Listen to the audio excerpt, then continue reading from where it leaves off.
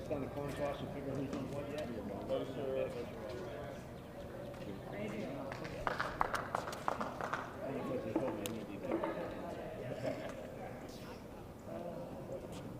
So the coins you're using is obviously you got the 2025 on one side and the 6-0 on the other. So we'll ask you to call either 2025 or 6-0. You call it for me? Yeah. 6-0.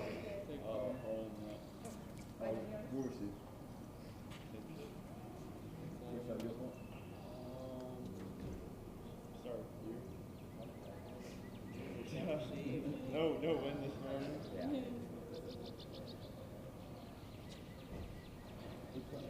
Here.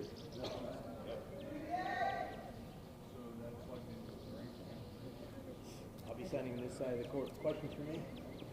I'll have a hand up. It's not real loud out here yet, but sometimes that's not got to go crazy. If you can't hear the score, watch for the hand to go away. It's like 0-0. The hand goes away, you can NASCAR, but they go away.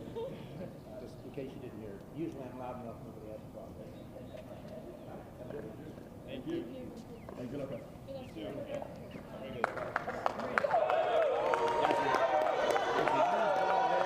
This is new. A lot of people don't like to play new ones because they skid too much, but up to you We guys. can play the first kid you got.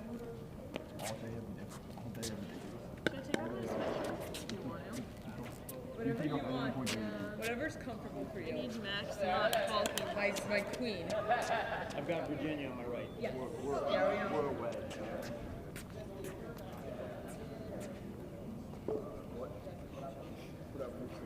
Should we like dig first? I don't know. I don't know warming up.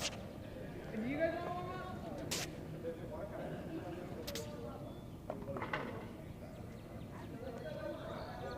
We're good. Yeah, they're ready to go. Hey, where's Play hot. Play hot. Come on. Alright. Are you ready,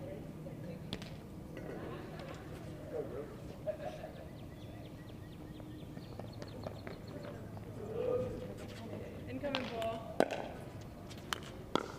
Let's go. Here we go.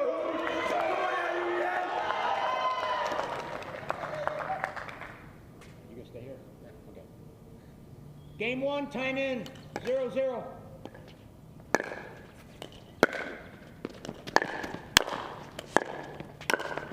You. I got it. You. Let's go.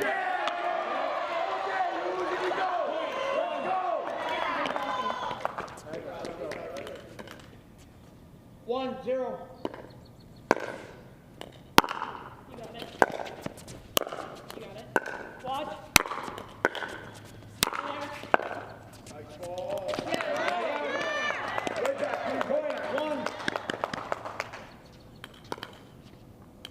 Point. 1. Here we go. Right now. Use it. Point.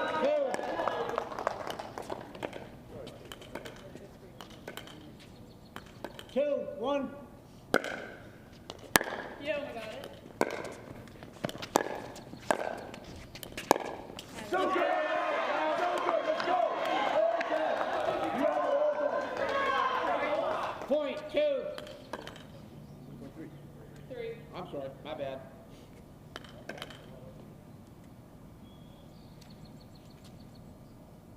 Wait, 3-1? Yes, sir. 3-1. You got it. You. Nice job. Point. 2. Right back, girl. Right back. 2, 3. You got it. You got it. Let's go.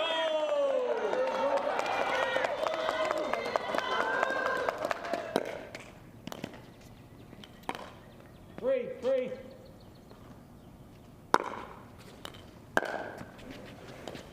You. Point. 4. Okay, girls, right now. 4-3. You got it. Up. Nice. Come on, guys! Come on! 5-3. You. Me. Bounce.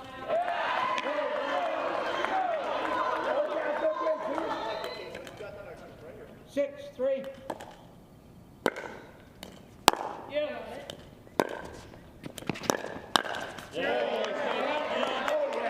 I love that. 4. I love that. You're on it. Next ball. 4-6. Yeah, great job, guys. So good, guys. Point 7. Okay, Drew. Sit on. I know. 7-4. You got it. Me. You there? Got it. You got it.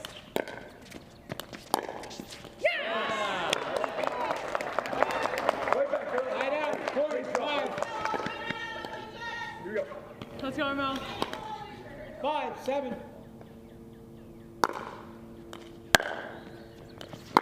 Yeah, great, boy. Let's go. Point 8. Let's go. 8-5. You. I got it. Bounce. So good. So good.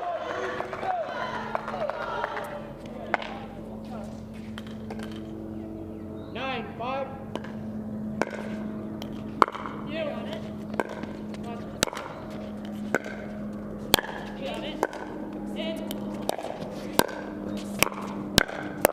Yeah.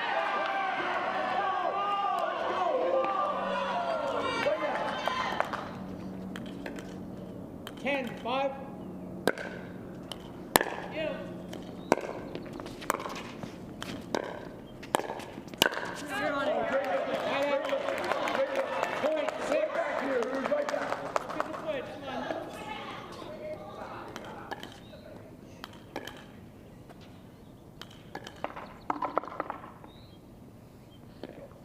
Right now, please. Right now. 6-10.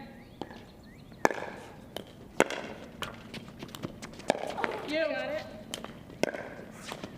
You got it. You.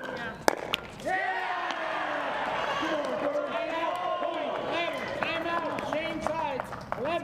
11-6. 1 minute. Good talk. Good talk.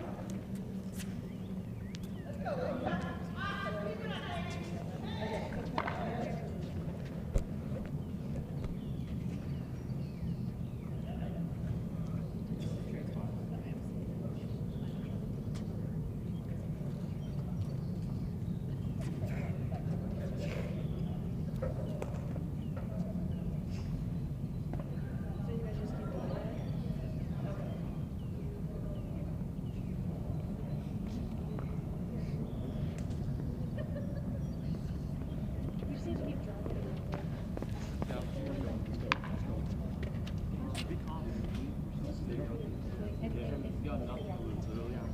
It's despicable. Send it, like, just literally send it.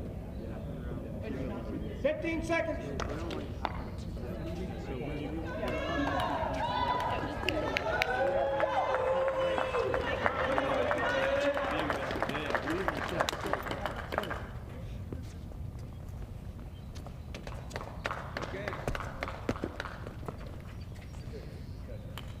Time in. 11-6. You. You there. You. You. You got it. You. Watch. Back.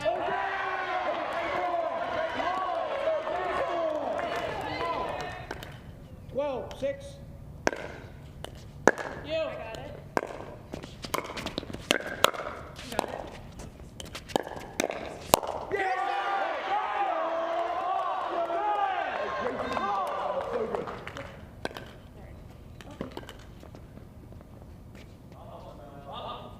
13-6. Me. You got it. You. You. Got it. You. Me. You got it. You.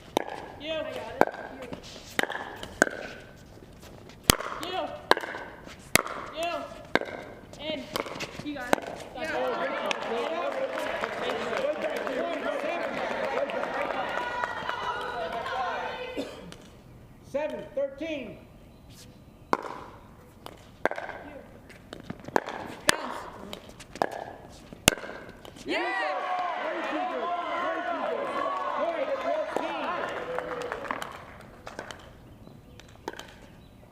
14. 14, 7. Yeah, you got it. Watch. Yeah, you got it. You're there. Yeah. Come on. Let's go. Great defense, girls. Great defense. Side out. Point, 8. Right back, right back. 8, 14. You got it. You got it. You. Yeah! Let's go! Come on! Right now, who's right back? You're good, Here you go, right back. 9, 14.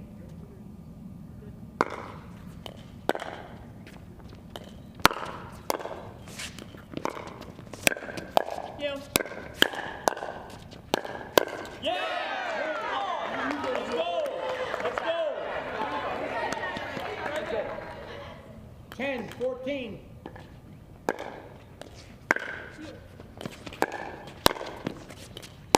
Yeah! Right now, who's right now? Come on. Point, 15. Let's go. Come on. Good luck, Kiki. 15, 10. Me. You got it. Watch. You got it. In. Yes! That was great hands, girls. Right back. Right back. Real Point, right back. 11. Let's go. 11, 15.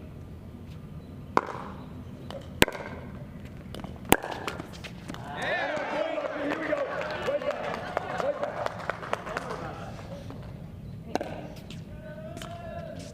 Let's go right here, Mom. Yep. 12, 15.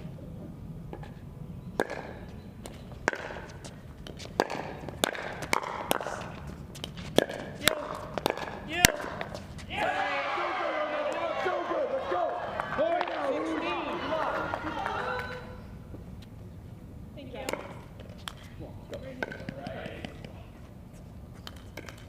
16, 12. You got it. Me. You got it. You. Yes! right back, dude. Point, 13. Right now, girls. Right now. 13, 16.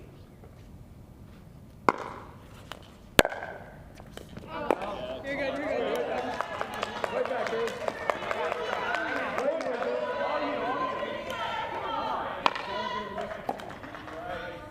14, 16.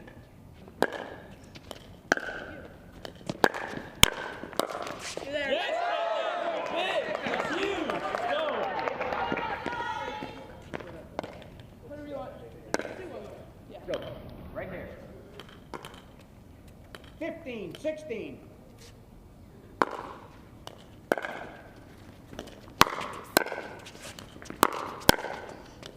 You.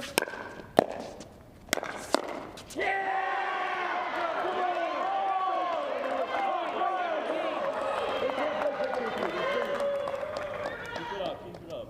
17, 15. You got it. Me, you got it. Yeah. Right back, girls. Right back. Point, 16. Yeah, let's go. 16, 17. Oh.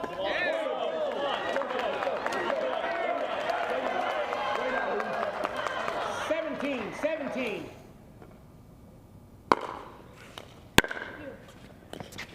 Yeah. Right now, girls. Right now. 18, Keep it up. 18, 17. You. I got it. Me, you got it. Me. Watch. You got it. You.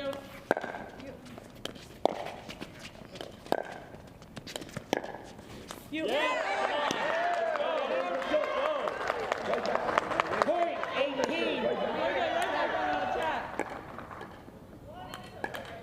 18. 18.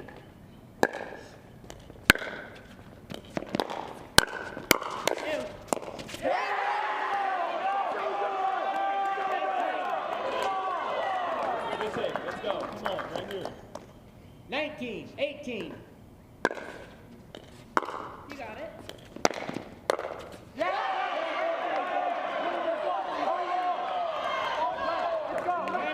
Receiver, 20, 18, 1 minute.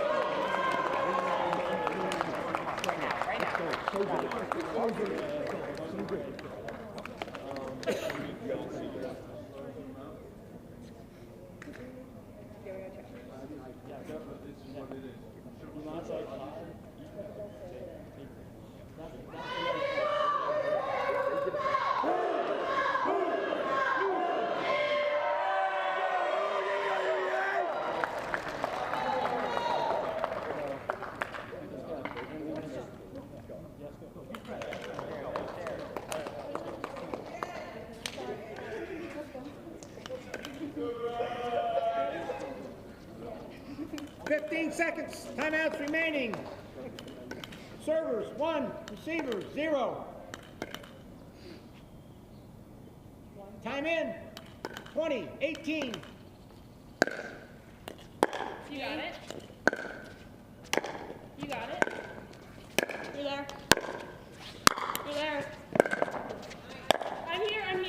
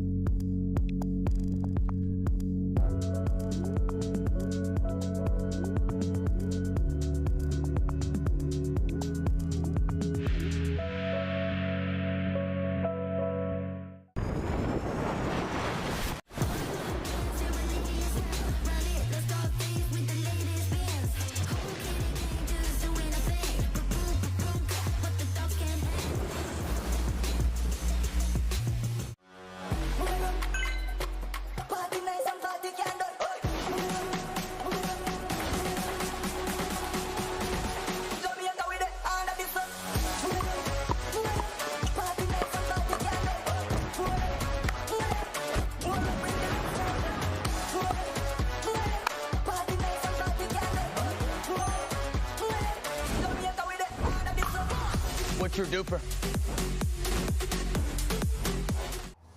When the world sleeps, greatness rises. And while others dream of the next level, we chase it. Challenging every limit, turning obstacles into stepping stones. Because the next level isn't just handed to you, it's earned. Go next level with 6-0 pickleball.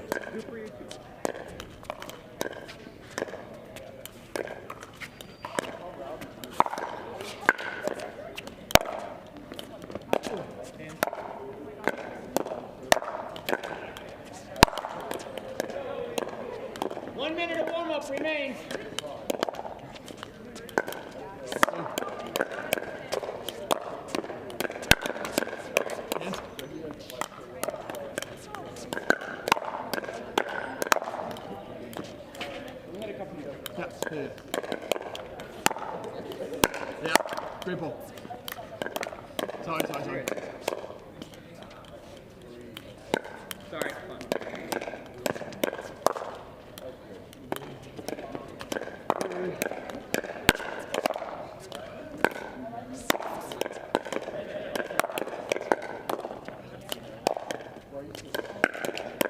Oh.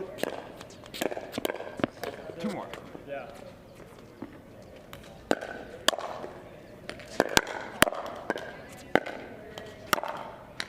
Oh, it's cracked. Hey, crack ball hands, let's go. With just hands. Randomize practice. Coach is locked in. Let's go. No. Ball's in. This is cracked too. It's cracked.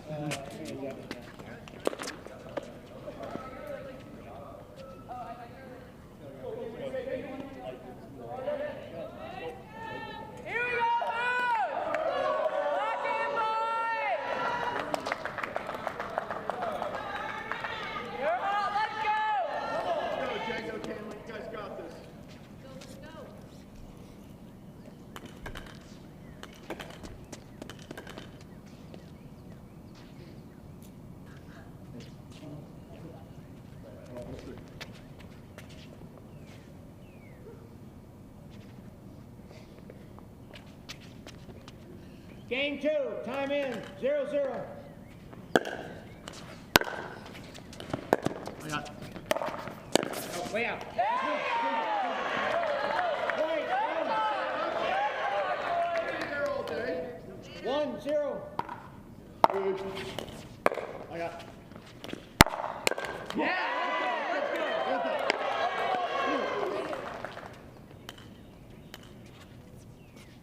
2-0. I got it. Right out. Point, 1. Right here. 1, 2. You. I got it.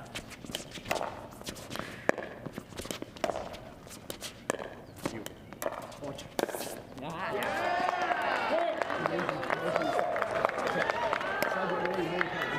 Let's go. Go now.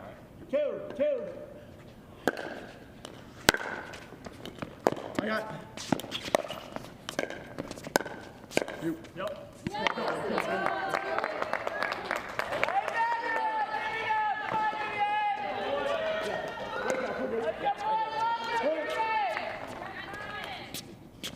Three, 2.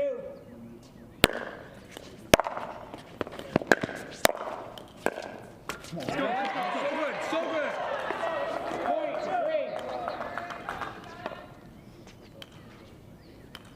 3. 3. Side up. Point, 4. Yeah.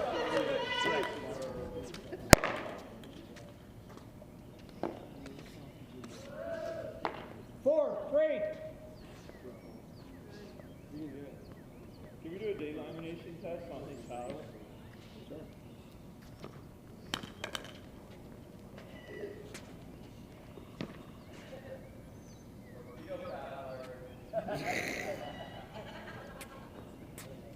Not mine? This sounds completely different. It's a different panel. Yeah. Okay. Got the boot.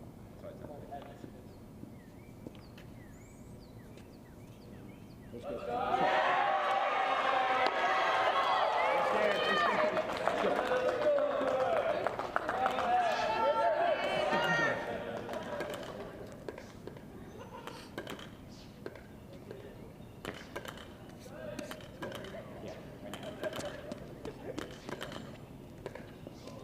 Four, 3.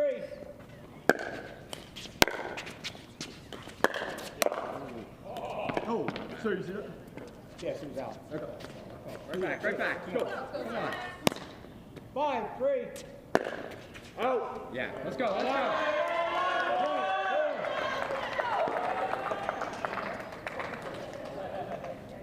Go. Right here. here.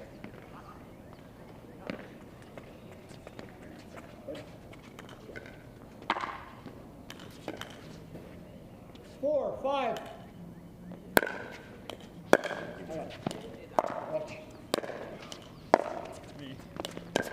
No, let's go.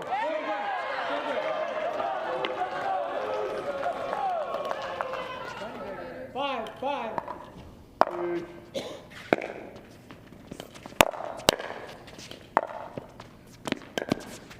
All day.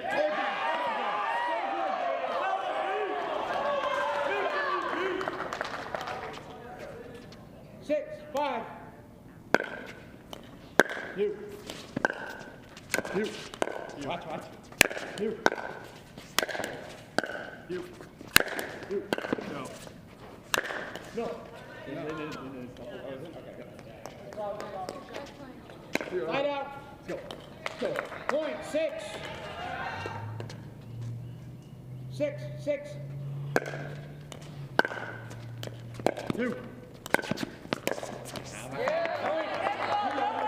I got it. Let's go. Yeah. You can play it. No, you can step back. Yeah. 7, 6.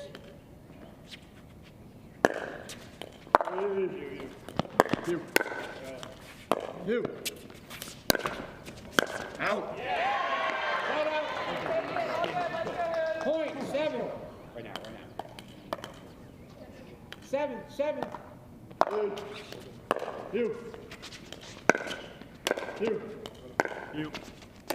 You.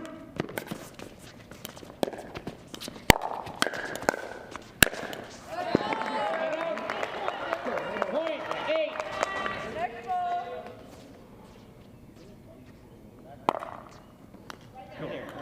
Let's go. 8, 7. Let's go. Yeah. Come on. Good idea. Come on, next ball. 9, 7.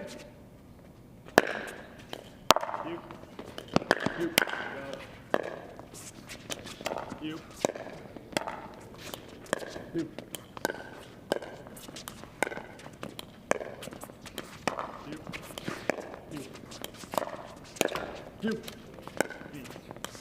Watch. Nope. Point. Let's go. Deep breath, let's go. 10, 7. You. Watch. Nope. Point. Timeout. Change in. 11, 7. 1 minute.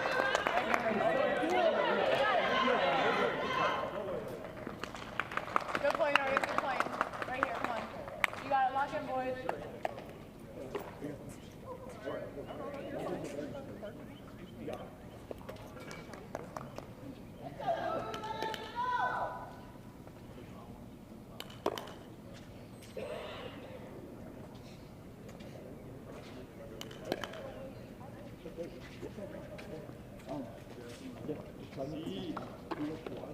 Come on, kid.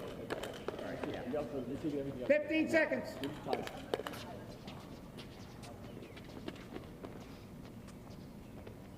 Time in. 11, 7.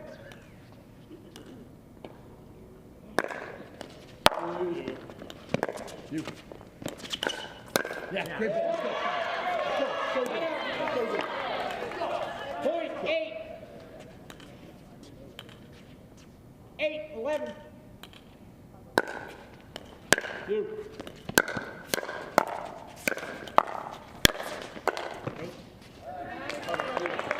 Not out. Point. Right now, let's go. 12, 8. You. You. Yep.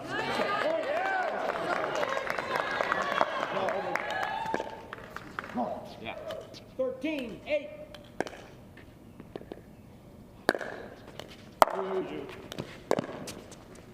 Yep, come on. Point.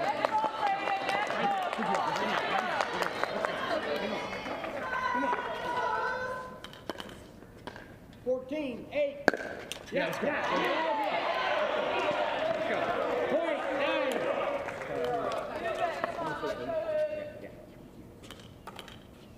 9. 9-14. Side out. Point 15. Go. 15, 9.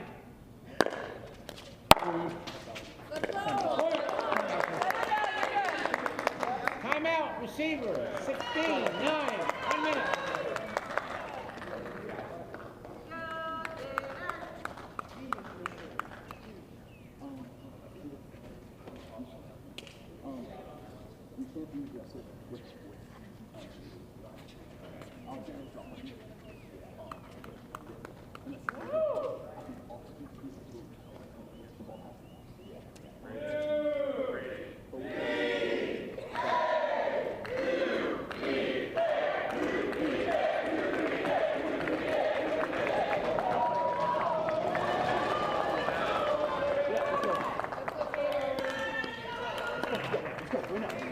Let's go. 15 seconds. Remaining timeout. Servers 1, receiver 0. Time in. 16, 9. You. I got. Go. Yep.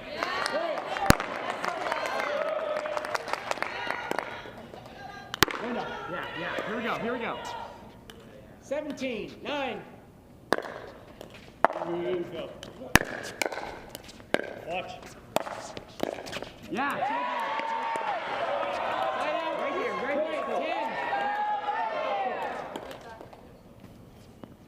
10. 10, 17. You. Nope. Side out. Point 18. Let's go. Right now. Let's go. 18, 10.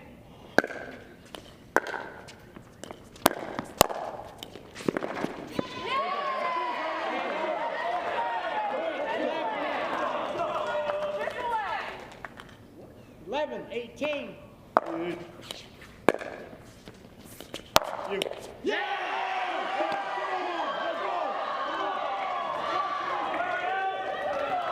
Let's go.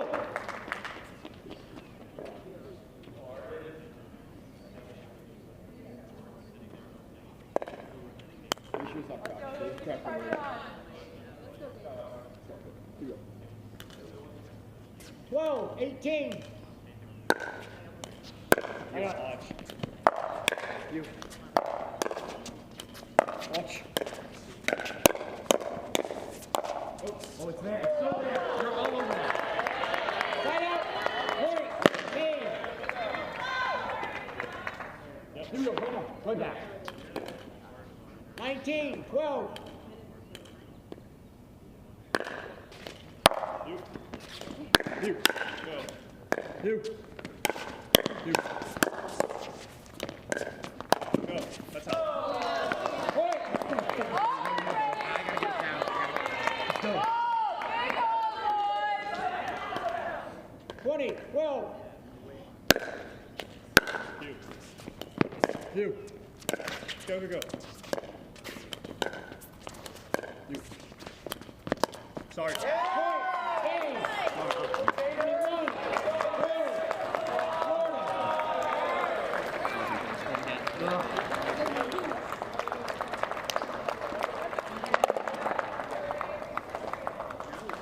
21, Party nice and party candle.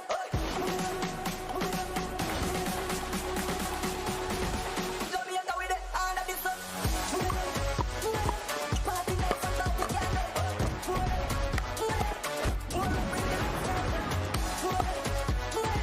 Party nice and party candle. Jamaica with the hand of the sun.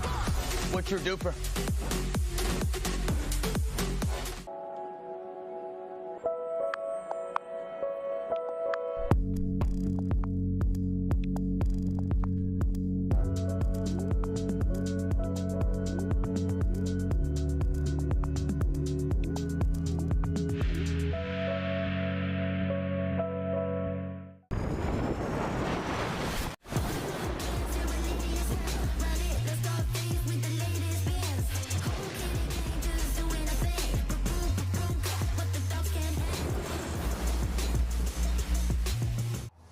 When the world sleeps, greatness rises.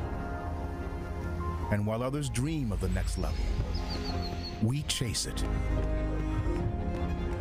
challenging every limit, turning obstacles into stepping stones.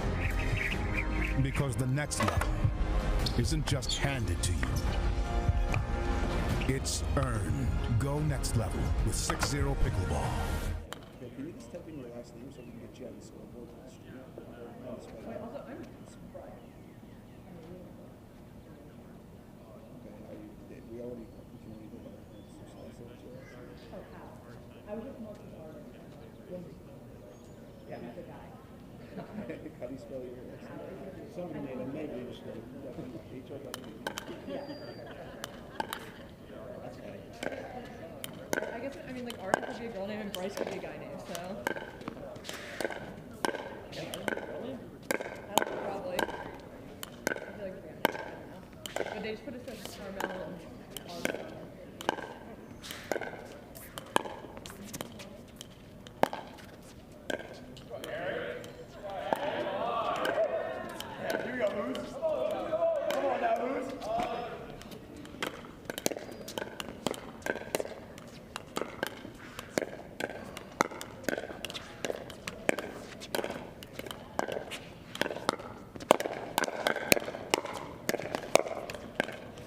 Whatever you want.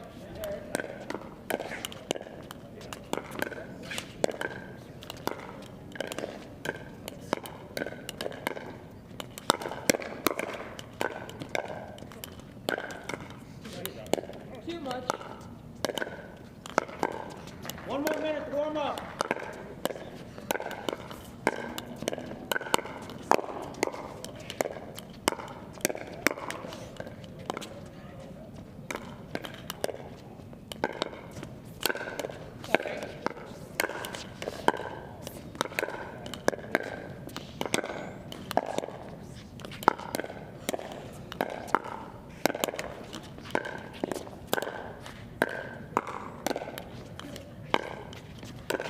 Sorry.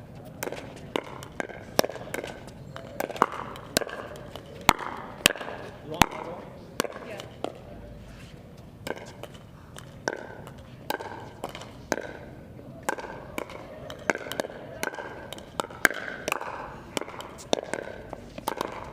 Sorry. Ball's in.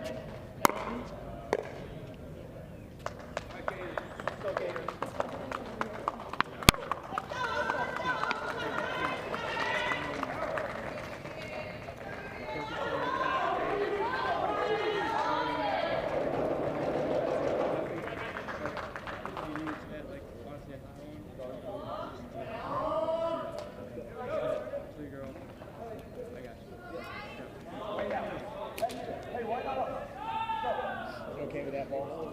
Yeah. All right, let's go. Let's go. Here we go.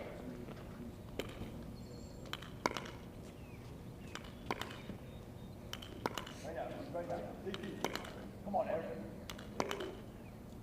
Game 3. Time in. 0-0.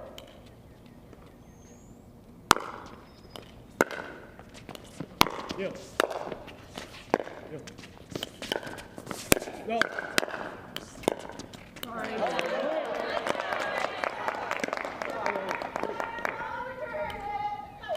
1-0. You. You. You. You. Me. Go. Bounce. Yeah!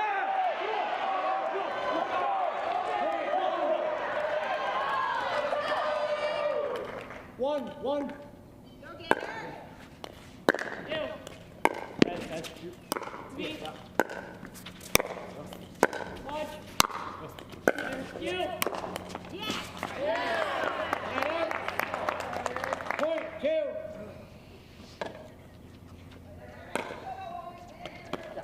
No. 2-1.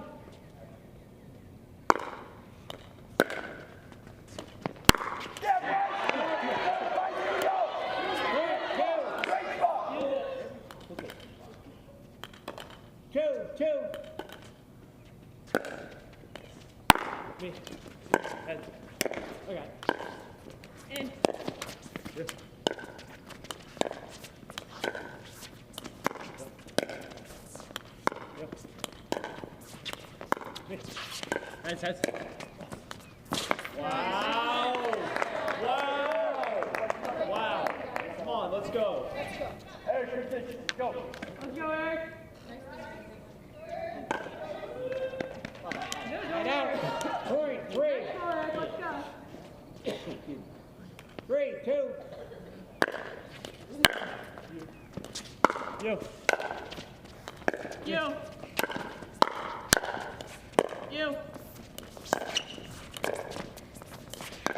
No! Bounce it. Point, 3. That's our block. Okay. 3.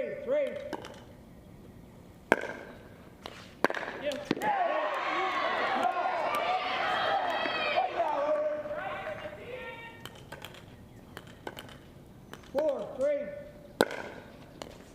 Me. Heads.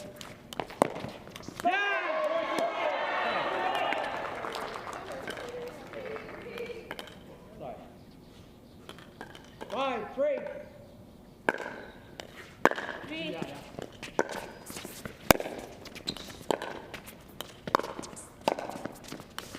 Go.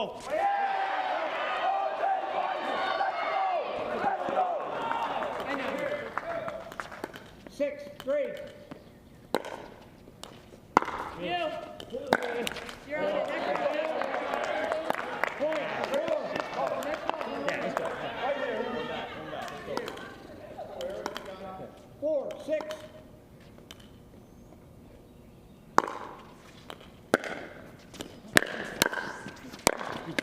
I didn't expect him to hit that. I didn't think he was going to hit that. Good one. Yeah, I'm seeing it. Right back, come on. 5, 6. Watch.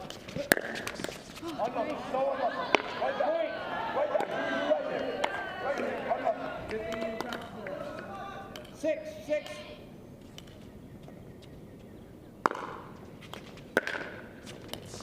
You. You.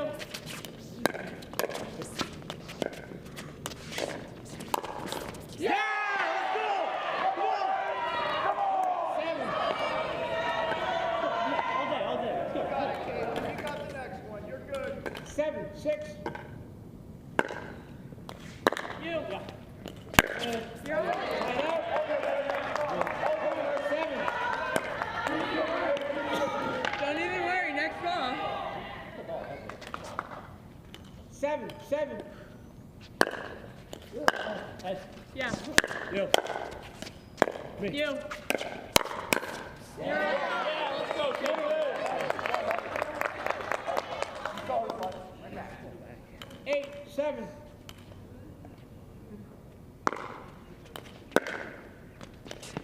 You. You.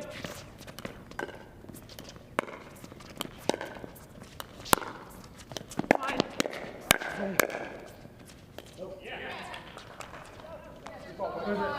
Yeah. It was wide. It was called wide out there. Yes, it was. Side out. Point, 8. 8. You. Yeah. Heads. Let's go.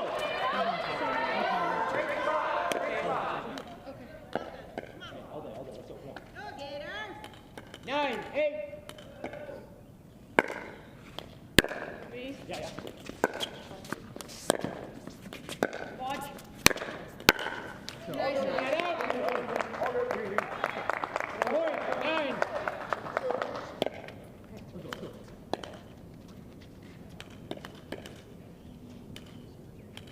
Nine. Heads. You. Heads. You. Point. Let's go, Eric. 10, 9.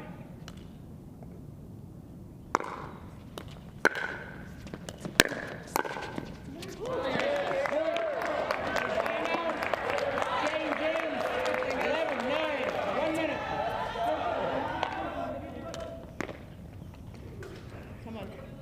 Or right hand. He's right hand.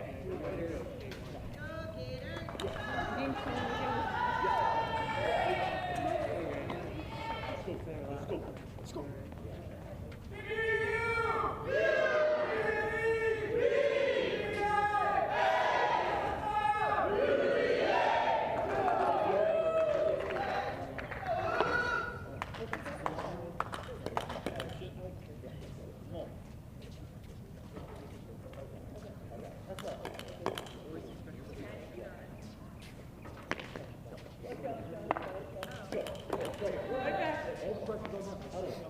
Let's right back. 15 seconds.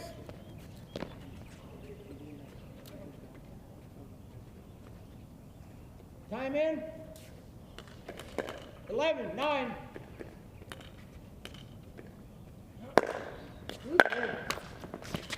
You. Oh, sorry. Point. So, you can count right now.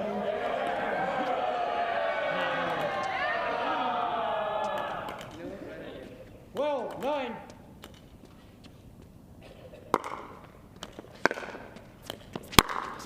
You're on it. Don't even sweat it. Don't sweat it. Next ball. 13, 9.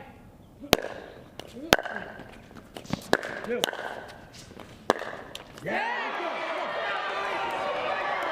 Point, 10. 10, 13. You. Point, 14. 14, 10.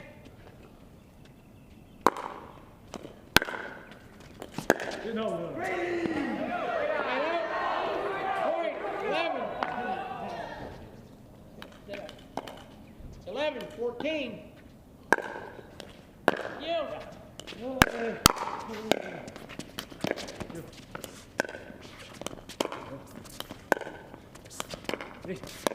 You're on it. Point, 15. Take a breath. You're good. You're doing great. Let's go. 15, 11. Point.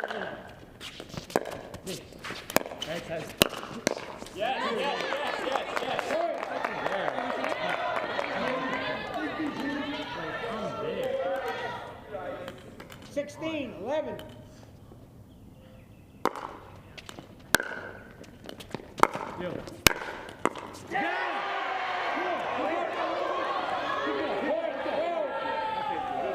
Thank you. 12, 16.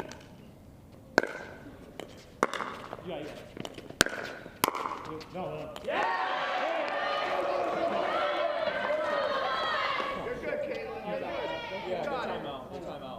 Timeout, receiver, 13, 16, 1 minute.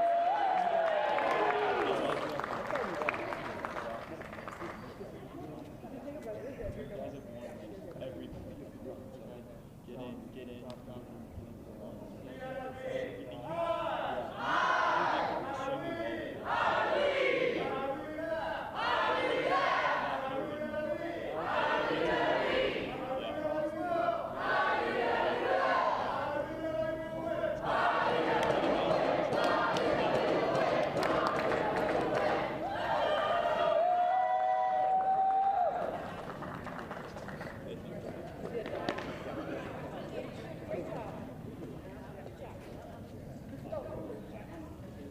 No. 15 seconds. Probably got one last year. Timeouts remaining. Servers 1, receiver 0.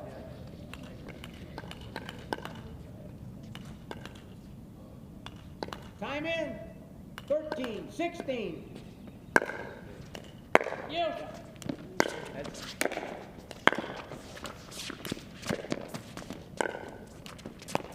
You there?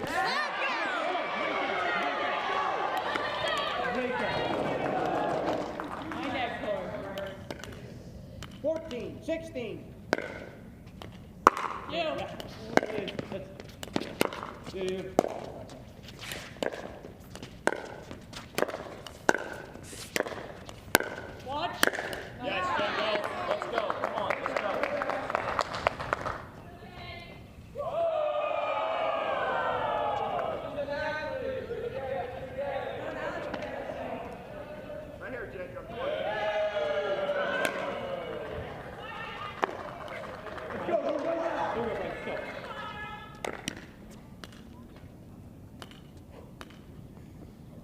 got you at 16. We have 17. They're 17. So. Yeah, all right. On that last point then. All right. 17, 14.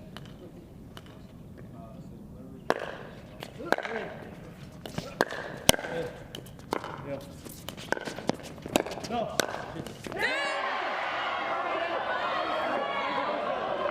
Point, 15. 15, 17. Me?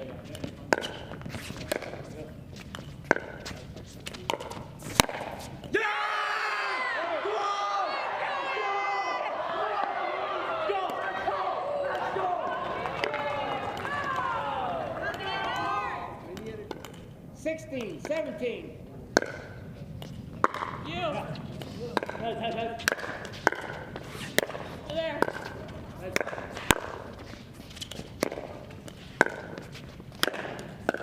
No. Yes, come on, let's go. Hang out. Point, 18. Let's go. Come on. 18, 16.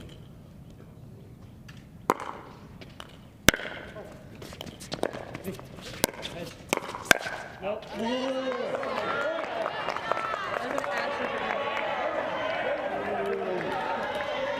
here. Come on. 19, 16. Let's go.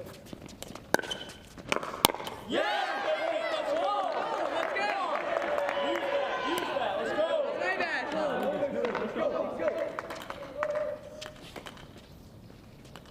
20, 16.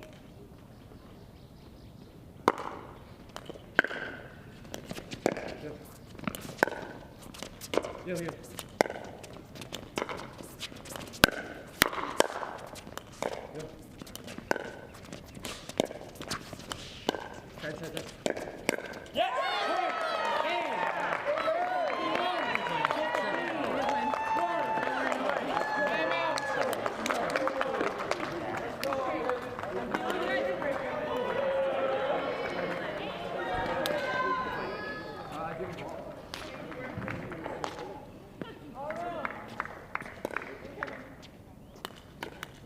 I'm all cold now.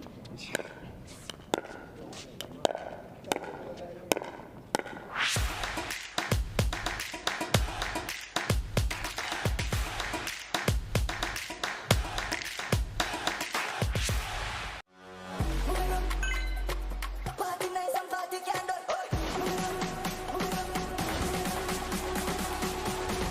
Jamaica with the hand of the sun. Party nice and party candle.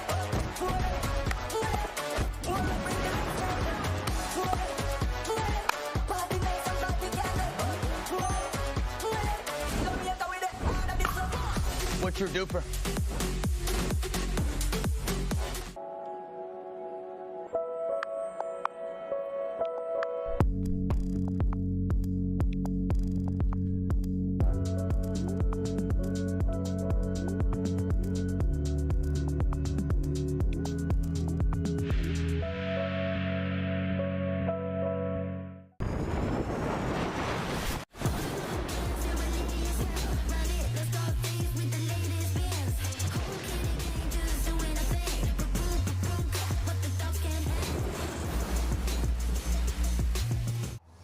When the world sleeps, greatness rises.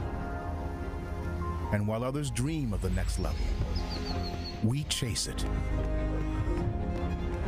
Challenging every limit, turning obstacles into stepping stones. Because the next level isn't just handed to you, it's earned. Go next level with 6-0 pickleball.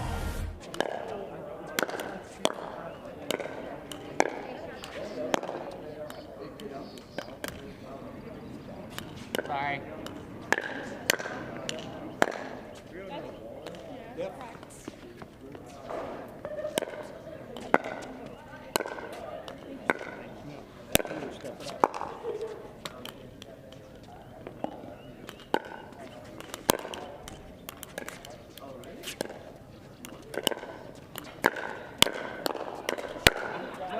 got it.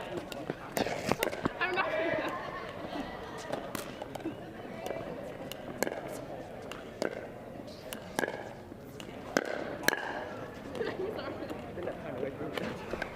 Not that slow.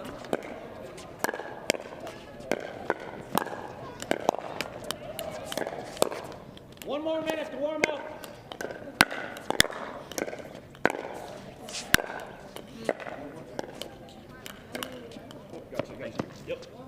Thank you.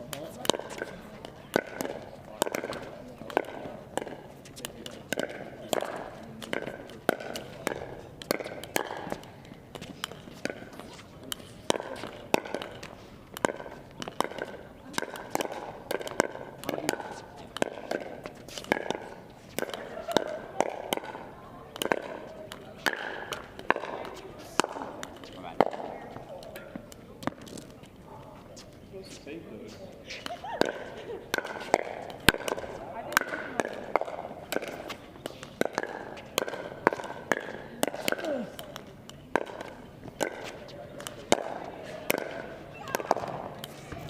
Ball's in.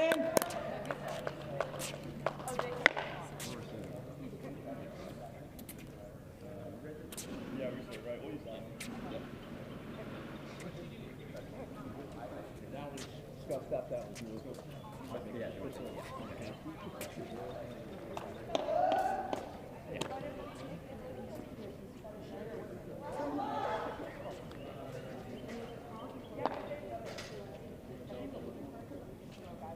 You're good. Caitlin, you're good.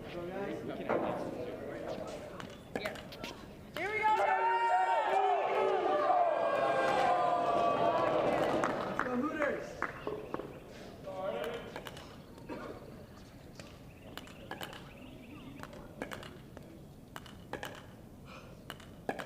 Game 4, time in, 0-0. You. Watch. Yeah, let's go. Point, 1. Move, let's go. 1-0. You. Yep. Point, 1. 1-1.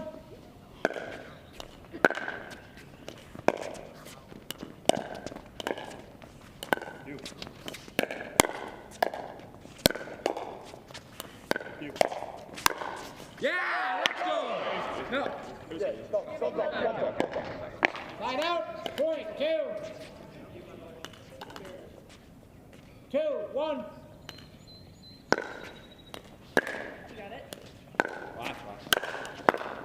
Got it. Say. You. Yeah. Break it, Arden!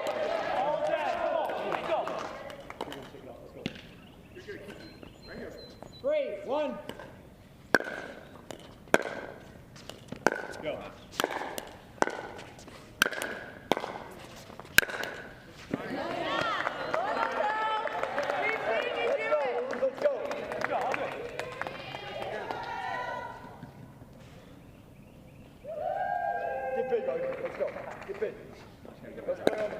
Line out. Point, 2. 2-3. You. Ow. Point, 4. Get your reps in, Armo! You can put our bags there. Okay. Brayden, you could move that thing.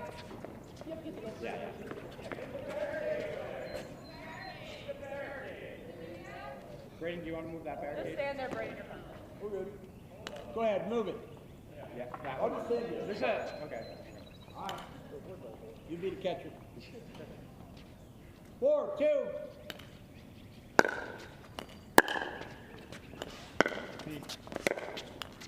You. You. You. Five,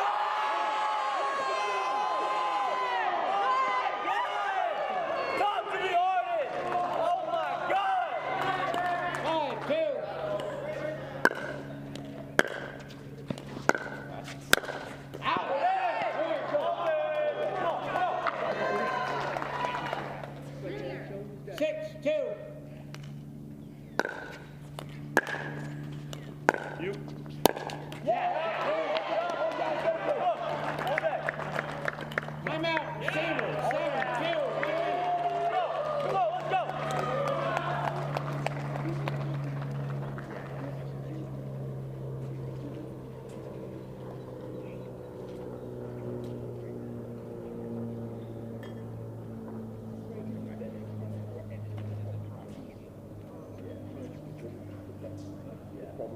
I'm not shooting. I'm not.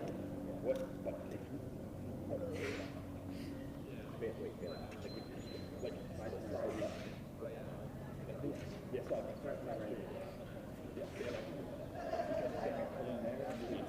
That's where. Only if you pinch over. If you pinch over, yeah.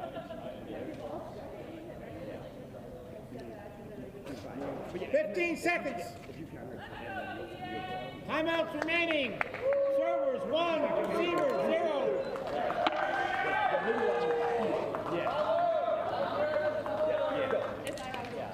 All guys go good. Let's go.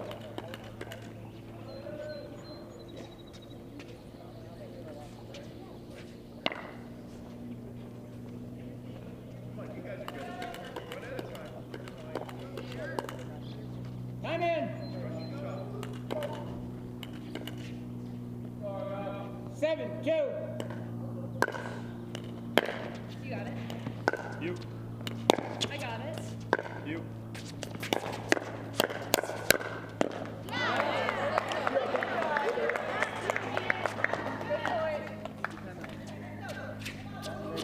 Eye out. Point. 3. 3, 7. You. Watch. Yeah, so good. Point. 8. 8, 3. Watch. Oh, sorry. Sorry. You good? You good? Point. Are you okay? My fault.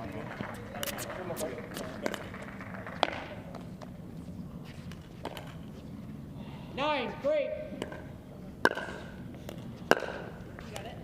You. Go. You.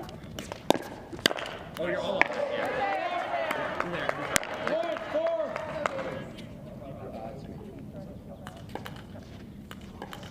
4, 9. Got it. I got it. You. Watch.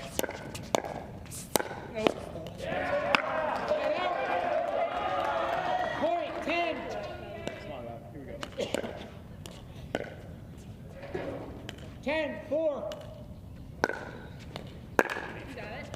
You. You. I got it. You. Yep. Light out.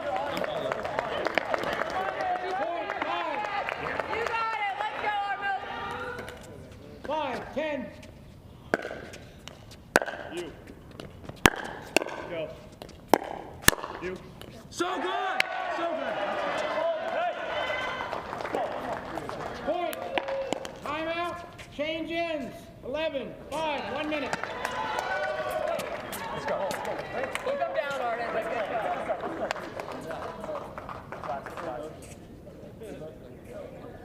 You're there we go. All right.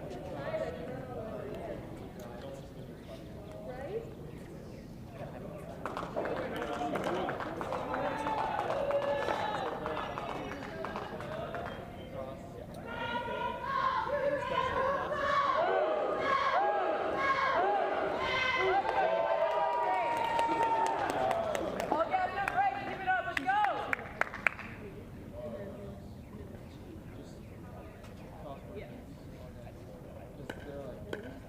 15 seconds.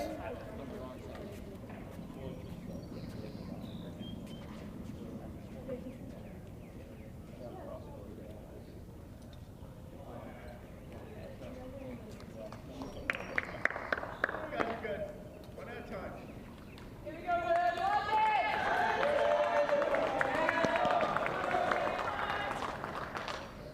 10 in. 11, 5. I got it. You. I got it. I got it. You. You. Yeah!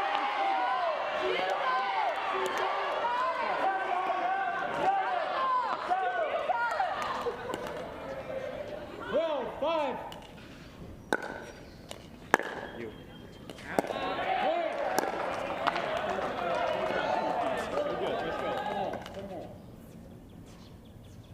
15-5. You got it. You. I got it. Go. Go. You. You. You got it.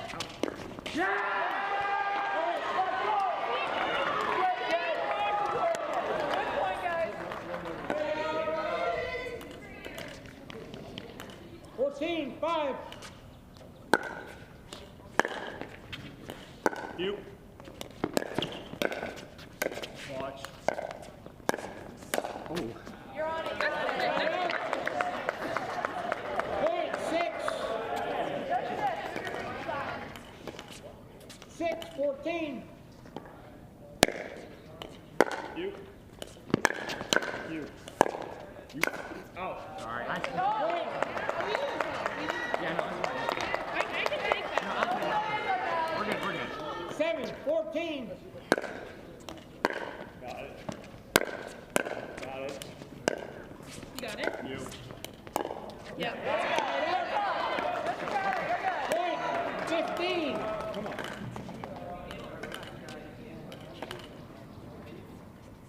15-7.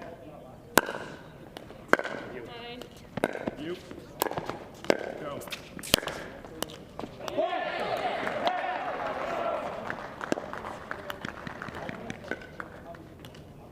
16-7. You got it. Point.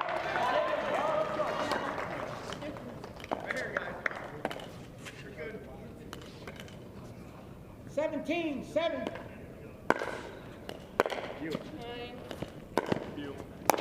That's yours. I can get that. Right out. Point 8. 8-17.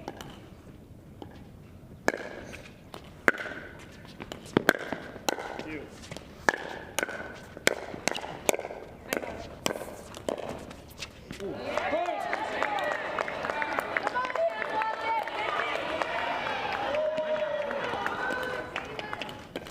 Nine, 17. You. Watch.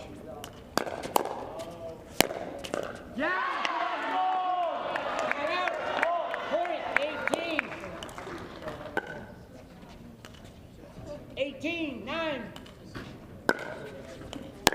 Mine. You. Go. Sorry. Point.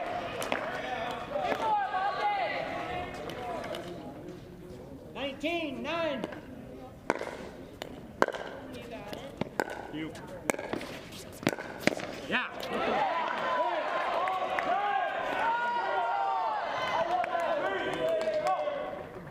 Point. 29.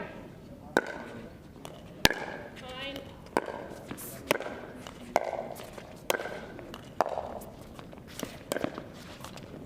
Yep. Look at there.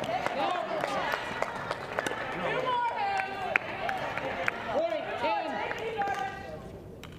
10. 10-20. You. You. You.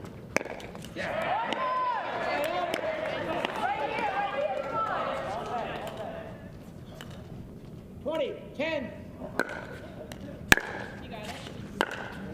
I got it. You. Yes, come on. Right out. Point. 11.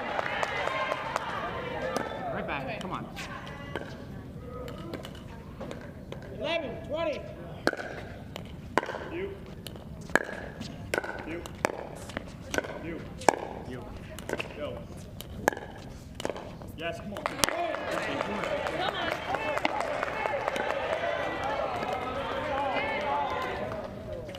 12-20. You.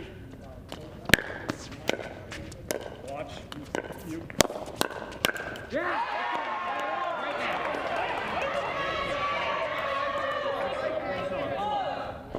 20. 12. I got it. Watch. You. I got it. You. You got it.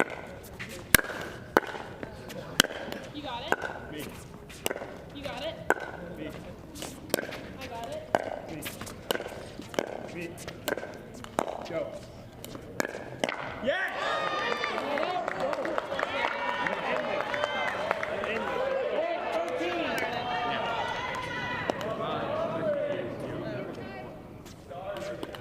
Come on, let's do this. 13, 20. You watch. You. So good.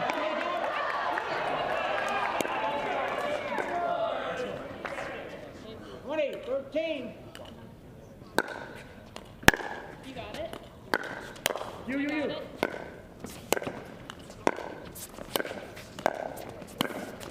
Yep.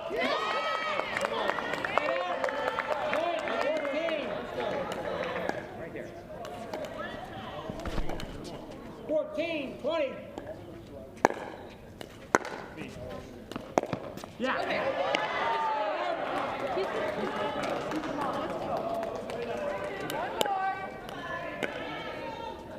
Let's go. 20, 14. Yeah. 21, 13. Let's go. The match is tied at 2-2. We go to Green Breakers.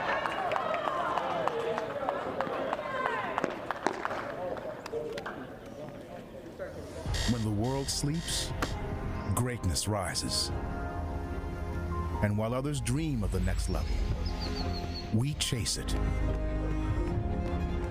Challenging every limit, turning obstacles into stepping stones.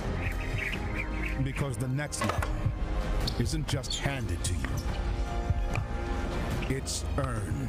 Go next level with 6-0 pickleball.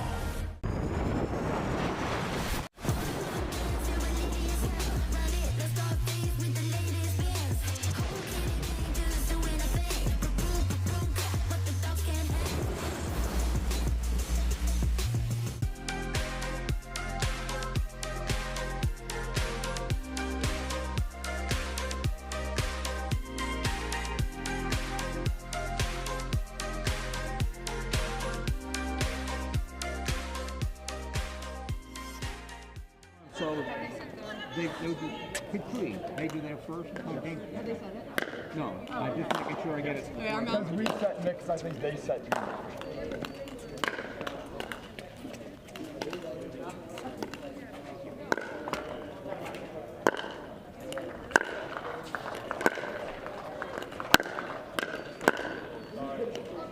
Sorry. That was good.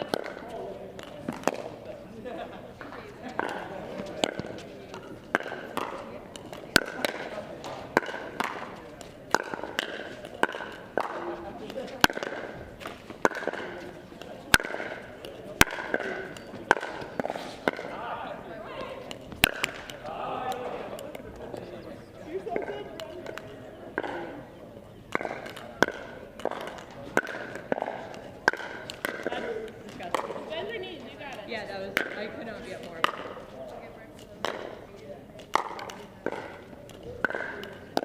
Sorry, bring that.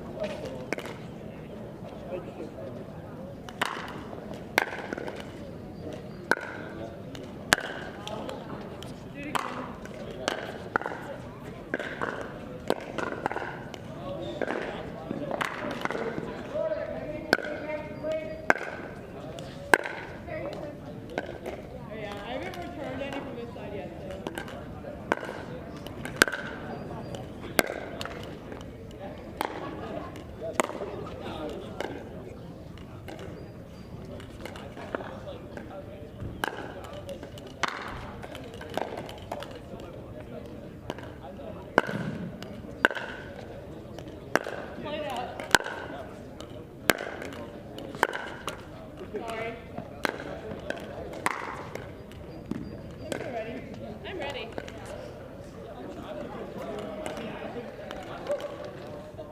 Play it out.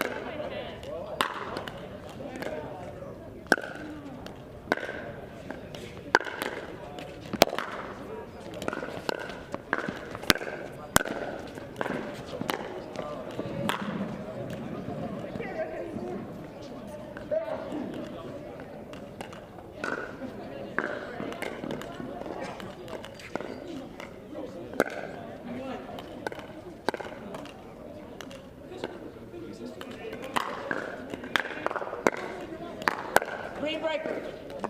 Do that again. Court 16, green breaker. 15 seconds.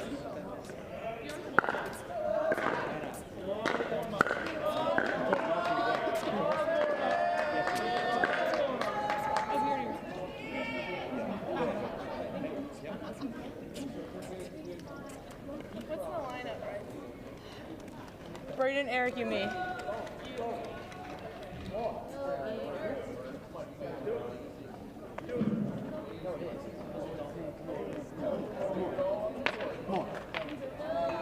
I have some.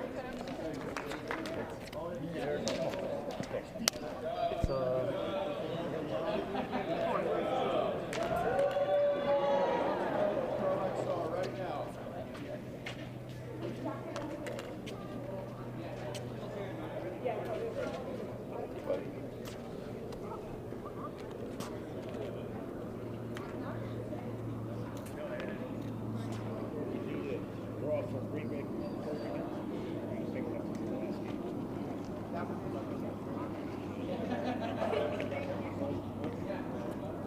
Who's serving? Who initiates the serving? I have no idea. I got Florida serving last go, so we'll have Florida serving from. Same team serves for Dreambreaker, right?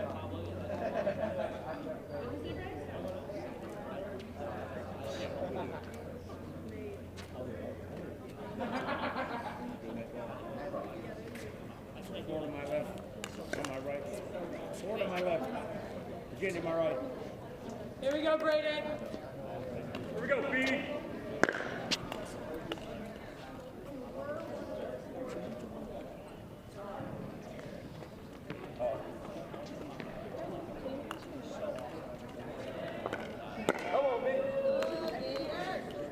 Here we go, Braden. Let's go.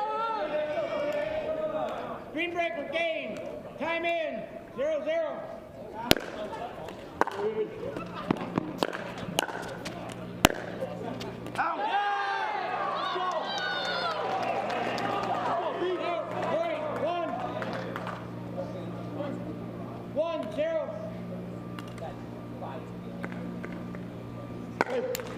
Side out, point, one.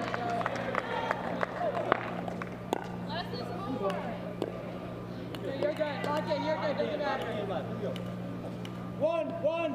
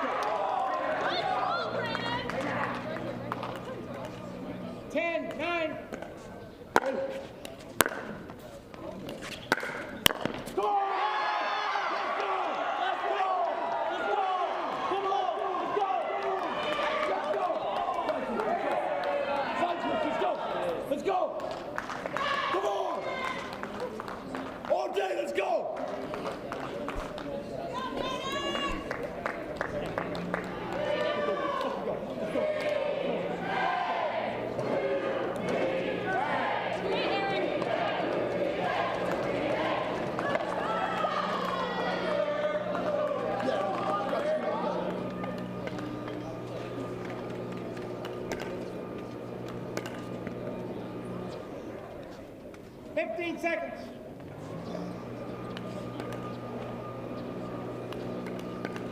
Time in. 11, 9.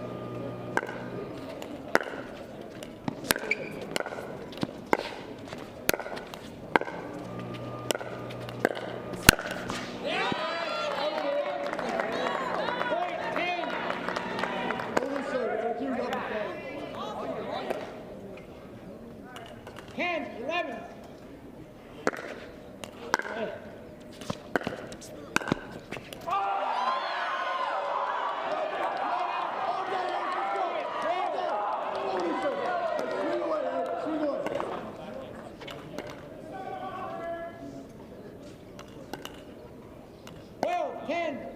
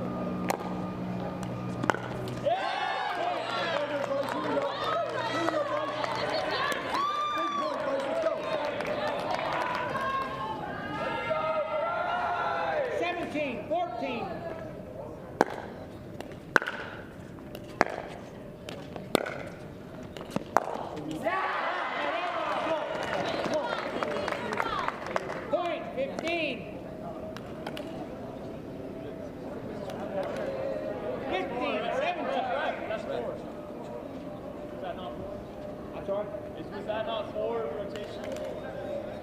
15, 17. 32, yes. We're rotating.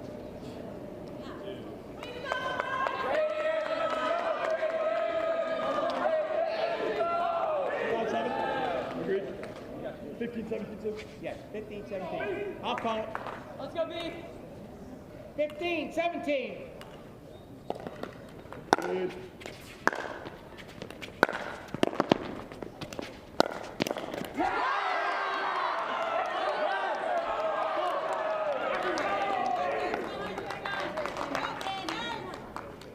Sixteen, 17. Good.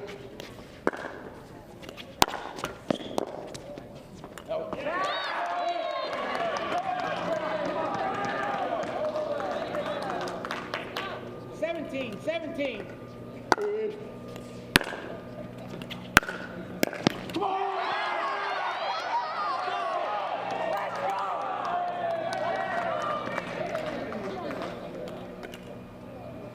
18, 17.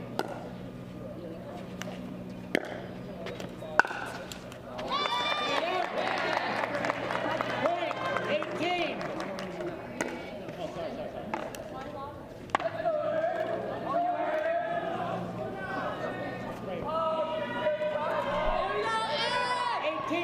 18.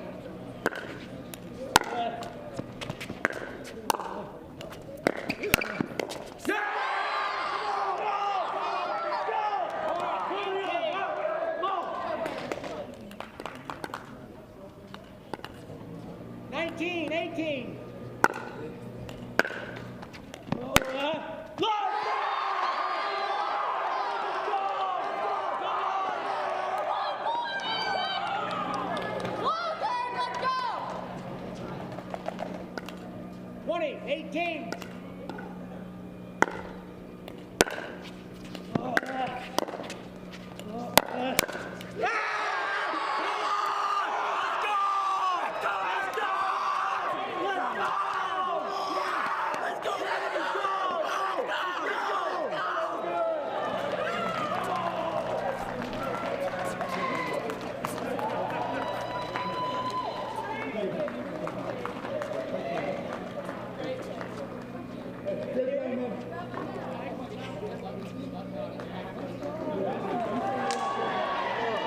Yeah, I was like, no, that's like, bring it in there.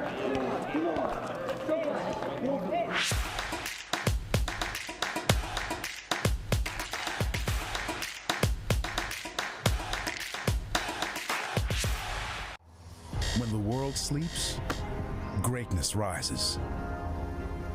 And while others dream of the next level, we chase it. Challenging every limit, turning obstacles into stepping stones.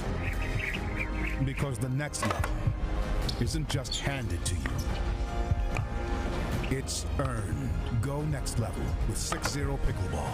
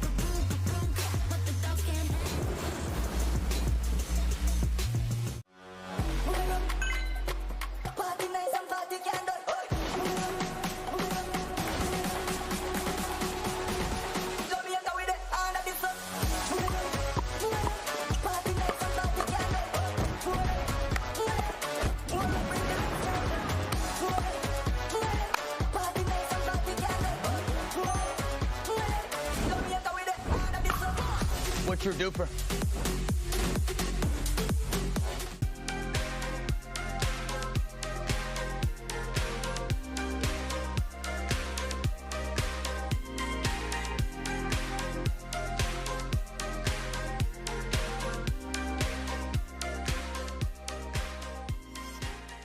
Everyone, way to go, way to go.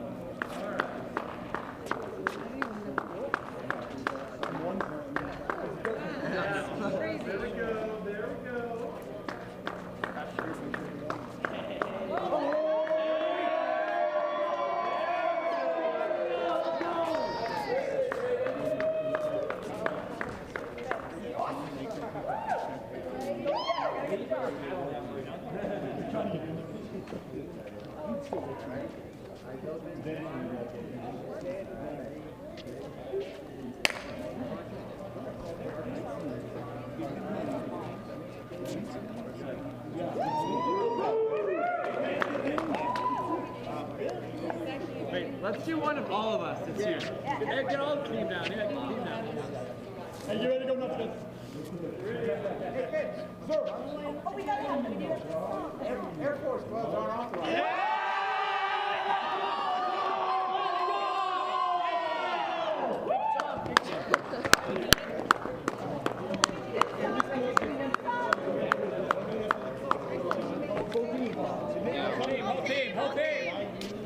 Whole team.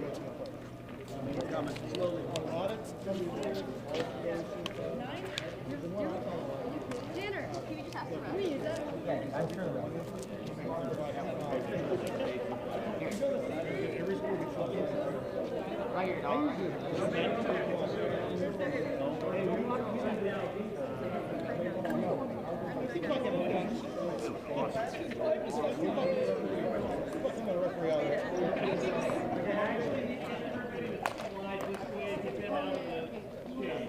Where we got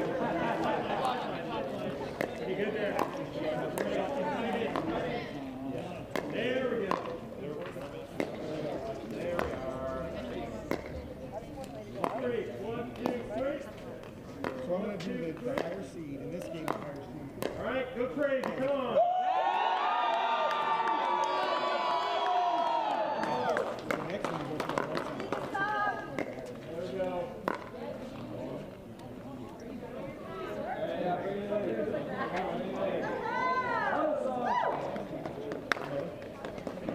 Quick, a minute.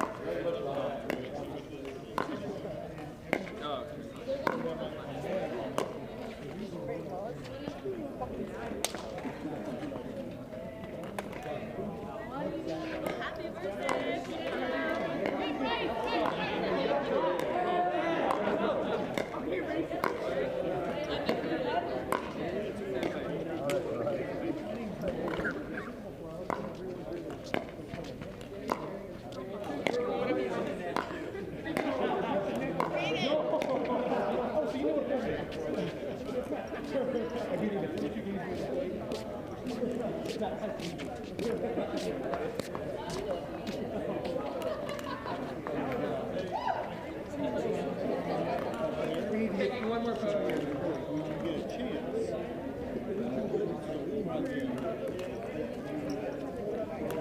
We got it.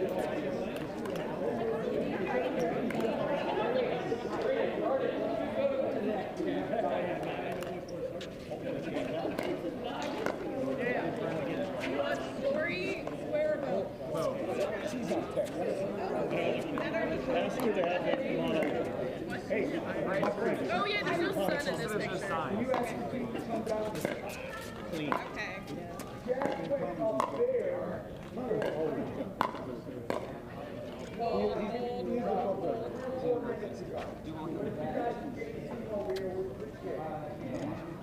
Wait, I'll do some without the paddle. I'm the second rep on this one. Tony's the primary. Good, good, good. Are we getting everyone? Yeah, let's do one more with everybody here. Nobody kill me. They hate us. Everyone hates us. Get in here, get in here. Get in here. Come get in here. Quick, last one. Go.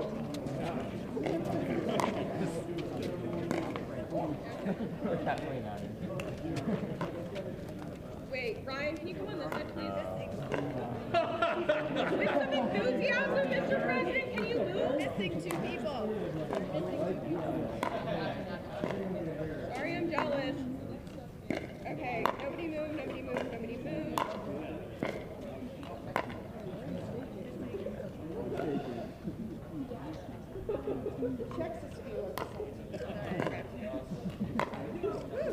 Let's do one with the top team with your paddles, and then we're done.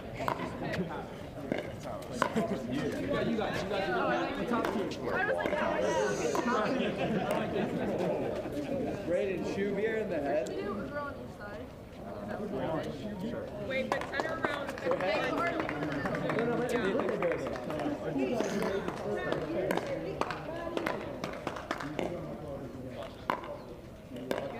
Nobody move, nobody move, nobody move.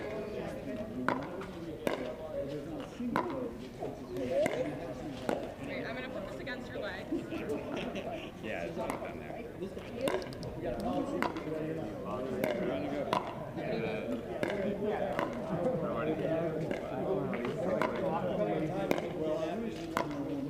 I was here. I mean, Alcatraz won this morning, and he had to do it.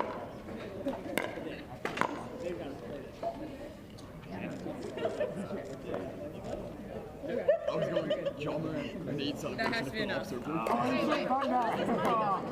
That to would be have been. quarter each. I thought he was going to go because he was so frustrated that I thought I expect my $100 there. off the table.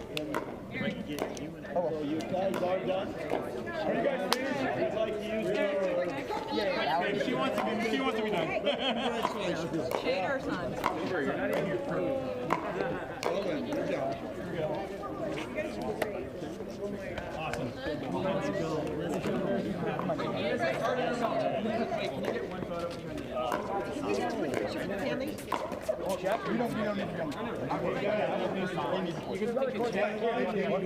You have to get some rain. We don't need to, we kind of need a few guys.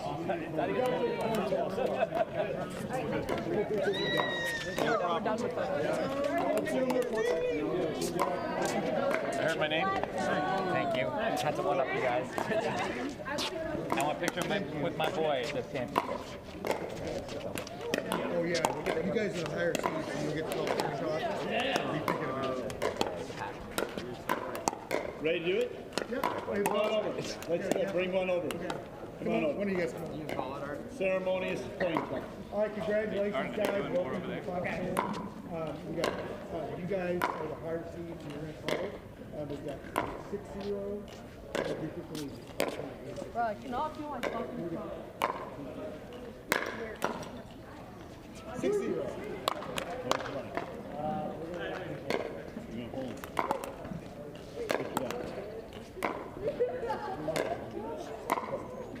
You get the serve receipt. You want a receipt? So that'll be which end? He picked the home. Okay, yeah. No. Let's see. Okay, yep. And you which end do you want? Which end do you guys want? Oh, oh. We want this side. You gonna take this end right here? All right. Let's go. Yeah. I'll TCP. Texas will be serving. They chose receive. Take care of business. And they're taking this right in.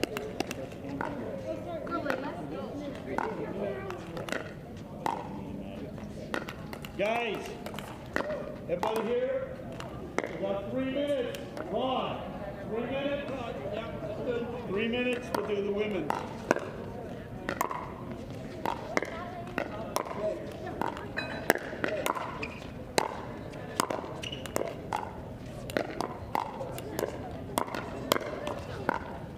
Am I on the side? Yeah.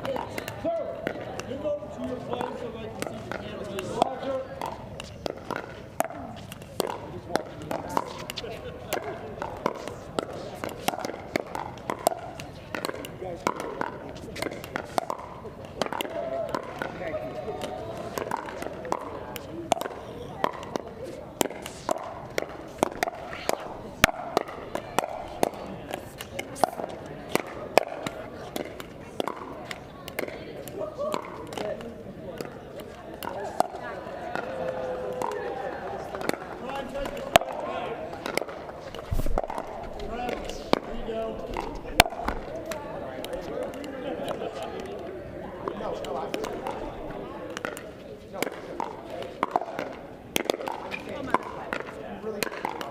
You doing, sir? How are you? Doing great.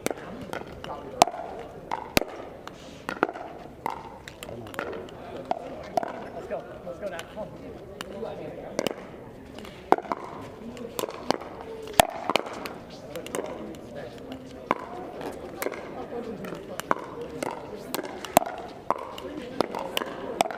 Yeah, I'm just here. Over here, right? Yeah, I think I want to keep doing this the entire time because if I don't, it's gonna get really good. It'd be nice if they had a couple bucks. Sit on the bike. And your smoothies there. Yeah, the flight ought to be good. So you get the adrenaline spike and it just goes down. This is a big deal, though. How you doing?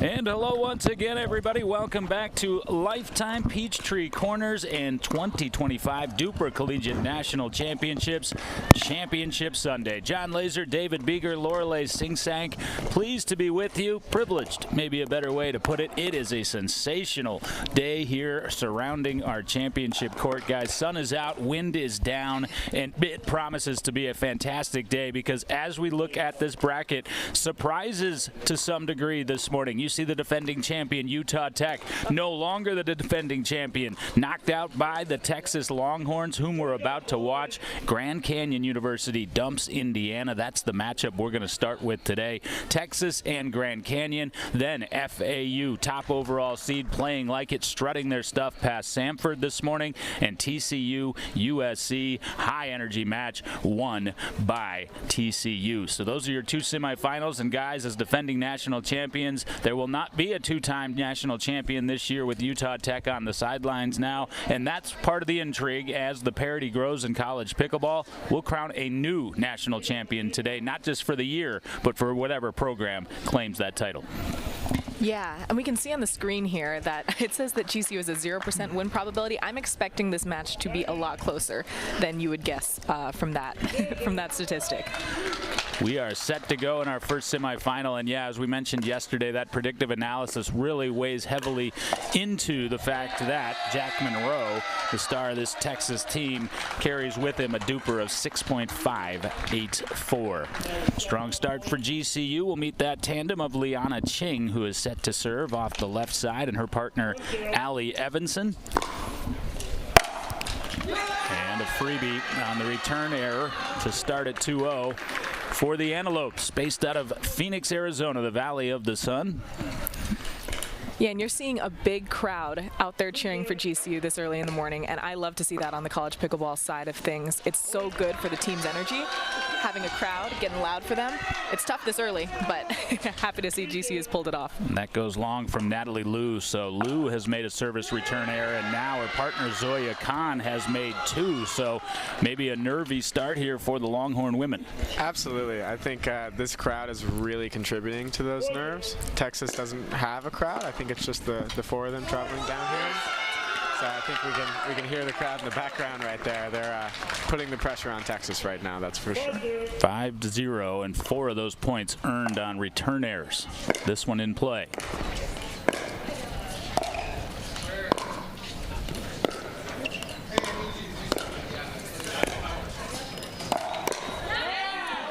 And then well-timed speed up from Khan right over the left shoulder, that time of Evanson. So you look at the players and their DUPRs in this matchup, more of a balance for the Antelopes of GCU. Ching at 4.491. There's a serve error, so more nerves, and a free point essentially the other way. 6-1 for GCU. Allie Evanson, meanwhile, a 4.292. The highest DUPR of this quartet belongs to Zoya Khan at 5.151 for the Longhorns. Her partner, Natalie Liu, carries the lowest at 4.134. And that is Liu. Short trying to pick up that drip from the right side from Allie Evanson.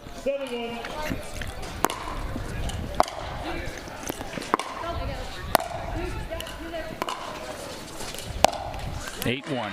And mistakes abound, guys, for the Longhorns. We watched them a little bit this morning. They did not look like this. No, they did not. And we noticed GCU is being relentless in their cheering over there. They don't care if you miss a dink. They don't care if you miss a return.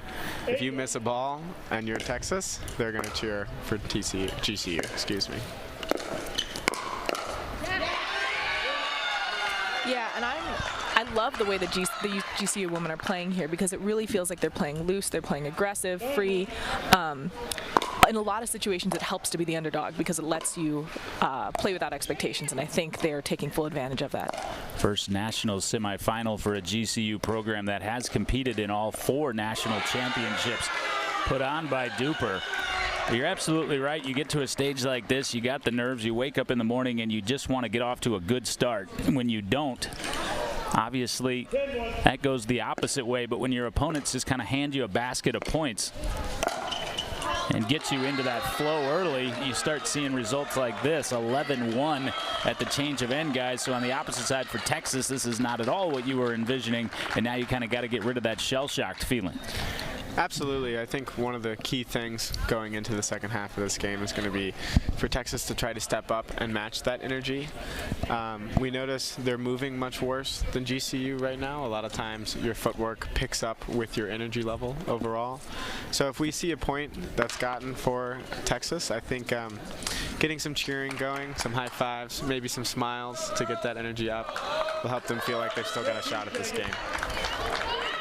Agreed 100%. Of course, when you're Texas, your game plan going in is always, hey, we've got Jack Monroe, the star on the APP Tour. He's going to play 2 matches. Should it schedule out that way? It's not that those by any means are guaranteed wins, but you feel good about your chances in his 2 games. You steal women's doubles or the other mixed, and you're on to the next round. That was the formula as they prevailed in the quarterfinal round. And if not, you take your chances in a dream breaker. Yeah, definitely. It's nice to have a little bit of a, at least a perceived safety net there. And I like what I'm seeing out of the Texas women here. It looks like they're taking advantage of the side switch to turn a new leaf and get a little more movement on their side. I know that point didn't pay out, but they did get closer to the kitchen than they've been making in previous points. Yeah, at least they're stretching their legs here, get into this match and get loose.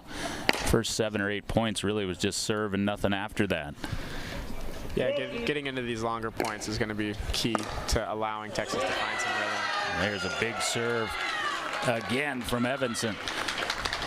Now you look at a very sunny day, but they positioned these courts very well. The sun is off to the side, so it's not behind either end particularly. Wind was a big factor in those end changes yesterday, but not nearly as much a factor today.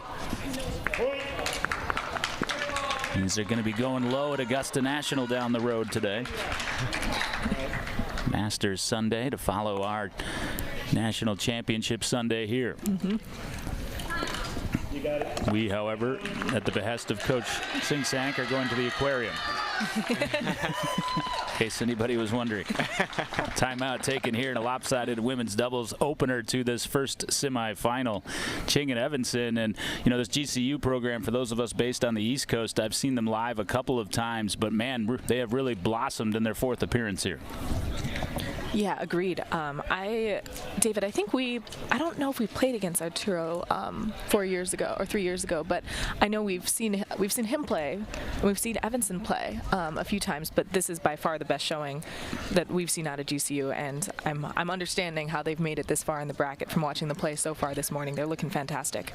Absolutely. We've never had the pleasure of playing against GCU, but we've seen them around pretty much every time, and every time they show up, they play well, they bring the energy.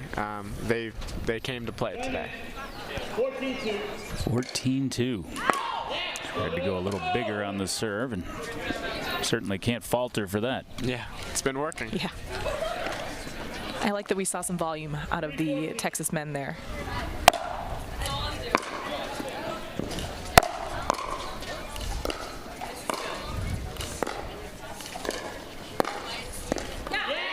That's solid playing from Natalie Liu, and again for Liu coming in here, she knows she's going to get the ball a lot, so to play into her game, definitely important here in the early portion of this semi.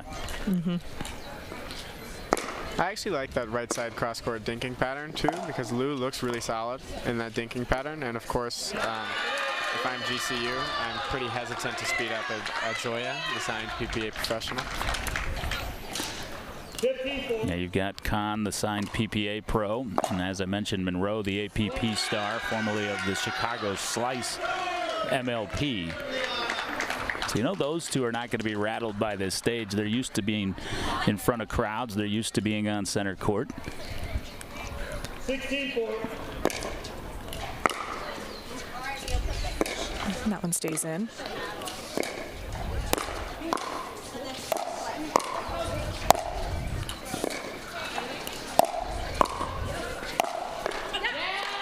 And I love the amount of court that you see Zoya Khan taking in that point. I think she's becoming more of a threat as this match is going on and continuing to be big and scary up there at the kitchen line. And saw Liu doing a nice job of giving her that court and shuffling to her right along with her movement.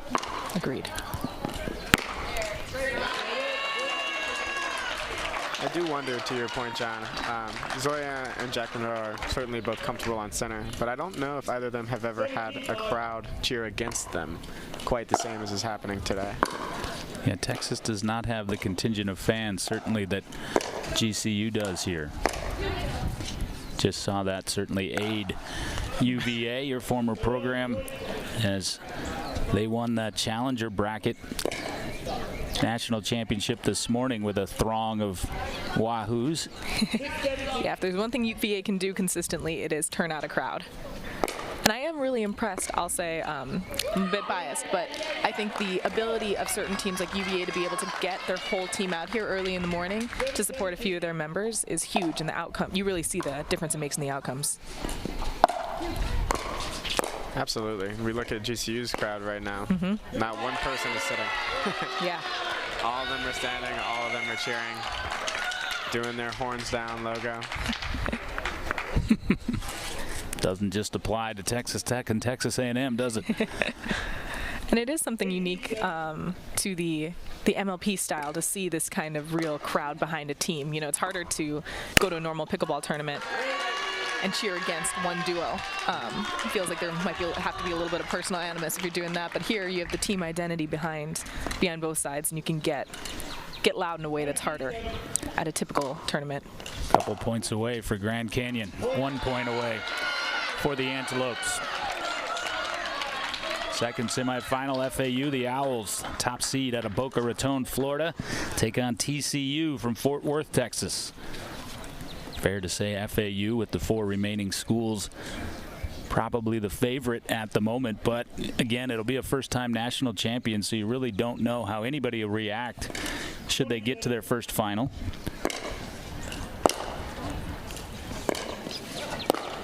And that'll do it.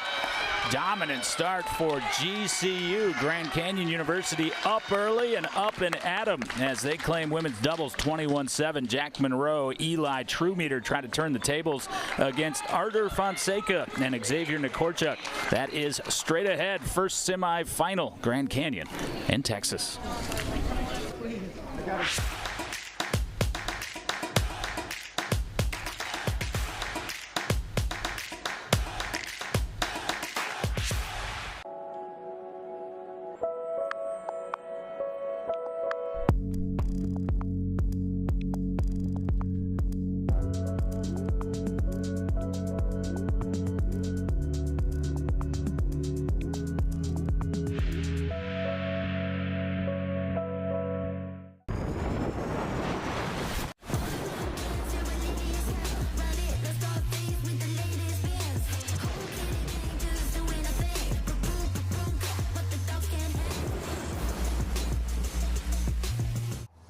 When the world sleeps, greatness rises. And while others dream of the next level, we chase it. Challenging every limit, turning obstacles into stepping stones. Because the next level isn't just handed to you, it's earned. Go next level with 6-0 Pickleball.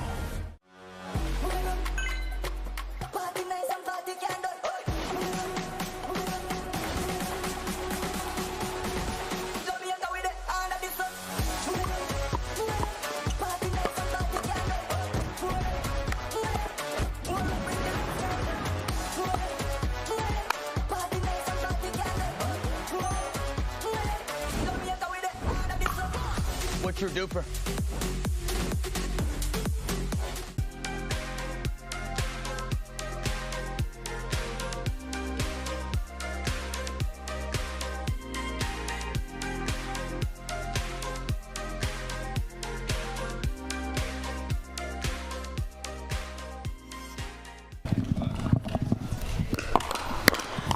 Championship Sunday here on a splendid day in Peachtree Corners, Georgia. John Laser, David Beeger, Lorelei Sing Sank. You look at the win probability as we turn to men's doubles for the University of Texas, Trumeter and Monroe, 90%. Of course, that rests heavily on the 6.584 DUPR of Jack Monroe, but Trumeter, man, he's been playing some outstanding pickleball, including this morning. He's a 5.0 plus at 5.027. On the other side, Artur Fonseca Fonseca. He has played in all 4 national championships, but has not advanced to this stage. Really eager to see how Artur will play, along with his partner, Xavier Nikorchuk. First year to this GCU program. Statement win for the women, however, in doubles. Let's start there, guys. Really got up and got in them to the faces, that is, of the Texas Longhorns, and really never there was a response. We'll see how that impacts mixed doubles eventually. Yeah, it's really tough to come out hot after you see your initial team take a loss like that, but I do think that Jack Monroe and Trumeter are going to be I think they'll be up to the challenge here. Sometimes you'll see a little bit of a slow start coming out of that kind of transition, but I think if they can get some momentum going here, it's going to be huge for their mixed games, and it would be really good for the Texas women to get to see their guys bring a lot of energy, and so I'm hoping we see a loud Monroe and Trumeter here. Yeah, and why is Jack Monroe, who's going to serve here first from the right side for Texas, so dangerous? Well, he's been training at this world-class level for years as Fonseca starts it with a highlight ATP. It's one way to start a game. It's one way to get it going. To finish that thought on Monroe, it basically gives you the opportunity to have 2 left side players on the court. He's ambidextrous, as David Beeger pointed out yesterday. Quick 2-0 start for Grand Canyon. Baseball injury in his younger days forced him to learn how to play left-handed. He's a natural righty.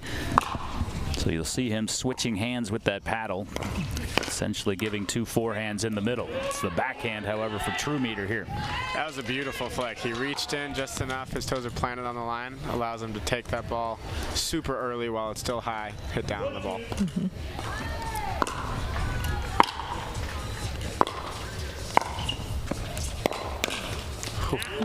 I asked Artur Fonseca what are the keys to victory, and he said we just got to play smart, we got to play within ourselves, and he also said, and of course the games with Jack Monroe, we might want to stay away from him just a little bit.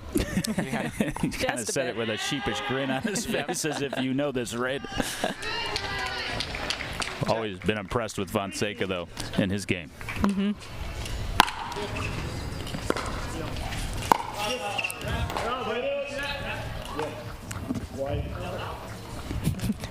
Call is confirmed, yep. So 3-all. See Fonseca with those bright orange shoes. Nikorchuk, his partner, walked up to him during warm-ups and he said, "Bro, between the sun and those shoes, it's a lot of orange."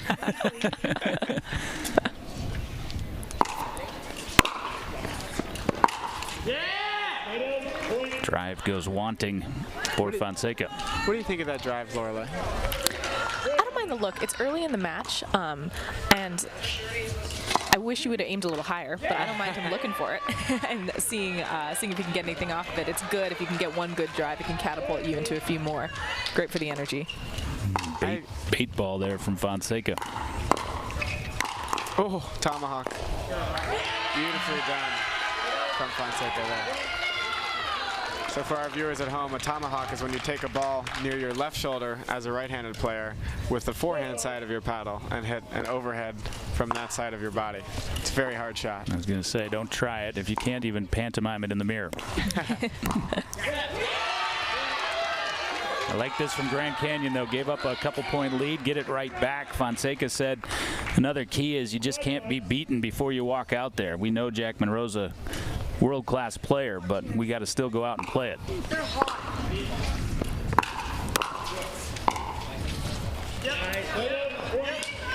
Nice pressure from Trumeter. Yeah, I've been very impressed with Trumeter. Agreed. Not just his game, but his personality. Seems to be a very encouraging partner, particularly in mixed. Has a lot of fun out there. Yeah, and you see him getting loud there. And so good. That big kick serve. Fonseca, so quick. And clipped to the tape, and then the bill of the cap of Nikorchuk, and he says, "I'm fine," with a dismissive wave of the left hand. He took it very well. It's a big dip on that drive from Monroe. Yeah. Just springing off the paddle of Nikorchuk.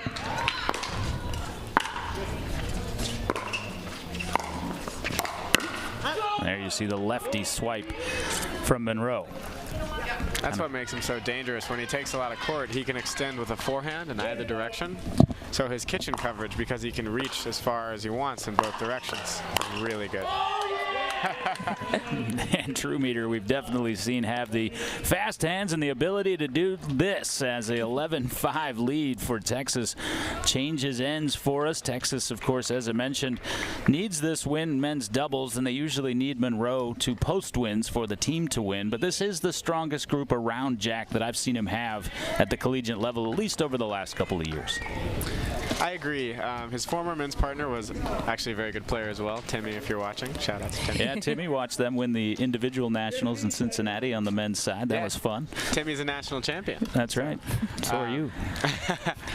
So, yeah, but the rest of this crew is certainly very solid. I think Zoya, gaining the experience that she has with the PPA, has really helped. When you have two high-level professional players on your team, coaching up the other two, they might be a little bit less experienced, but they're certainly very talented, and they are rising to the occasion today. Here comes Monroe. Don't know whether to call that a two-hand, forehand, or backhand, as he's kind of playing lefty right now on the right side. And I like what I'm seeing out of Monroe here. I think there was a little bit of a slow start for the Texas team here, and I think him trying to play faster, drive a little more, speed up a little bit more, drive and crash, it's good. It reminds the GCU team why they might be a little bit nervous to play him in the first place. And I think if you can keep that heat on, it's gonna end up with good results. Just 2 let cords in a row against Jack. We saw him switch hands to deal with the first.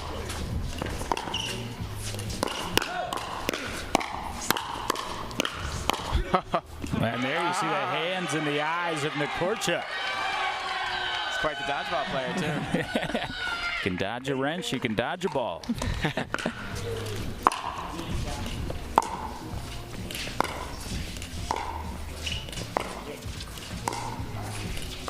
Monroe gets involved. And gets tattooed. That's a frustrating ball because it's not staying in, but there's nothing you can do to get out of the way. High chest.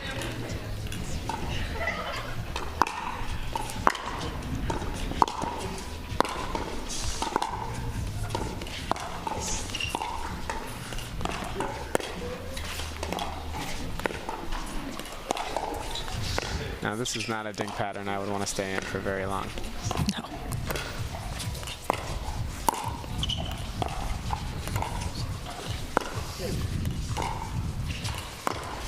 Oh, what a shot by TrueMeter. It's interesting to me. We've seen TrueMeter speed up off the bounce much more than Jack, and TrueMeter really be the aggressor. And so far, it's worked for this team, so I can't complain about it too much. Yeah.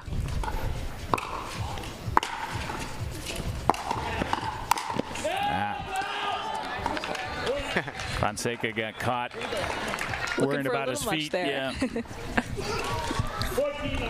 A large that's out from TrueMeter, Rafa Hewitt-esque. And then a bit of a heat check. Yeah.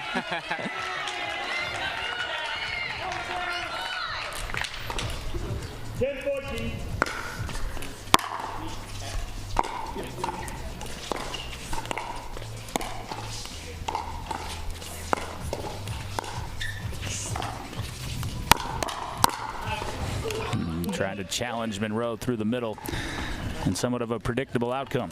Yep.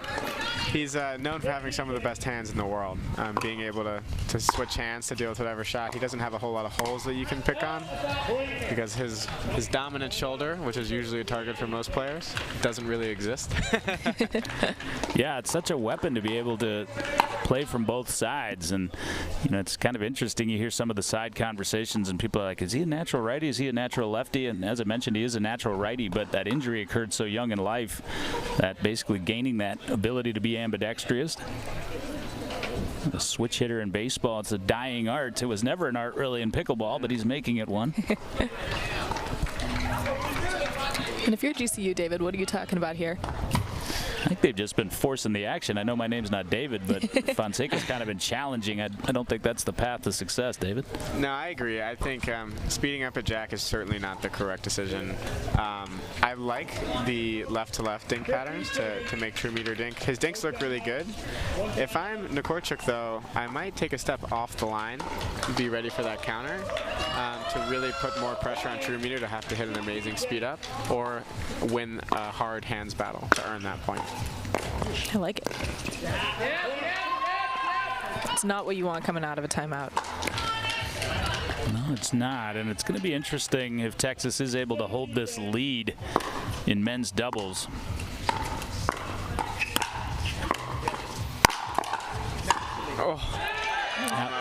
How they stack up mixed doubles this morning as they had success and beat the defending champion Utah Tech. They went with Monroe and Liu out first, gained themselves a 2-1 lead, and then Truemeter and Kahn finished the job against Benson Perry and Mary Monson, essentially splitting your power and winning both.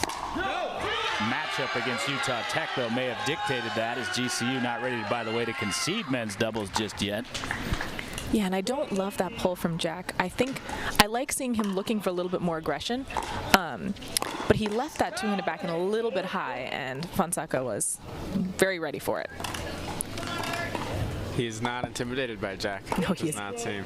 No, it didn't seem so this morning. Respectful of Jack, but trying to play his game. Absolutely, that's the right way to do it. It's like I texted you last week, David, when you were preparing to play Tyson McGuffin, and I said, remember, you belong on that court. I meant it to you, and I think Fonseca feels the same way playing against one of the world's best. Yeah, if you don't think that way when you go into the court, there's not much you can do to change your mind once you're there. 14-19.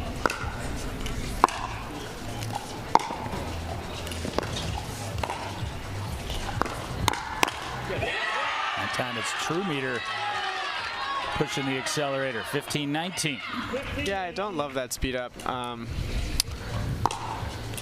Artur really just has to sit in the middle there with his forehand. It's the only thing he needs to cover.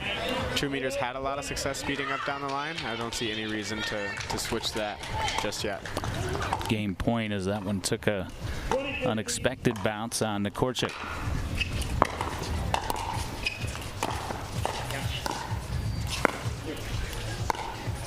No, Monroe didn't get it. Barely out. Freeze in place, serve back to the Antelopes. 16 points.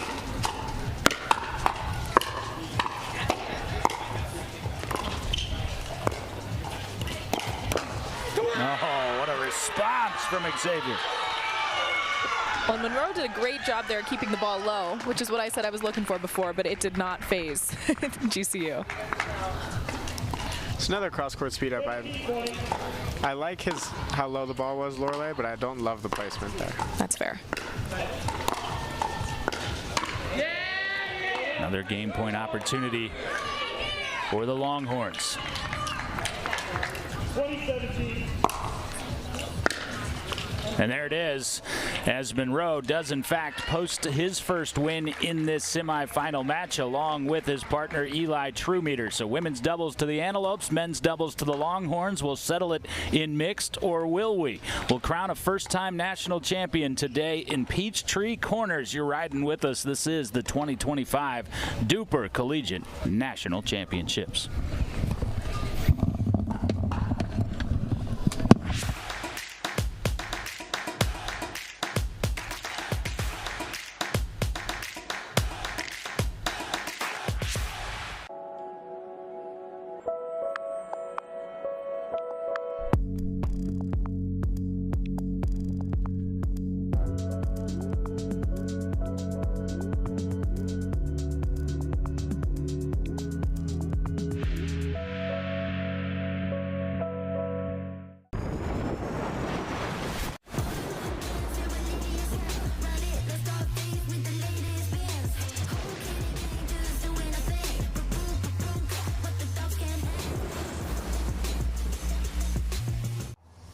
the world sleeps, greatness rises.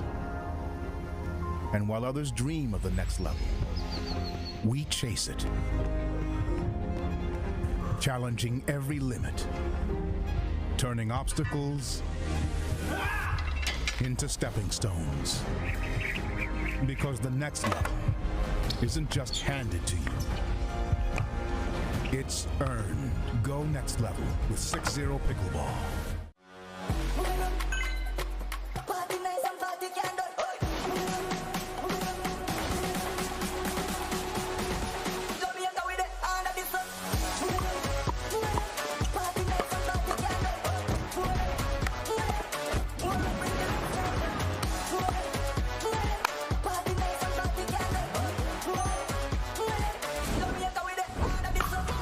What's your DUPR? A split of gender doubles leads to mixed doubles 1 with this semifinal match even at a game apiece. Women's doubles to the Grand Canyon University Antelopes, men's doubles to the University of Texas Longhorns, and now to mixed doubles 1, and it will be Jack Monroe out first with Natalie Liu for Texas, and the response from GCU, Liana Ching and Artur Fonseca. So I would argue that both teams have their best player out here for mixed doubles 1. I agree. GCU responding to put Artur out first is interesting. I mean, basically what that means is they want to try to win both mixed doubles matches. They don't want to try to force a dream breaker. It's a confident move, which I think the way GCU has been playing so far today, it matches their energy. Their crowd is confident. Their team is confident. They came to play. They're going to try to win everything on even terms. Yeah, I think you're right, David. I think that's a statement saying, hey, we know we're going to have to take a risk to win this match, and here it is. Yep. And like we mentioned during men's doubles, Fonseca, I think, enjoying the challenge of playing Jack Monroe. Yeah, I mean, it is an opportunity. There's not a whole lot of times you'd get to play someone who medals on the APP every weekend. So if you look at it that way, right, this is an opportunity to showcase your skills against one of the best in the world. And Artur is certainly stepping up to the challenge today. David had the pleasure of playing Jack Monroe a couple times last year. Is that how you viewed it at the time? Yeah, I wanted to win too. He's a nice guy, on the court and off the court, though. He definitely is. Well respected, well liked, certainly throughout college and professional pickleball. That serve goes wide on Liu, so we'll get out to the 1-1 start. Mentioned Artur. Told me he's been playing a lot of beach tennis lately. He said it's the Brazilian version of pickleball. How do you play beach tennis? Didn't get that far. So it's a racket sport skills. I think we're going to see a lot of this strategy come out of GCU here. The faster they play, the easier it is to keep the ball away from Jack. The longer the point is, the more opportunities Jack has to insert himself. So if I'm GCU, that's going to continue to be my strategy for this match. I liked what Monroe did there. He took a very sauntering walk over to pick up that ball and just, I think, let he and his partner settle into this match.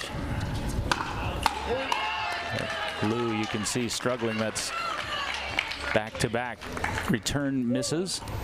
Yeah, and if I'm Liu, I might consider running around that to take a forehand. It looks like she's feeling a little bit uncomfortable with the backhand right now, which is fairly common when you get a little bit tight. And taking a forehand instead, knowing that Jack can cover the middle pretty easily with his forehand, might make that an easier return. 2-4 off the serve of Jack Monroe.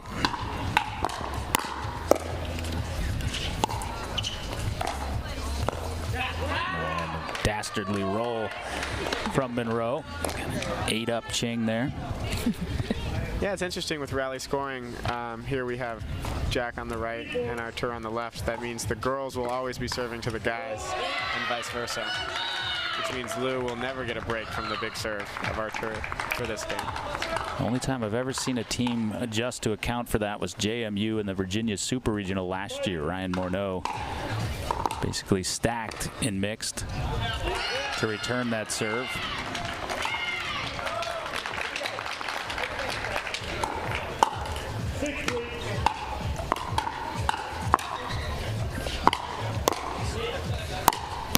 Oh, big drive from Artur to a 7-3 lead. It's a beautiful drive. It's so low over the net and it's dipping. Even if Jack does get that back over the net, it's not going to be much on that ball. Look out. Yeah, soccer goalie point right there. Lou left guessing which way to dive. Fonseca able to hold it long enough. Did not matter which way she chose. And a timeout taken by Texas here. Jack Monroe down. I mentioned you usually count on those 2 wins from Monroe, and there's a lot of pickleball left to be played in this game. However, GCU has to be feeling very good about how they've performed thus far this morning. Yeah, they are just playing fearless. It's really impressive to watch. They look like they want every point. They're feeling confident. They're going out there swinging, and it's really paying dividends. If I'm Texas here, in all honesty, I'm thinking about trying to maybe stack, trying to get Lou in a more comfortable position. Right now, she looks uncomfortable playing cross court from Fonseca, especially on that return. And if they can get her into a position where she's feeling a little more in her element and feeling like she can make the shot she wants to make, I think their results are results will follow pretty quickly. And you see Eli Trumeter just off screen. Maybe you didn't see it, but we were watching it. Just kind of hands on the shoulders of Lou saying, "You got this."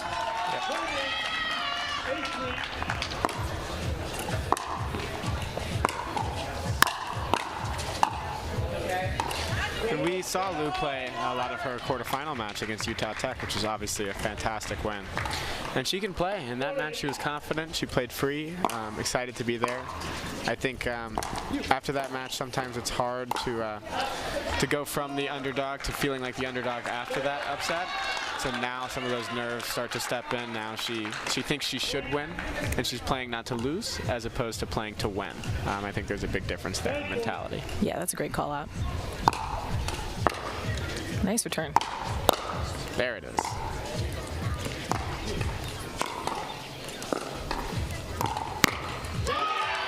Got a little tighter in on the body, did Fonseca.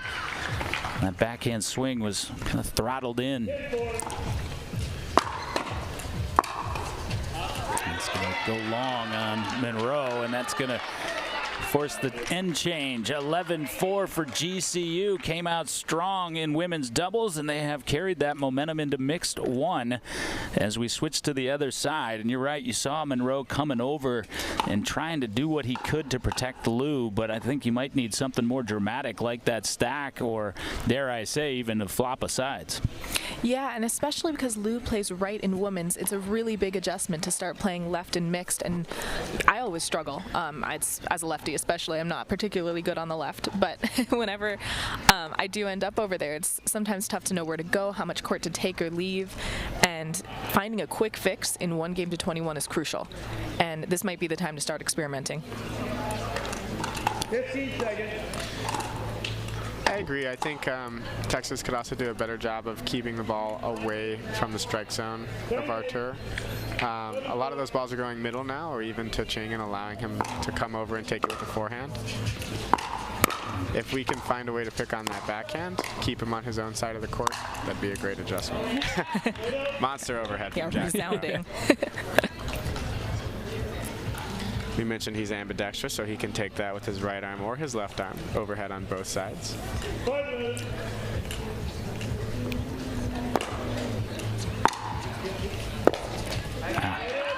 Rode up the paddle, and you had that large lead like GCU did. Doesn't have to be a sprint here to 21. Just kind of gradually make your way. Yeah, and again, in rally scoring, that's the benefit of having just any kind of a lead you get. You can really afford to ride the side outs until you get to 20 without worrying too much about scoring on your serve. Great return. Liana Ching. But Monroe pounces anyway. I love the aggression from Jack. That's a move I don't think I would ever see him make on the APP, the 3 drives in a row. But here, it really allows him to control the point, and that's going to be key for them going forward. Oh, and Artur went a little too severe on the angle. Look at it again. Yep, definitely wide. Monroe right on the call. And joking with some of our referees not working this match as he retrieves the ball. Like I said, well liked, well respected. I think he enjoys coming back, playing these college events, particularly the national championships. Nice comeback in the works here for Texas. John, you jinxed her. Yeah, I'll take that one.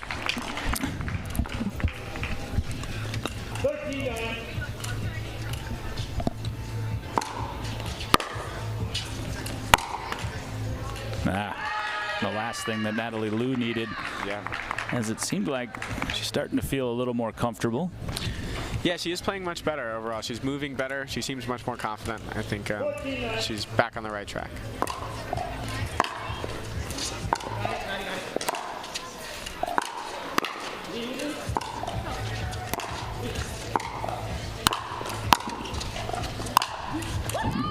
There we saw him switch hands for the overhead. And great communication there by Jack. I love that he's calling out, I got it, moving along the line very well, and Natalie is doing a great job of moving with him.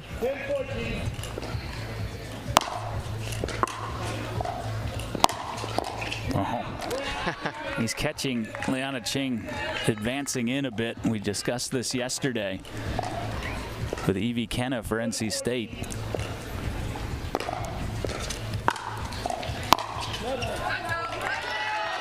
Yeah, and what I like that I was seeing out of Jack there was, we discussed it early in this match that Fonseca's serve was giving Liu some trouble. And realizing that, all right, we have the same dynamic going the other way, right? Jack can serve big.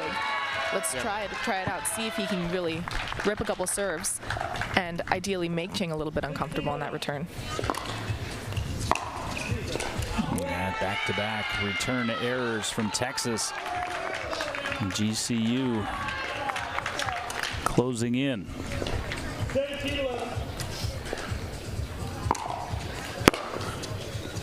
That's out as well. And Liu shouts up into that blue sky. Backhand has abandoned her at the moment.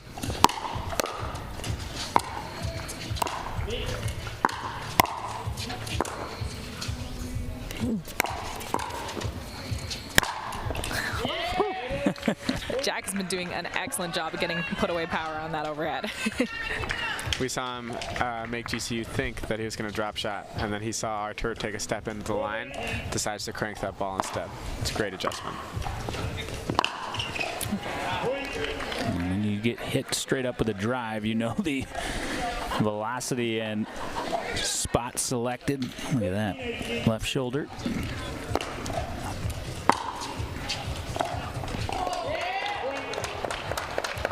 Turn sail's a little long.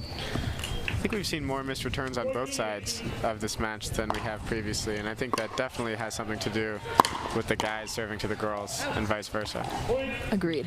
Now ball's sailing a bit on GCU. Fonseca asking, was that deep? And it was.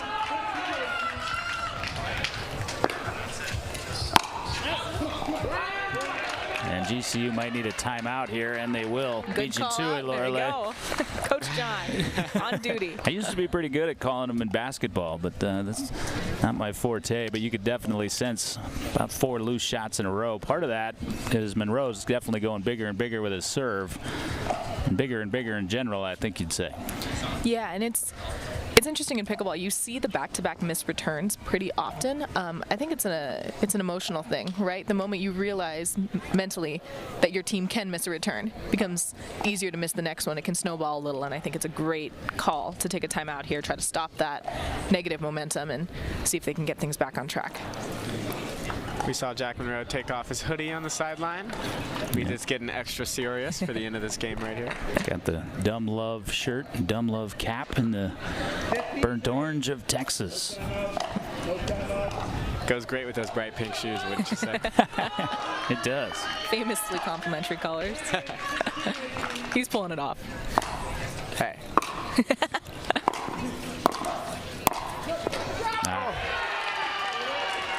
Again, GCU, that large lead, they had a little margin for error, and they used it.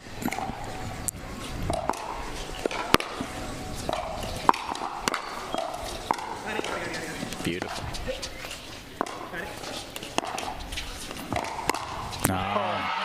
Monroe was ready, but did not block. You do not see that miss very often from Jack Monroe.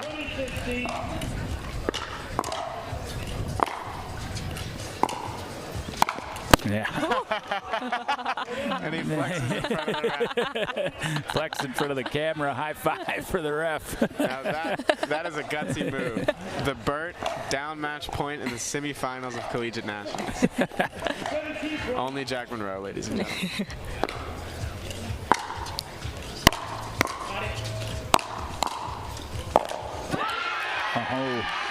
But Fonseca in his 4th Nationals earns another game point. 2017.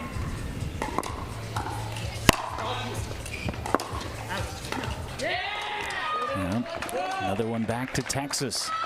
Yeah, and this is one of the things that I love most about college pickleball. The ability, it really tests your ability to close a match with that freeze.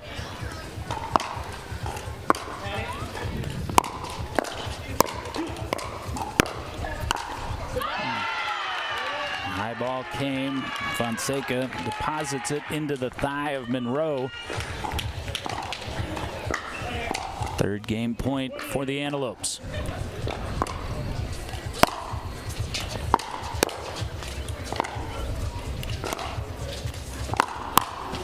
Oh.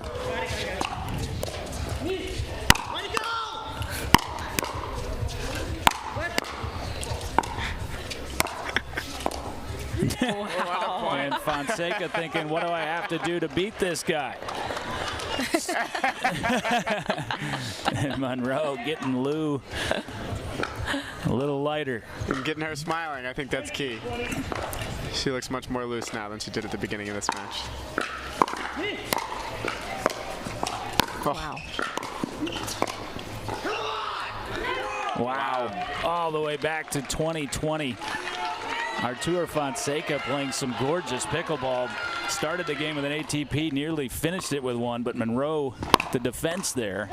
And now a game point for the Horns. Whew. I'm on the edge of my seat, John.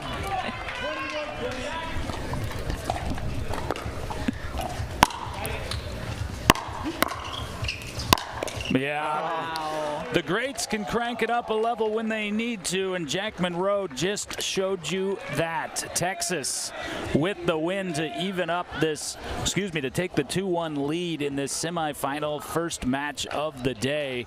And man, for Grand Canyon University, guys, we talked about it. They took their shot. We'll talk about what it means that they didn't capitalize on that shot on the other side. 2-1 Horns, semi number 1, first time national championship. National champion will be crowned today.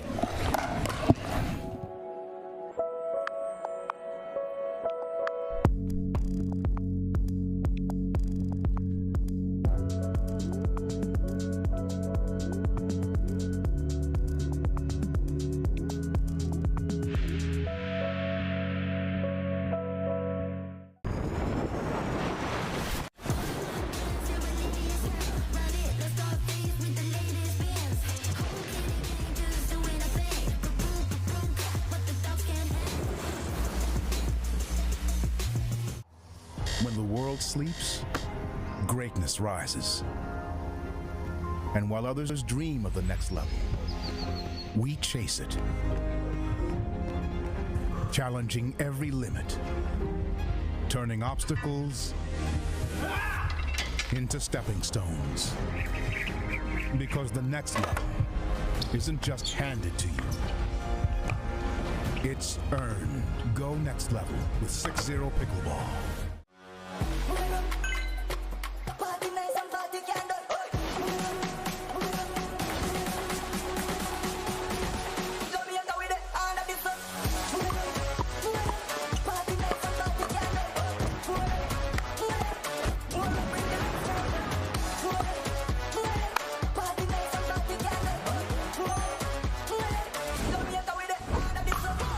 What's your DUPR?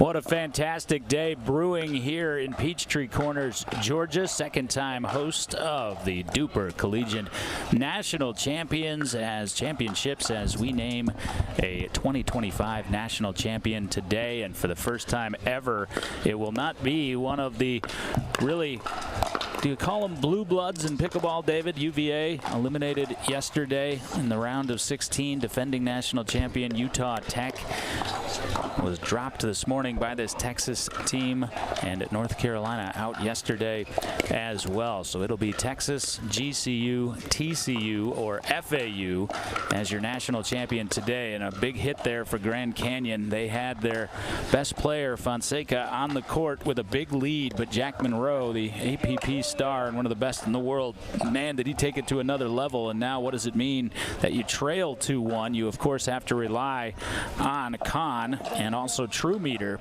but then you also would need a victory in a dream breaker. Absolutely. I think Texas is in a very comfortable position right now. We saw when they upset Utah Tech, they were in the exact same spot. Texas had dropped women's, won men's, and then Jack Monroe had won their first mixed. So this should feel like familiar territory for Kahn and True Meter. We'll see if they can get it done. Kahn and True Meter trying to finish it off on the Antelope side. Allie Evanson, Xavier Nikorchuk.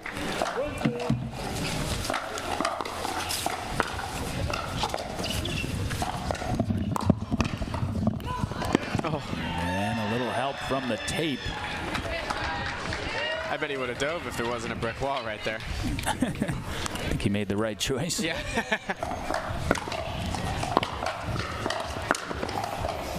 Good lead. Sail long on Nikorchuk, and you just feel the air of this match has heavily turned after Grand Canyon came out with a dominant performance in women's doubles. Now Texas, after a strong win in men's doubles, dramatic comeback in first mixed game.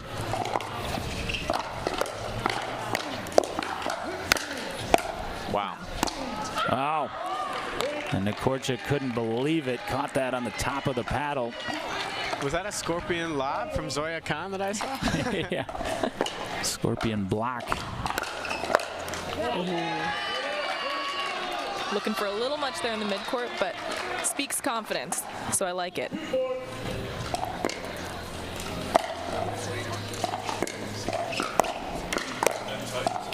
Wow. Zoya having some fun with that one.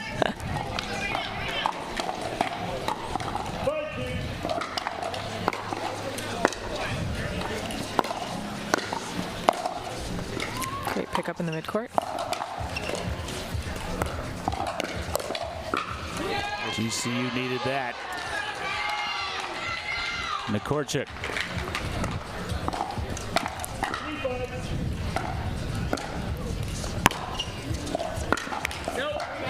Highest part of the net. I don't mind the target there because True Meter's still coming in, but if he's still coming in, that means you have a little bit extra room. So there's no need to keep it right on the tape like that. And Zoya Kahn with the big serve. Yeah, her serve has really impressed me this weekend. It's a lot of heat on it. Back-to-back return misses. It's been the story of mixed doubles thus far. It was on the Texas side with Natalie Liu cleaned up, and now True Meter have a heat check, slash and rip. We noticed the GCU crowd trying to pick up their team there. And service error now follows from Evanson. I'll tell you what, this Texas team is doing a really good job of matching the energy. Kahn and True Meter are out here getting loud, having fun. It's helping them play free. Agreed, and as more people have trickled into the crowd as the day's gone on, I think having more ambient noise than just the just the loud cheering of the GCU squad has helped Texas get a little more energy on their side. Yeah, if it's anything like last year, this will become a cauldron of noise by the time it's all said and done. And another serve return error off the big serve of Kahn. So 11-5 for Texas, trying to close it out in 4 in second mixed. Again, GCU sent out their best player against Texas's best, had the upper hand, lost that upper hand, and now GCU guys, they need an answer. What is it? David, what do you think? I'm thinking play a little faster, but I think you either direction would work. Yeah. That's a really good question, John. Texas is playing very well right now. I think we've seen too many early errors from GCU. So making adjustments when we haven't seen a whole lot of pickleball is tough. I think first things first, they need to settle in, play a little bit more high percentage, give themselves a little bit more margin, and really make Texas earn this win. And True Meter will do just that. Little pose behind, and rightfully so. The swordsman point there from True Meter. Sometimes, by the way, a question doesn't necessarily have an answer. Texas might be too much right now, the way Kahn is playing, and True Meter as well. The lead stretches to 13-5.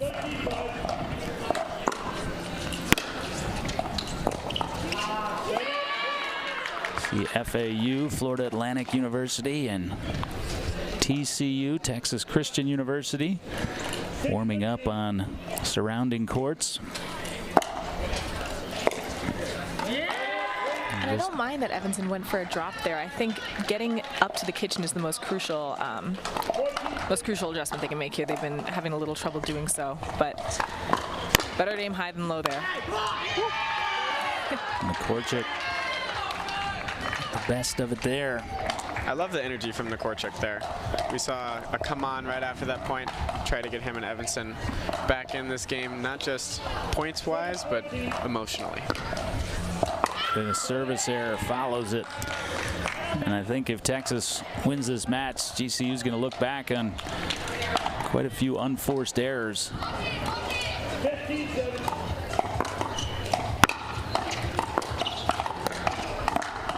Wow. Oh, Zoya Kahn yelling back this time. Say her name. You can see Kahn, she is just 1,000-watt smile.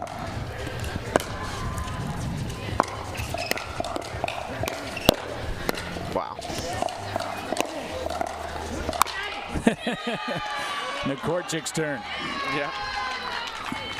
He's got some put-away power too, I'd say. Oh yeah.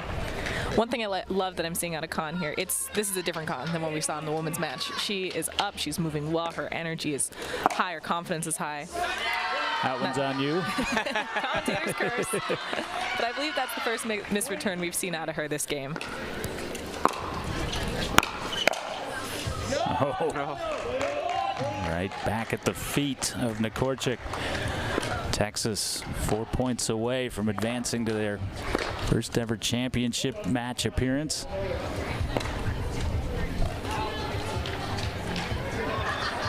Checking the ball. Everything appears to be okay. That Vulcan Pro.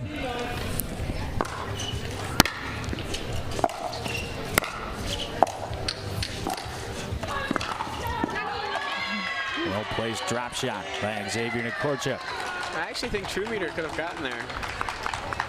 But he saw Zoya running, didn't want to head-on collision. I'm sure Zoya's thankful.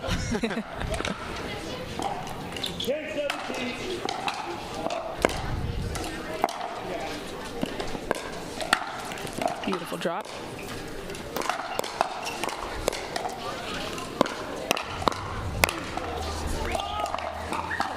Oh, pressure applied initially by True Meter, responded to well by the Antelopes. And then some miscommunication at the end. And actually just Nikorchik reaching for one he couldn't get to, blinding his partner. Oh. 2 back-to-back out balls played. And she knows it.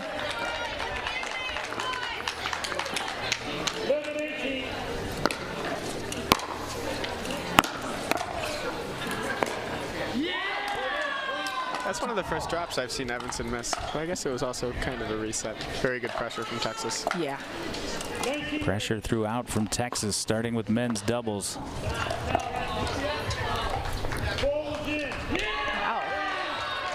Called out by Nikorchik, overruled by our referees. I saw that in for sure. 2011, it's match point here to advance. That one was out. We saw in that quarterfinal match, I think Zoya missed a couple serves on match point too. She certainly gets excited, but she's got plenty of room to work with there. On the freeze in place, GCU trying to chip away. Oh.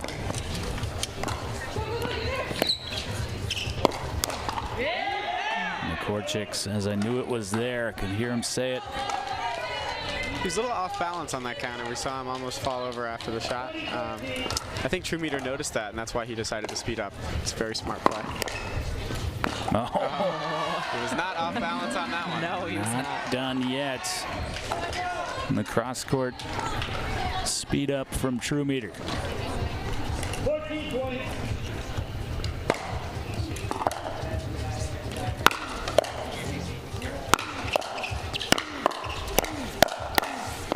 Wow. Relentless. Korchik not to be denied. It's not finished yet. 15 points. Great return. Yeah, that's a fantastic return. All right, a couple points closer, but still match point for Texas.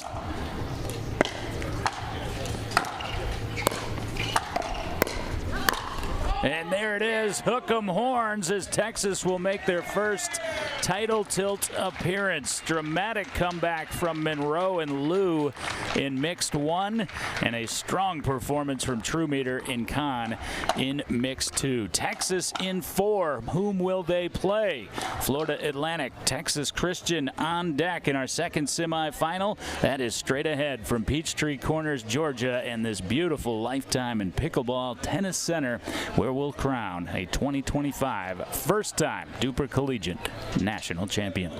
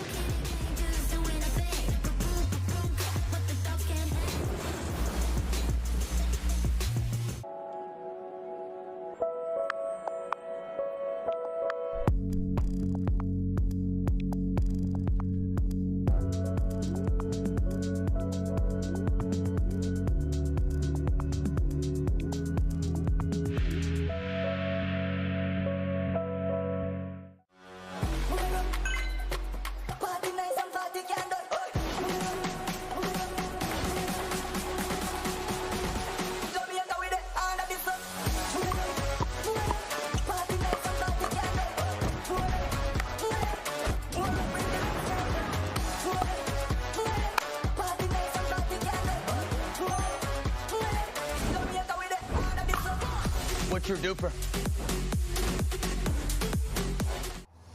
When the world sleeps, greatness rises. And while others dream of the next level, we chase it. Challenging every limit, turning obstacles into stepping stones. Because the next level isn't just handed to you. It's earned. Go next level with 6-0 Pickleball.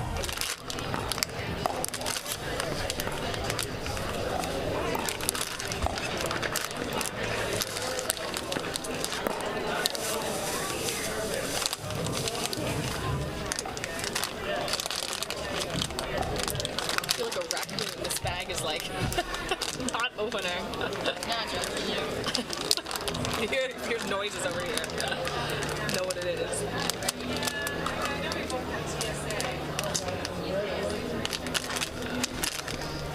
Congratulations on the final four. I've been told you guys are the higher overall seed, so you're going to call me here. You've got either 16-year-old or oh my God, it's upside down. Dude, I thought. Dude, you should have I was going to say it, but I thought there was some sort of thing you were going to do. I thought that was. Oh my God. blatantly idiot. Well, it looked good to me.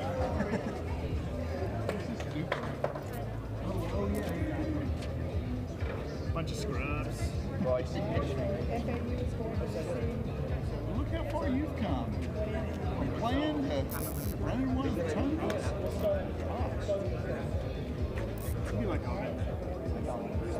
So, do we have to say DUPR presented by Delaware Life every time?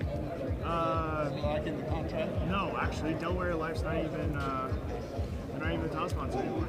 What? Yeah, so, It wasn't a multi-year? do I understand? No. Huh, how about that?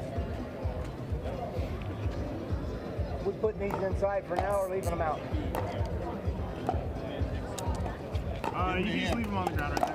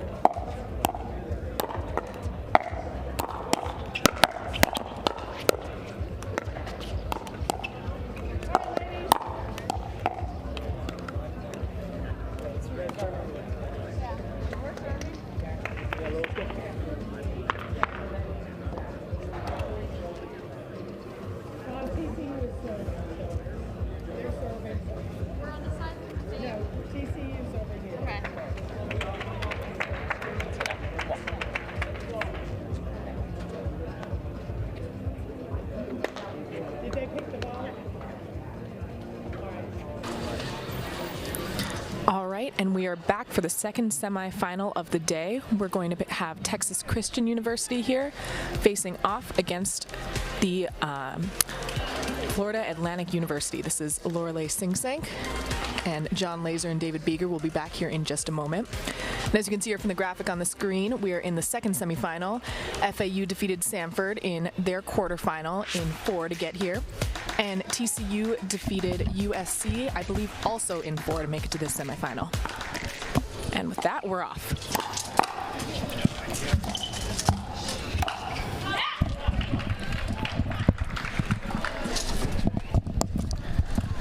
Quick start for TCU.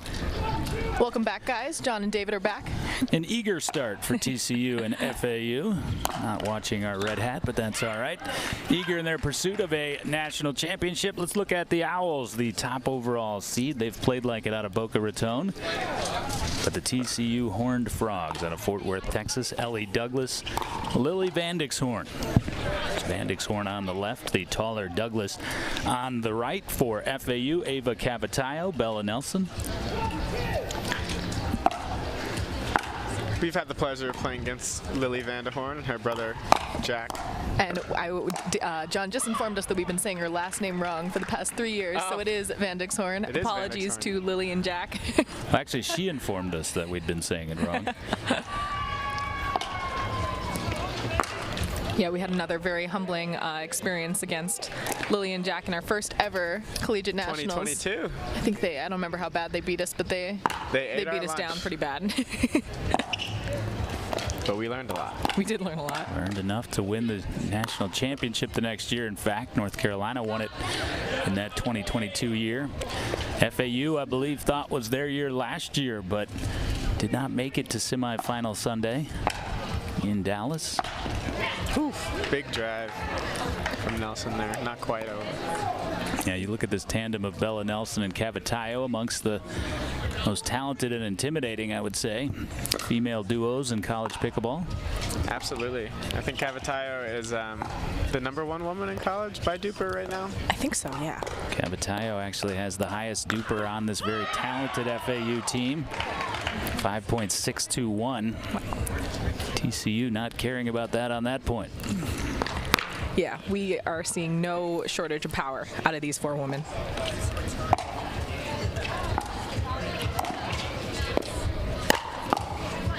On the men's side, we'll see Zach Marceau, Zach Card. Marceau a 5.530, Card a 5.326. On the other side, Pierre Carlo Usai a 5.525, and AJ Kawaja 5.182. So if you're catching the point, wow. The level is rising on semifinal and championship Sunday. Absolutely. Great hands from all 4 ladies there. I'm really impressed with Nelson fending off that ball from her hip. Didn't quite work out for her there. Winner will face Texas. Longhorns advancing to their first ever championship appearance. 4-game victory that you just witnessed over Grand Canyon. So, John, we mentioned none of these 4 teams have ever won a title before, but none of these 4 teams have also ever been in the finals. Yeah, exactly. Wow. The slots have just been dominated by the Utah Techs, the UVAs, the North Carolinas of the world. Saw last year familiar flavor all over the semifinals. Utah Tech, Carolina there, UVA, Clemson. I'm really impressed from Douglas on TCU so far. She's kept the pressure on the whole match, kept the energy up. We've seen how crucial that can be in college pickleball. Yeah, and she is playing fearless right now. You have to in 1 game to 21.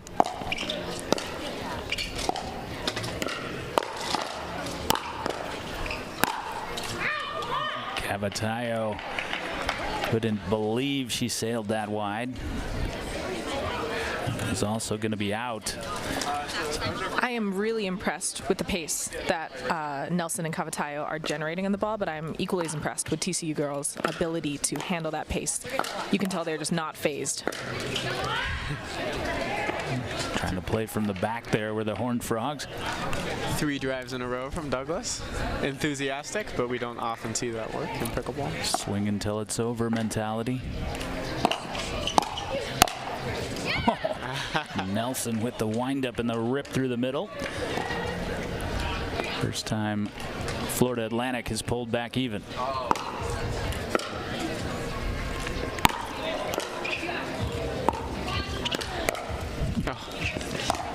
Nelson cleaning up Cavatayo's mess. Little body block in midair. Beautiful shot by Nelson. I think the biggest difference we see as we progress in this tournament with the players is the hand speed. That really separates a good player from a great player at this level.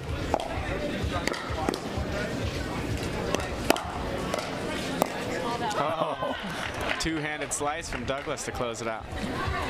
And a huge part of hand speed comes down to predictability and being able to recognize patterns, being able to recognize where the most likely location for the ball is to go. And that's why something like a 2-handed slice can actually be really beneficial, because it's a non-traditional shot. You can catch your opponents on the wrong foot anticipating a ball that doesn't come.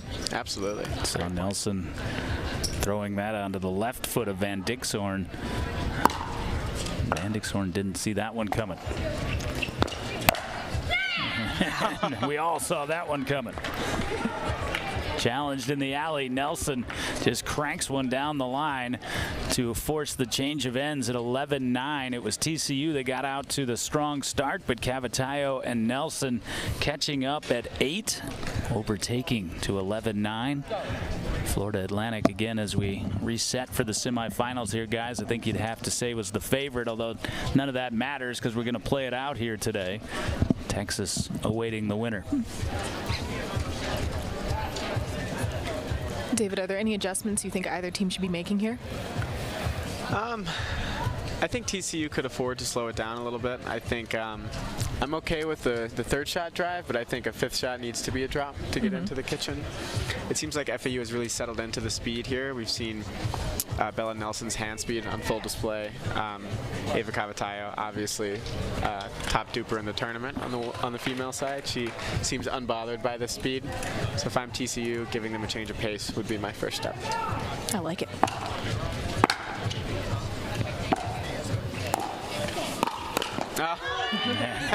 Rushing across Cavatayo. You don't see very many Berts on the women's side. That was impressive. Love it. 12-9, and the Owls on quite a roll.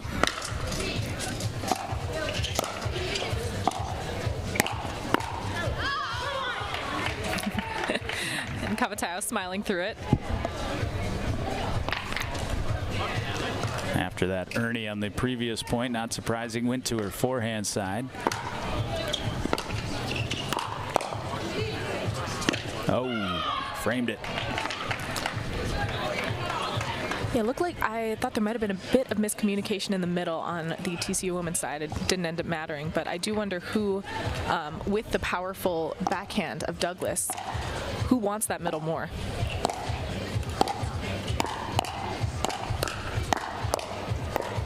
Wow.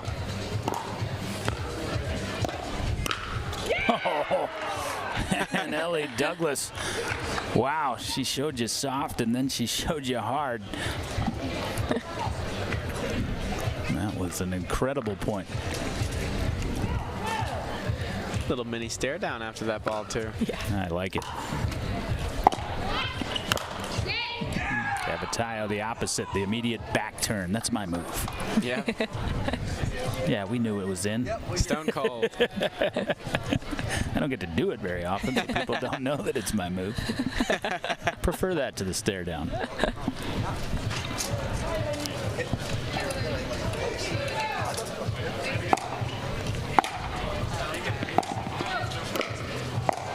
Hey Jared, how'd you guys end up? We just beat Georgia Tech.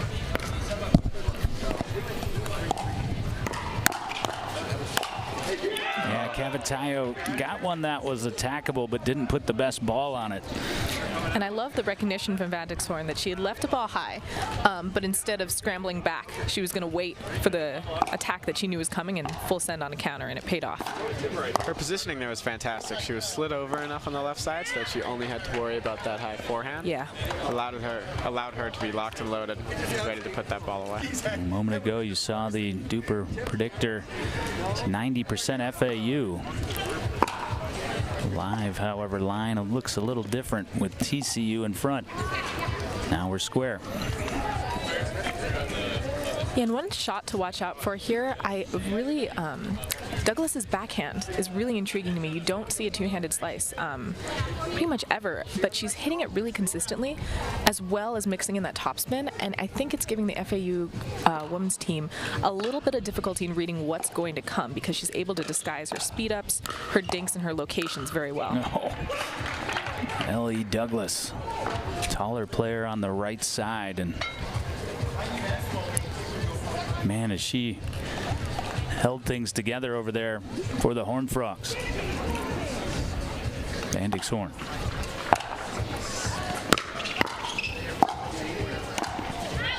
And it's a 2-point lead for TCU. Great play there. We saw the third shot drive and the fifth shot drop. Keeps the pressure on, but still allows you to get to the kitchen reliably.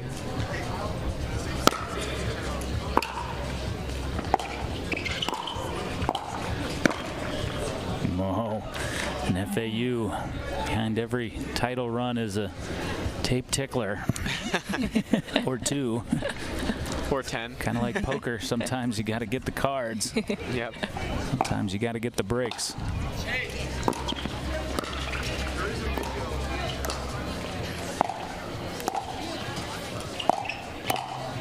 Oh, Van Dixhoorn, the high one to the backhand side. There you see the benefit of having that one-handed backhand and being able to reach into the kitchen, get a little bit of extra length. And FAU is going to take a timeout here as Cavatayo walking for the ball and gathering her thoughts as well. Well, again, pedigreed players abound on the men's side. Marceau and Card maybe the more well-known, but Usai and Kawaja certainly going to make that quite the match, quite the game within this match. This women's doubles game, guys, not to be hyperbolic, but certainly has the ability to tilt this match as a whole. Oh, 100%. Yeah, it sets such a tone for the rest of the match. I think, especially for TCU, if they're viewing themselves like the underdogs, I think it can really help them here if they get this upset. And it's hard not to, right, with the DUPR discrepancy, but they are not. They are not playing like the weaker team right now. They are absolutely not. 17-15, the serve from Lily Vandixhorn.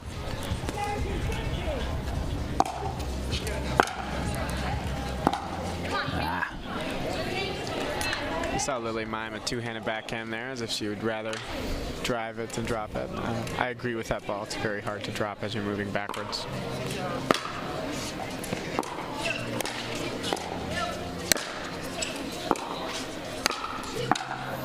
Wow. Ellie Douglas doing such a great job with the agility, leaning out repeatedly over the line. Yeah, I was impressed with how low she got for those. She managed to keep herself below the ball. Even though the previous shot hit the tape, she was fearless on the next put away.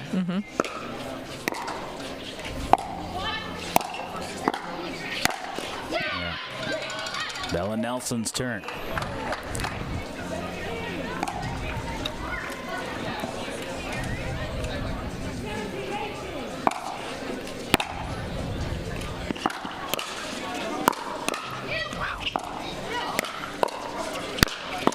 Wow.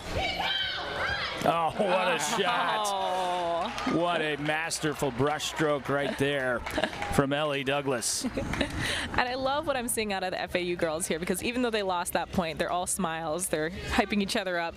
They know they had a great point construction there. Oh, phenomenal drop, and she kind of pulled the string on that. Game point for TCU.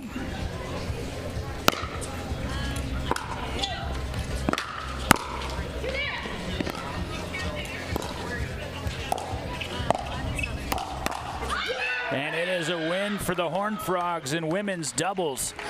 As a heavy favorite for FAU, 90% at the outset of this game. TCU certainly not playing like an underdog to get us started. Men's doubles is next and desperately needed now for the top overall seeded Owls. 1-0 for TCU.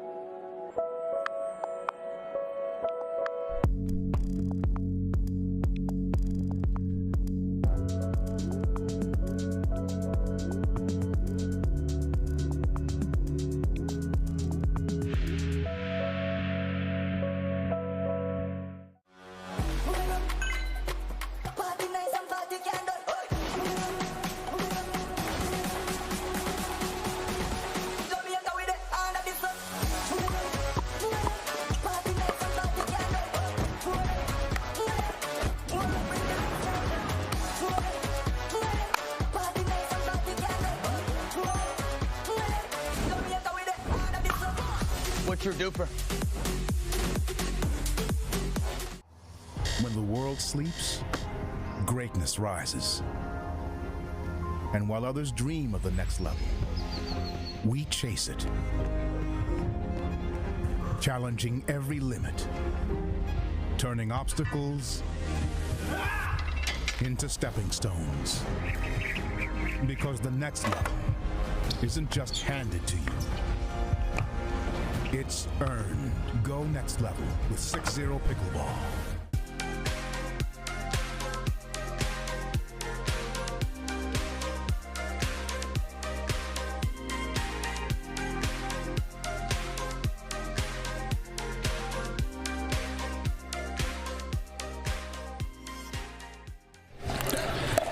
TCU FAU for a spot in our national championship match, and it is TCU that makes the opening remarks as they claim women's doubles, and somewhat of a surprise maybe to everyone that's not the Horned Frogs, but they have the 1-game-to-none lead as you look at men's doubles.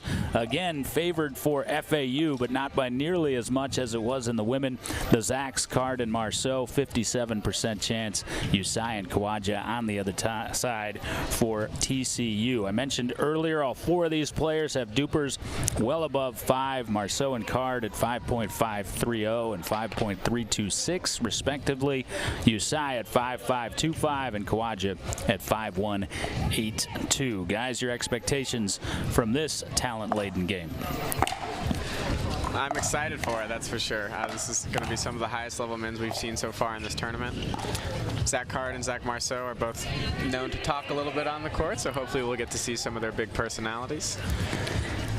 Yeah, both of them extremely fun to be around. Zach Card is a card. Ooh, that sail's barely long. Zach Marceau, by the way, playing in the sweatpants and the navy blue t-shirt. Meanwhile, the only difference for the Horned Frogs, you see on the top of the screen, that was Pierre Carlo Usai with the serve. He's wearing the sleeveless shirt. His partner AJ Kawaja with the sleeves, and TCU with the lead. TCU says we will drive as many balls as it takes to get that point. To success. Mm-hmm.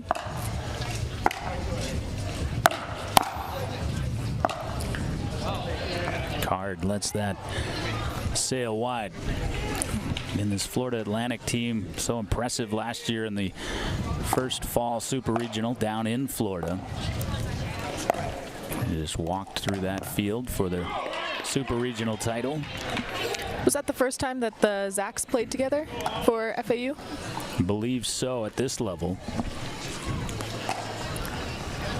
The thing that I'm really enjoying about watching the TCU men's team here is when they're driving the ball, they're getting really low for it. Both of them are doing a great job of keeping their feet moving, bending their knees, and it's making their drives look very high percentage. Card with the backhand flick to even the score.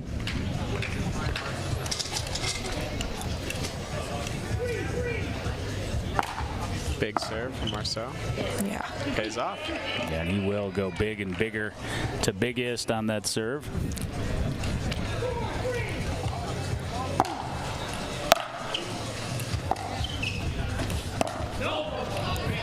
Good lead.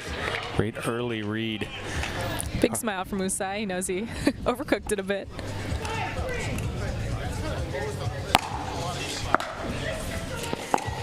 Usai and Kawaja, both very athletic players, as we can see from their footwork. And there's the first time Card kind of talking behind one of his attacks.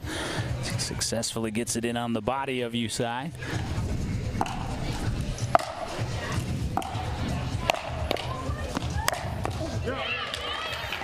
And stare down the other way from Kawaja.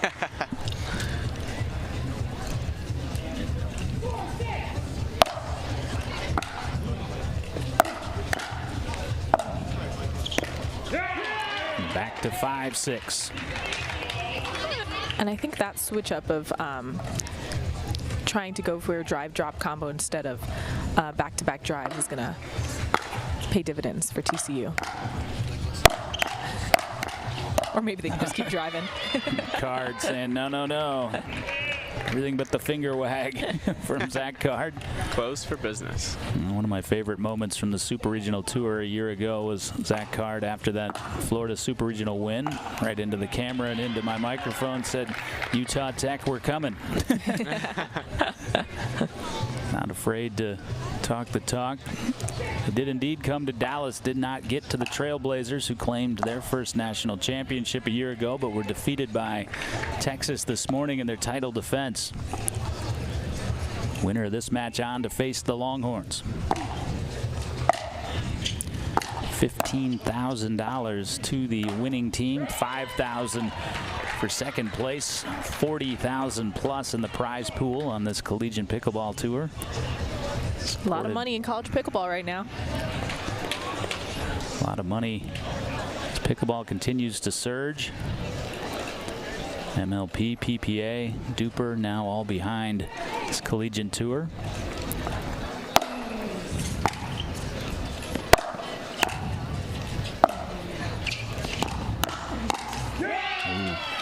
Counter wasn't there for Marceau. Fired the initial shot. We see him mime the two-handed backhand as well. I think with that ball outstretched to your left side, two hands is certainly a better option than one.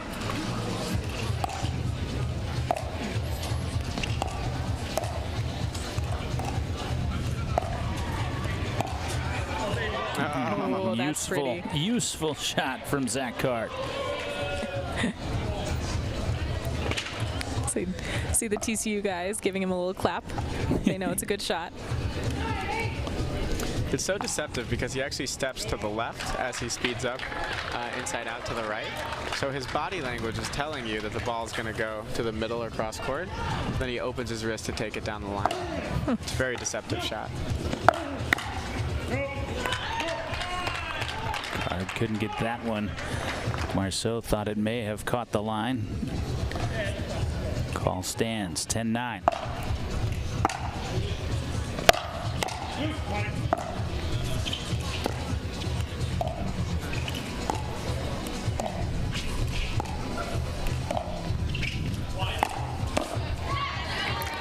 Called it wide while striking a beautiful ATP. Either way it would have worked.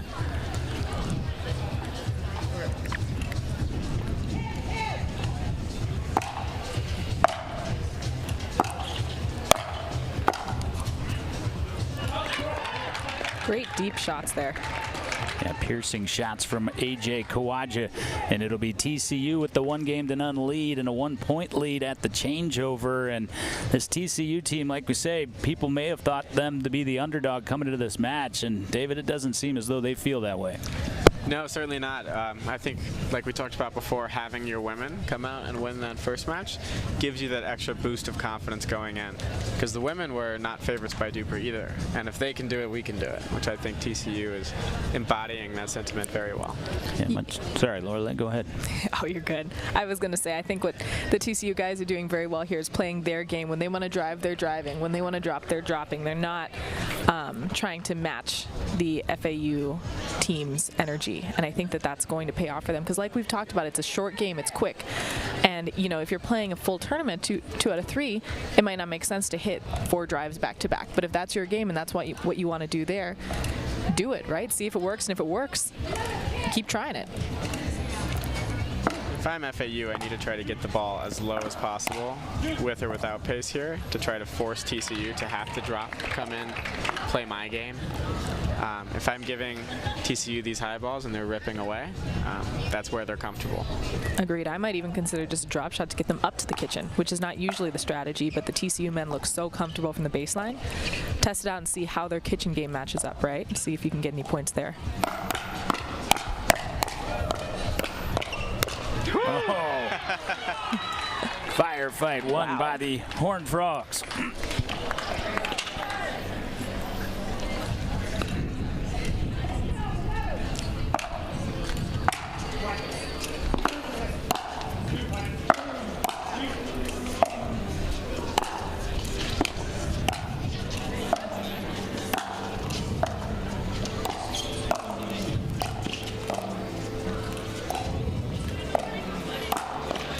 Beautiful job by Usai, advancing systematically to the line, all for naught. Yeah, I love Zach Card's decision-making there. He didn't overdo any of those balls. I thought he might have sped up the first ball, and I'm glad he didn't. He got a fairly aggressive dink that gave him an opening on the next shot.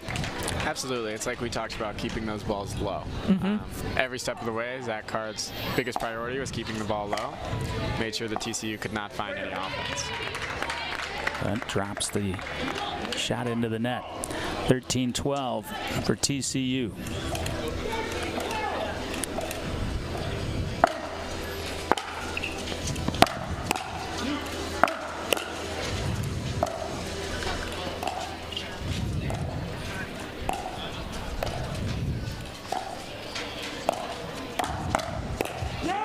And once again, it's Usai that gets the better of that straight-ahead matchup with Card.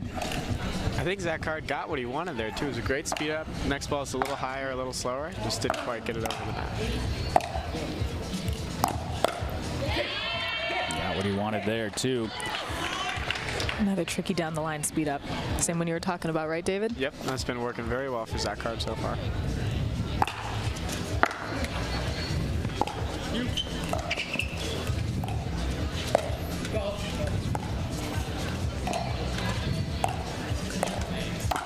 Working that backhand of Usai. Zach Card's flick is one of the best we've seen so far today. I think almost every time he's pulled it out, FAU has taken the point.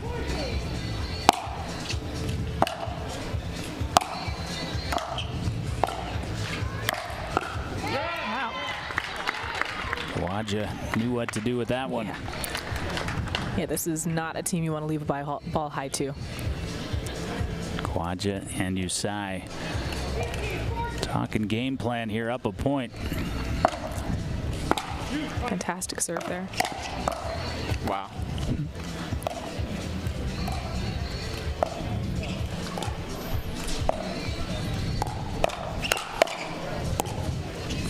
Nice reset.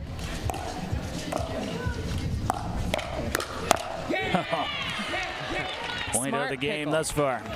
Yeah, I love seeing that reset by Zach Marceau in the middle of that point. He knew that the Pans battle hadn't quite gone the direction he wanted it to. He wasn't in a horrible position, but he wasn't in a great position. So he resets in order to reinitiate a couple shots later. Rare moment of impatience for Usai there, and FAU tilts the scoreboard in their favor by 1.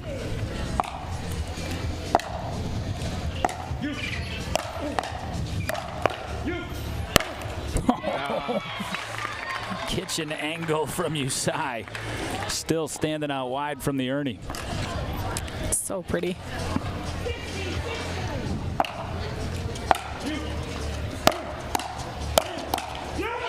Wow.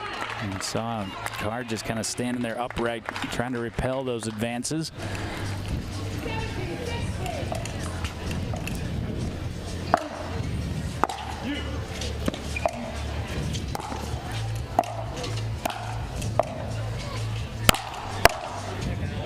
We're even. Put away by Zach Marceau. And Marceau's going to take a timeout, I think, realizing not only the importance of the next handful of points to this game, obviously, but also to this match. See him taking a deep breath over there, trying to calm things down a little bit. I love seeing that body language. Yeah, I like this timeout a lot. I'm a big fan of an offensive timeout, meaning that you're taking a timeout even though you are serving currently. Now when they come back in after this timeout, they're the confident ones. They're the ones dictating the point with that first ball off the serve. It really puts the pressure on TCU, even though we are at a tie ball game. And you can see here TCU is ready to go. FAU is taking their time. Marceau and Card, who called that timeout, using the full allotment of time. Again, this is the 2025 DUPR Collegiate National Championship. Second time this venue has hosted. Peachtree Corners Lifetime, just a immaculate facility, perfectly set up for this championship. Texas Longhorns await the winner.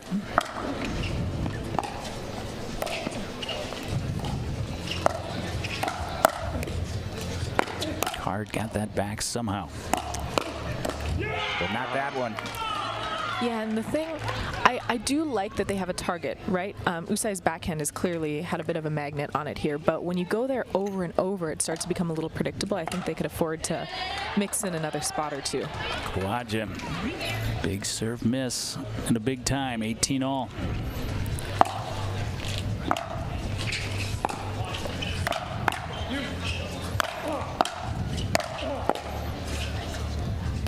That was a beautiful job of getting the paddle above the ball from from Pierre Carlo Usai there.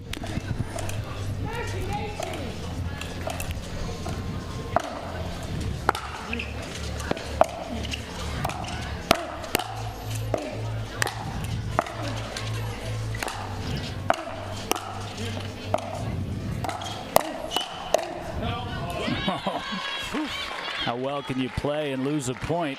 Saw just about everything there from FAU. Corkscrew roll at one point from Zach Marceau. And it's fun. I don't mind the decision. I think it's a little bit funny how much the FAU guys are targeting Usai right now with how well he's playing.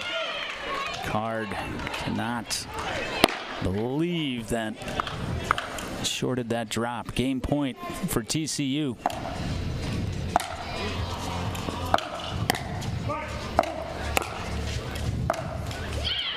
Not on this point. Yeah, we see TCU trying to swing through the nerves right there, up match point. That worked at the very beginning of this match, but I think FAU is very accustomed to that style now.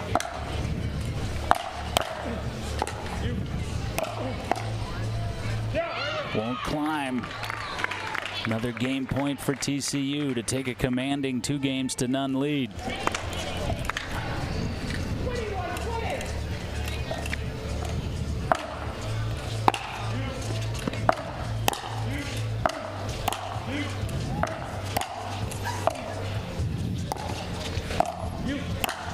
Yeah. Great patient play there from FAU. Yeah, beautiful sequencing, particularly given the magnitude of that point.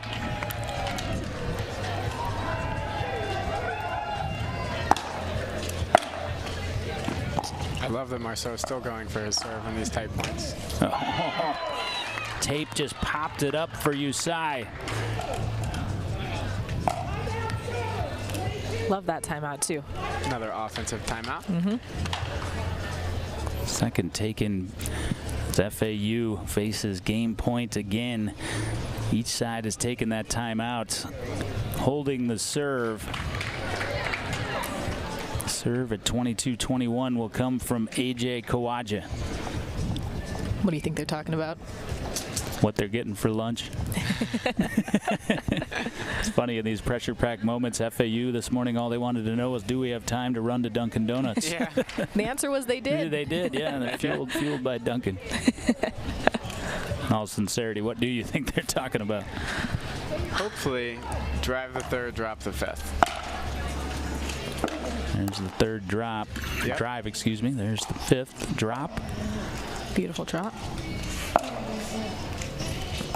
And there it is. Wow. TCU has taken the first two, trying to make our championship match an all-Texas affair, and now sitting just one win away.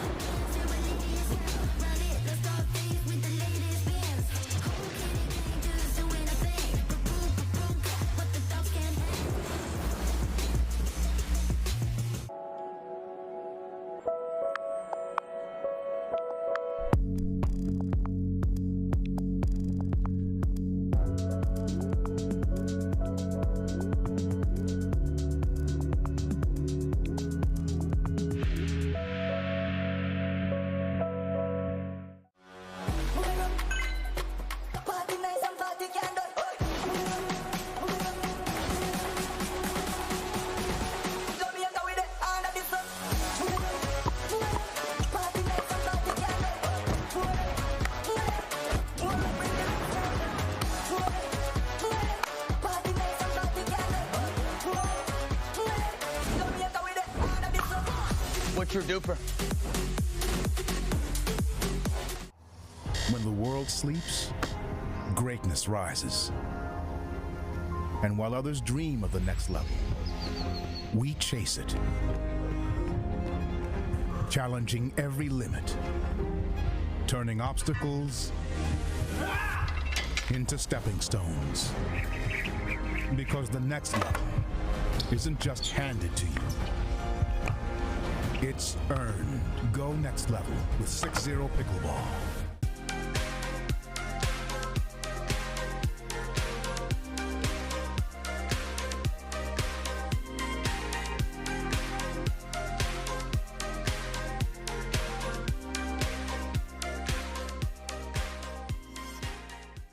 Two games to none lead for the TCU Horned Frogs as one seed battles one seed here. Regional champions trying to ascend to national champions. And as we move to mixed doubles, we say hello once again on this sun-splashed championship Sunday. John Laser, David Beeger, Lorelei Singsank, the voices that you're hearing. However, this good ship from Boxcar being piloted by Kyle Salenko and Trevor Sigmund. Can't thank them enough for the production, and I know you echo that as you watch on from wherever you may be. Welcome to Peachtree Corners, Georgia. Second time the host site of this DUPR Collegiate National Championships, but it'll name a first-time champion here today, as it did back in 2023 when UVA was atop the podium for the first time. FAU in some trouble here, guys. They dropped both women's and men's doubles. Now they send out Zach Card and Ava Cavatayo, and they'll be met by Lily Vandixhorn and Pierre Carlo Usai. So trying to close it out in 3, TCU here. Meanwhile, FAU holding back Marceau and Bella Nelson in the event of a Game 4. Yeah, I haven't seen either of these mixed teams play together before. I know, I'm sure they practice together all the time. I just haven't had the pleasure of watching. And so what I'm going to be looking for is seeing how comfortable both of the women are coming out here after having not played last game, potentially being a little bit cold, if they're going to be trying to play fast, play slow, and whether Usai is going to continue driving every ball, if he's going to, like he started off last game, or if he's going to start off a little more slow and cautious. I would put most of my money on the first option there. I was going to say, I think he likes his drive. His drive is very good. If he can do it in men's and get away with it, I don't think he's going to revise it here. But Ava Cavatayo certainly capable of handling the speed. Cavatayo, the highest DUPR on the women's side.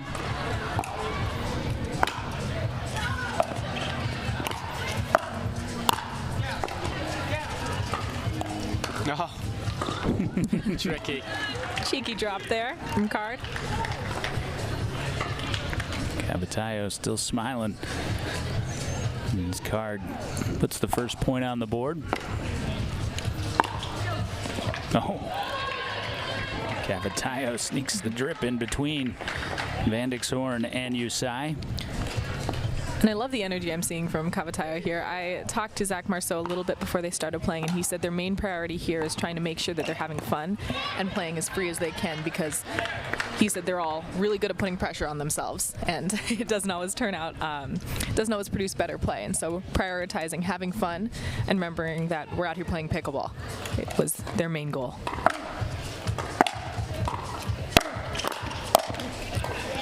One-hand backhand advance, as it so often finds. Top of the net.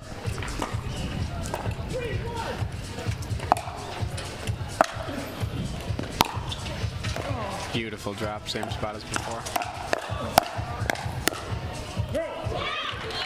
Fended off here, do TCU, but a middle drop from Cavatayo, guys. Why is that the spot she's picking? Well, Cavatayo has a really beautiful topspin forehand drop that keeps the ball low, and so I would guess middle is good for her because she's able to keep it just a couple inches over the net reliably without having to worry about that higher side of the net. That's very true. Also, when Usai is returning and coming in, he has that forehand in the middle, but Lily is closer to the net.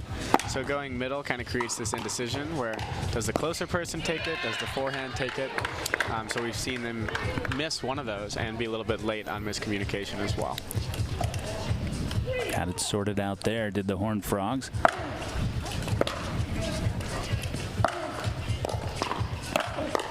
Wow.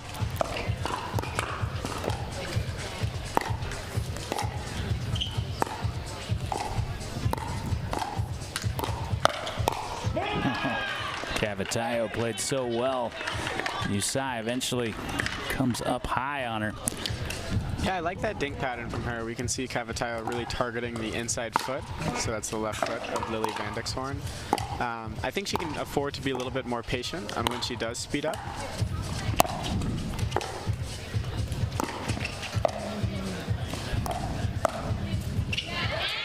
Another tricky shot from Zach Card, well executed. He holds his paddle until the last second on that shot. It's really deceptive.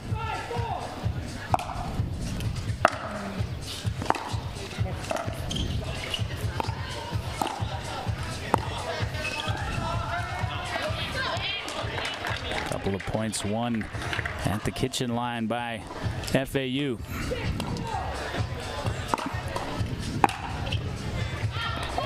Another added on, one on the serve from Cavatayo. Yeah, and if I'm FAU, I'm wanting to get up to the kitchen and get in that cross-court dink pattern with Cavatayo and Van Dixhoorn.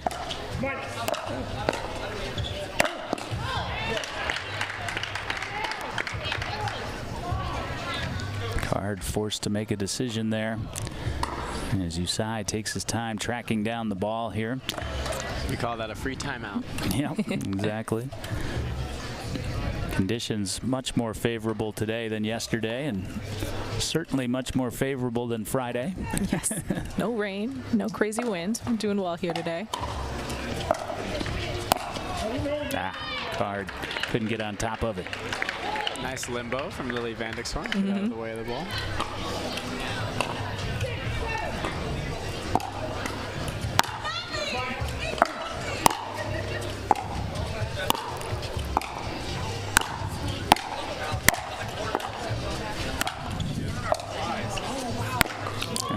Card just could see it on the prior swing. He's got a little nonchalant. Yeah, and the swings got bigger and bigger each time, which is not usually something you want to see. When you're putting the ball away, keeping the same swing over and over, making your opponents prove they can get back to the line generally is more effective. So sevens. Oh, beautiful shot by Ava Cavatayo. Yeah, well placed from Cavatayo. Aggressive and low.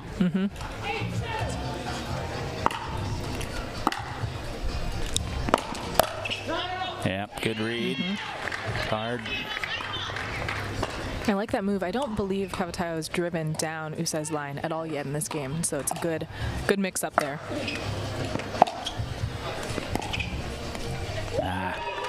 Card was anticipating something else. I think he was about to step out there. Excellent shot from Van Dixhoorn.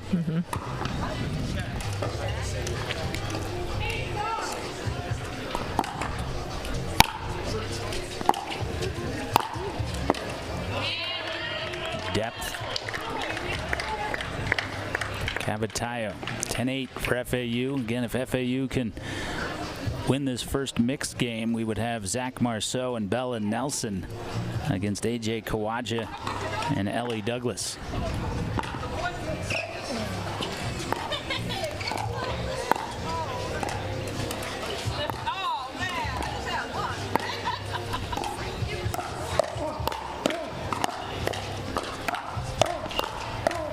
No.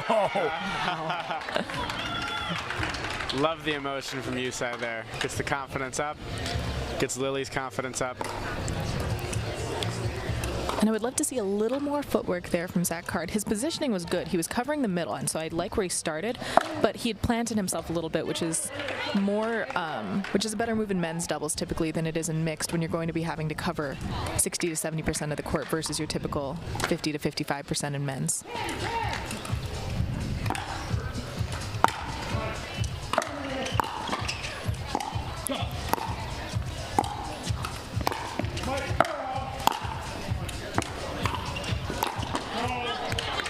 Cavatayo went for too much. Immediately knew it, and TCU with 2 games in their pocket has a 1-point lead at the change of ends. TCU trying for a sweep of FAU. That has been just about unheard of over the last couple of years. Van Dixhoorn, Usai playing well. Card, Cavatayo maybe feeling the pressure a bit of knowing that this is make or break, win or go home game here. Absolutely, and something I've seen more with both of these teams, there are no weak players on either team. Once you get to this level, that tends to be more the case. I think we mentioned every player is at around or above a 5-0 on each side. Yep, every player north of 5-0.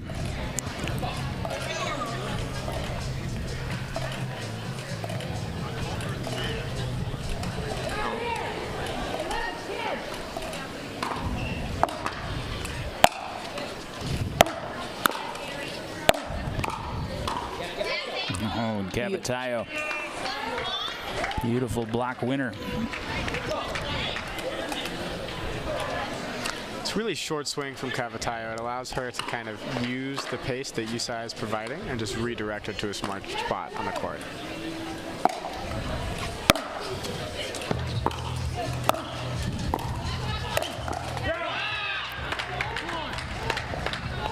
Yusai's been doing a really good job at attacking whoever's closer to the net on those.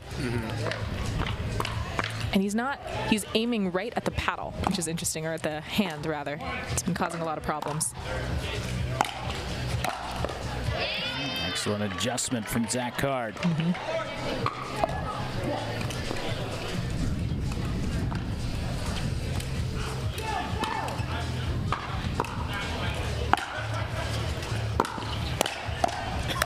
No. First one of those we've seen. Rare misstep from AJ Yusai. Excuse me, from Carlo Yusai, and looked down at his feet. Maybe lost his balance.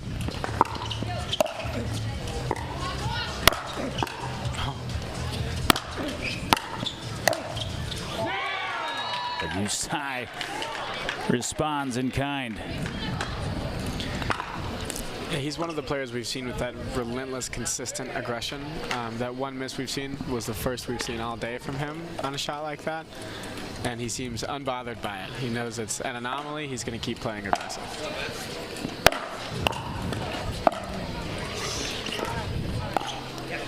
Beautiful shot by Cavatayo.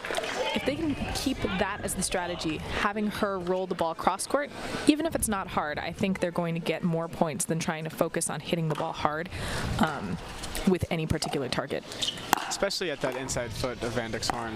As a right side player, covering your inside foot with your backhand is a very awkward shot. His backhands usually want to go cross court, but there's no room over there if you're playing the right side. 2-point lead for the Owls. Yep. Right into the wheelhouse, and Card. What was that you said about stepping in on the forehand and backhand? That's right. He was established was the difference. Yep.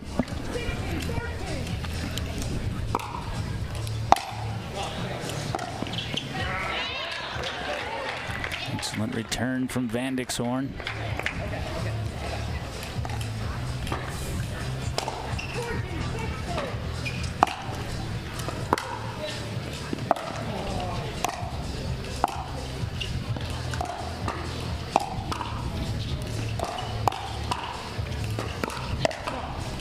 Wow.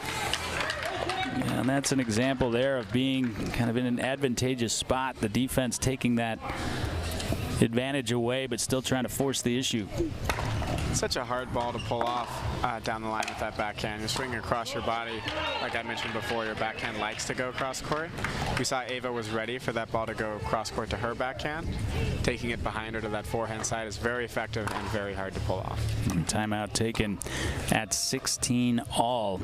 FAU again trying to force a scenario where Marceau and Bella Nelson will get an opportunity against AJ Kawaja and Ellie Douglas.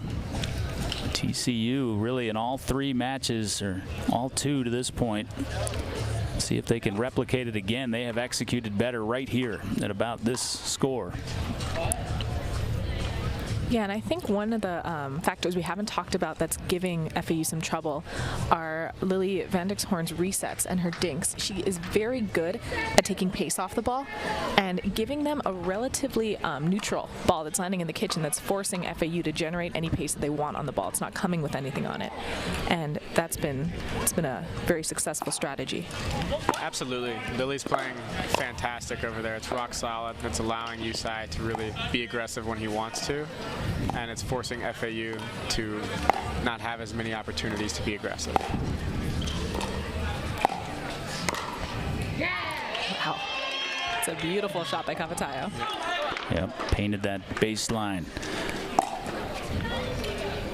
Big shot at a critical time for Ava.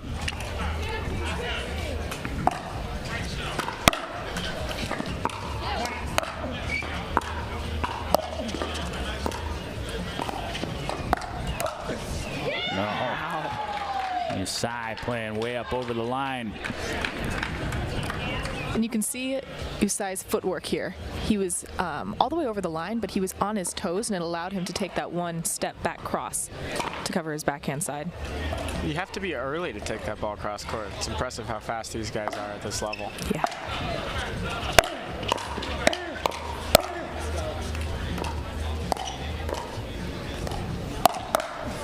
Oh.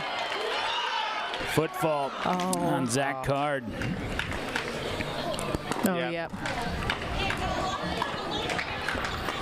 18-17 for TCU. Texas awaiting the winner.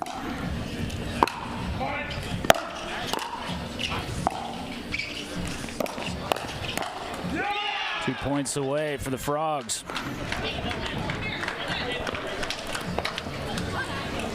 I believe it's 19-17 for TCU, is that correct? Yeah. That is correct.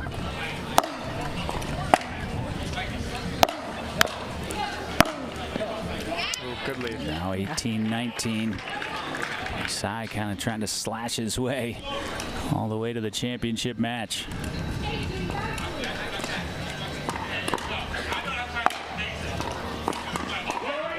A point away. That's the first third I think we've seen Cavatayo miss this match.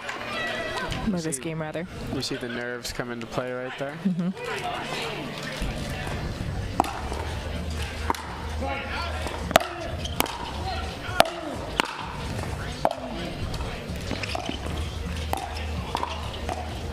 Ooh.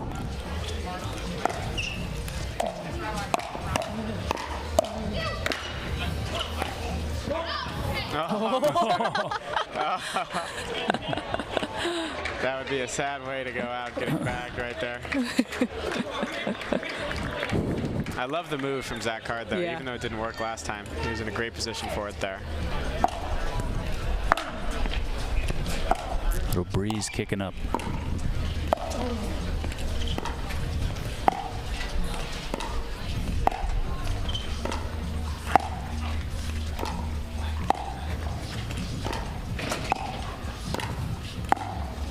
Beautiful dinks from both ladies.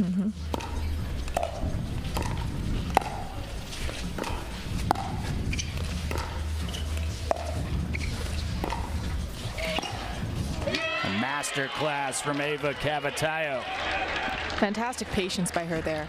I was wondering what she was going to do with that ball that she let bounce. I was thinking maybe she could have sped it up out of the air, but I think it was the better decision. Take that step back, get a relatively deep ball right at Van Dixhoorn's inside foot, and create a little miscommunication. 2020.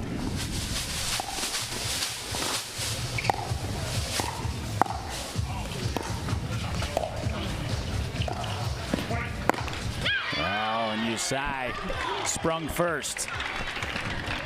Game point, FAU. We could see him off balance there at that speed up. That's a speed up that signals I'm a little bit tight and I want this point to be short. But it looks like he loosened up pretty quickly. FAU never really in this game has been able to handle prosperity, build a lead of their own. 21 apiece.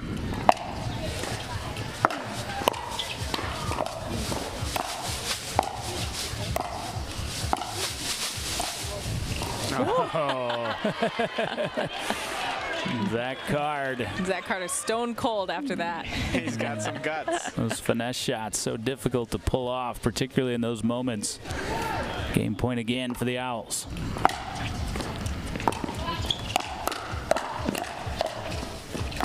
Oh. And Usai turning back the charge of Card. Great hands. Yeah, that's a fantastic shot from the hip of Usai, just inside out forehand there. Are you watching right now? Pierre Carlo Usai, his partner Lily Van Dixhoorn, trying to seal the deal for the Horned Frogs. But if they cannot in this game, it's once again anybody's ball game. Yeah, they say. Yeah, remember meeting him? Go! Card yelling go to Cavatayo. She tried, couldn't get there. And it's match point now for TCU.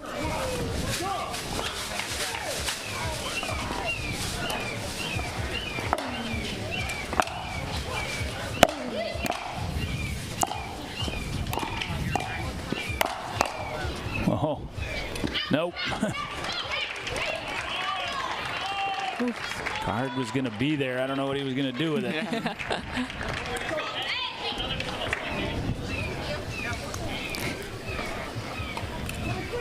Cavatayo.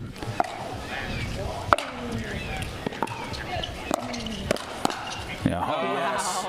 Fearless move from Cavatayo. Wide step attack. I love that move.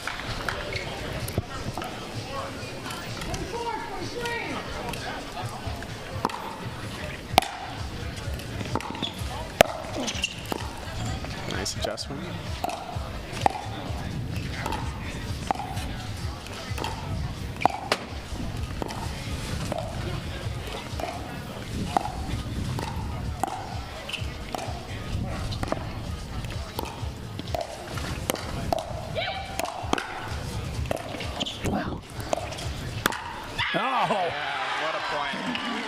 Wow.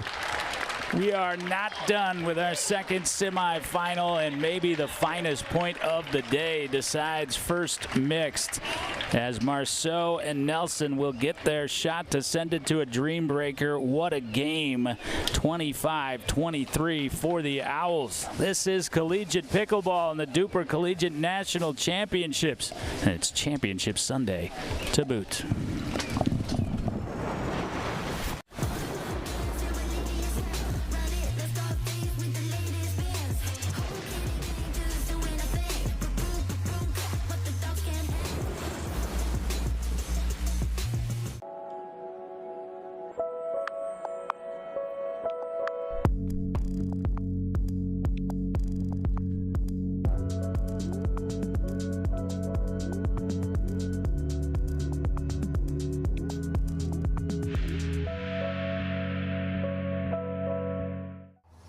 When the world sleeps, greatness rises.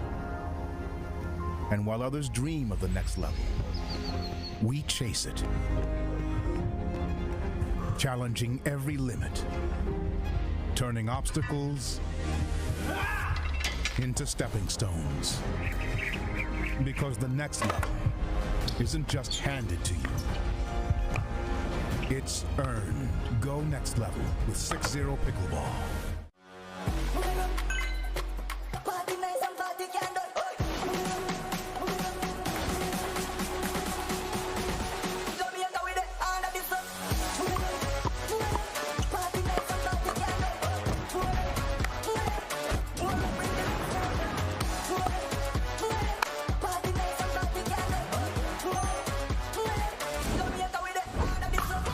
What's your DUPR? How about the intestinal fortitude of Zach Card and Ava Cavatayo facing elimination on match point? They turn that aside and then earn an opportunity for the Florida Atlantic University Owls to take this semifinal match to a dream breaker. To get there, Zach Marceau and Bella Nelson will need to defeat AJ Kawaja and Ellie Douglas. And for right now, Piercarlo Usai wondering what if. He played so spectacularly, guys, but Ava Cavatayo was the best player on the court. Yeah, Ava really impressed me in that last mixed match. She stayed rock solid the entire way. So reliable, made such smart decisions, measured aggression, and it paid off in the end. Quick start for TCU, again trying to avoid that dream breaker, advance to the championship match with the Texas Longhorns. Crowd continuing to fill in here at Peachtree Corners. Wow. Great hands from Ellie Douglas. Douglas has the lowest DUPR of the 8 in this match at 4.701, but she certainly does not play that way. No, certainly not. Her drives, her hands, her core positioning, footwork, everything we've seen so far from her has been very good. Yeah, I was going to say the thing that's impressing me the most about Douglas is her footwork, because that's what's allowing her to find the aggression from all these different parts of the court. You can't successfully drive and speed up from the midcourt if your feet aren't in the perfect position, and her positioning has been excellent. A couple of winners basically off the serve. Oh, great reset.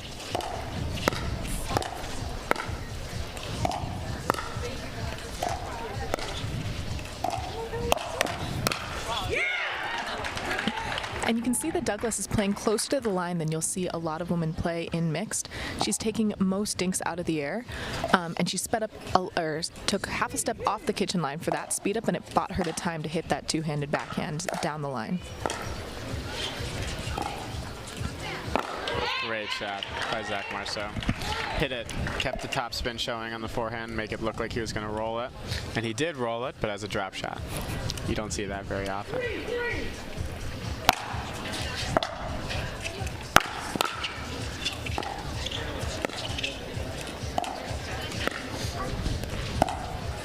Ellie Douglas pulled way out wide by Bella Nelson.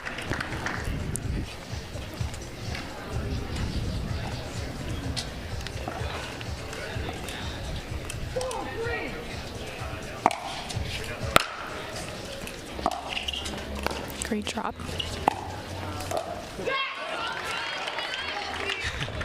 It's a very good dink by Zach Marceau. Look how low he gets right here. Yeah, that's fantastic, and pulls it all the way around his body.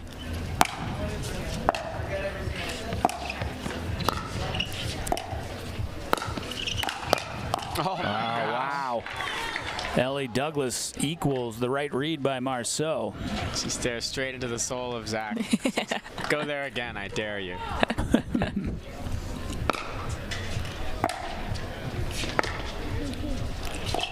Oh, what a slice drop on the backhand from Ellie Douglas. So she has a two-handed backhand slice. She has a one-handed backhand slice. She has a two-handed top spin. She's got it all? Yeah.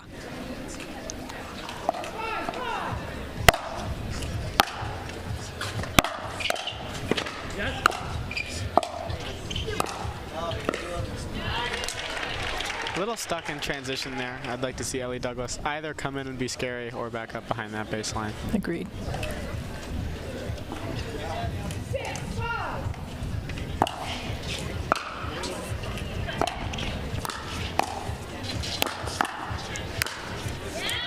Wow. Got Marceau on the defensive by going behind him with that first shot. Yeah, beautiful shots right at the feet.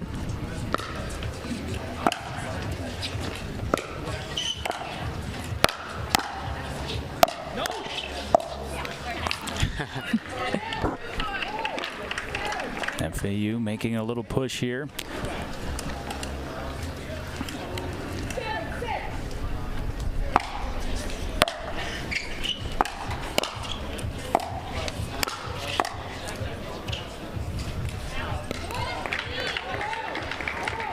It's more great aggression from the TCU team.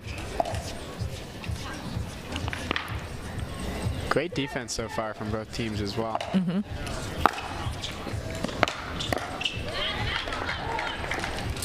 It's interesting, you don't see the female player take the backhands in the middle to drive them very often in mixed. But if I'm AJ Kawaja, I'm just fine with it if my partner is Ellie Douglas. 8-8. You just can already kind of sense that we might be getting the tension at the end of this game. Yeah.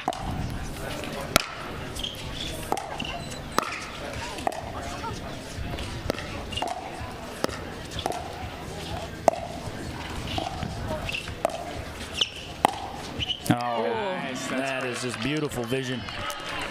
I love the down the line dinks there from Bella Nelson because the easiest place for Kawaja to go is cross court, and that really gets Marceau involved. Great return.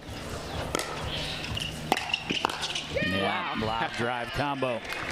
I really like that lob because I think the sun is in a not so good position for TCU right now. Some people frown on that, but we are playing for lots of money today. Frown on it and wreck. Deal with it in tournaments. Yeah.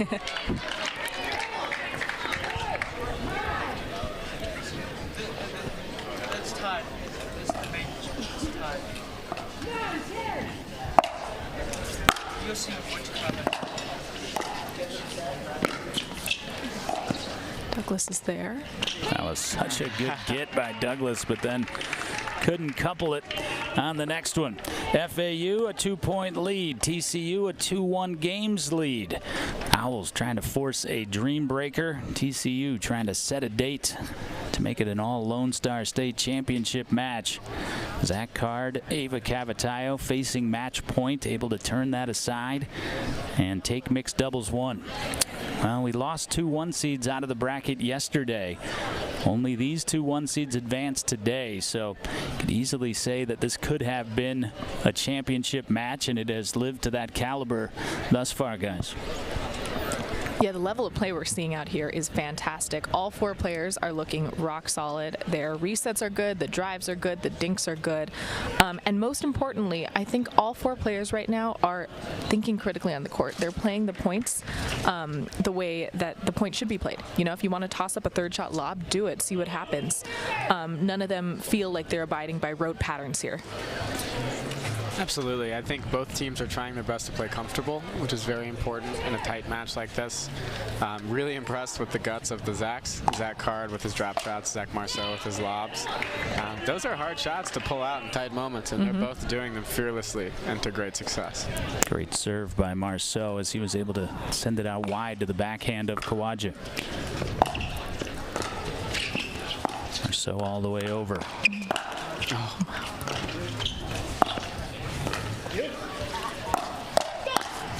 Oh, that's phenomenal teamwork right there between Marceau and Bella Nelson.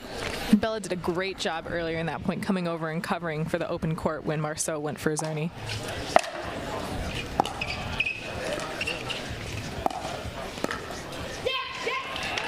Nelson taking charge on the right side for the Owls. 14-9. Yeah, you can tell she wants to be in that dinking pattern.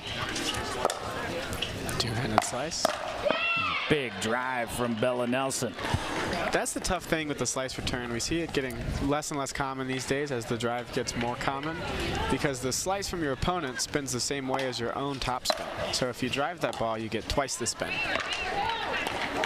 Yeah, it's been told repeatedly to me, you want to play any higher than where you're at, you got to get rid of the slice return.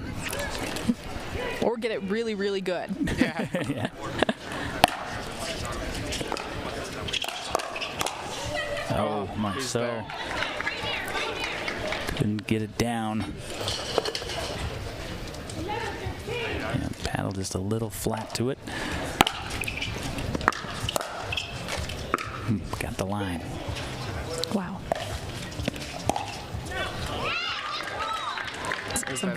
Yeah, again, tightening back up here, as we somewhat expected it to. That's the same dink we saw from Marceau that has worked really well in previous points. It's the first time we've seen him miss it.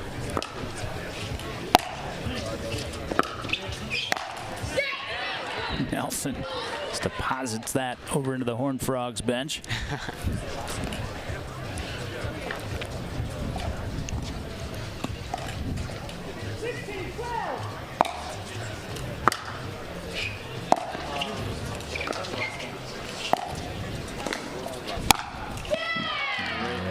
Beautiful setup by Nelson. Marceau. We saw Douglas thought she was safe because Nelson was so far off the line. Zach Marceau, sensing this, closes the gap, takes the easy forehand. Saw Marceau wagging his finger towards Nelson as if to say it's all her on that one. Yep.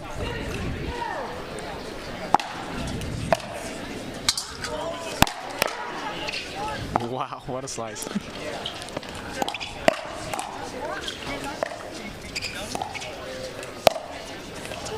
Oh, what a shot by Kawaja. Just Zach, about you're not the only one on the court who can hit that two-handed backhand roll. Hit it for a winner. Marceau just swooping in on that serve return.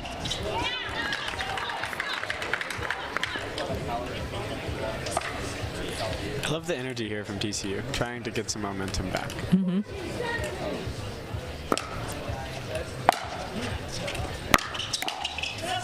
Yep, 3 similarly constructed points in a row here.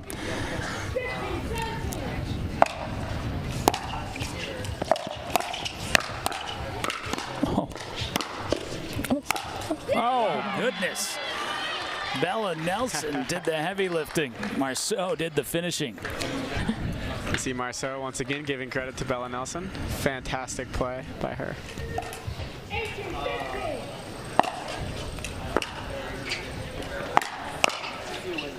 Yep, got the backspin on that volley, and it was enough to carry it deep.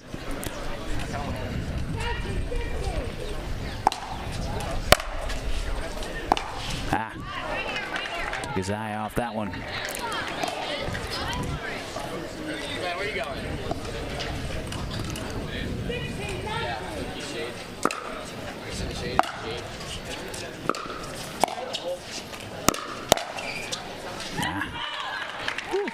Very close. And the rare third shot drop, fifth shot drive combo, but it works.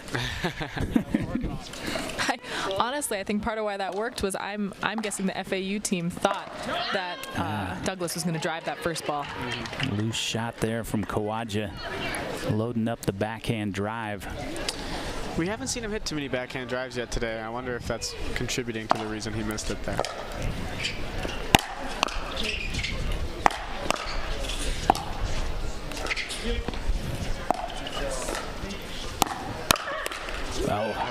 Marceau got what he wanted. Got into that fight. TCU, though, back to within a pair.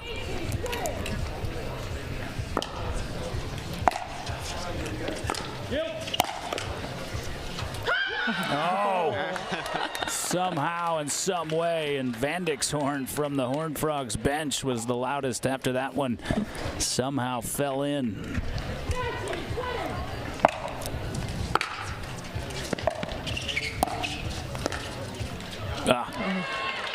And a game point again for FAU as that one sat on the tape. Marceau, moment of levity with our referees.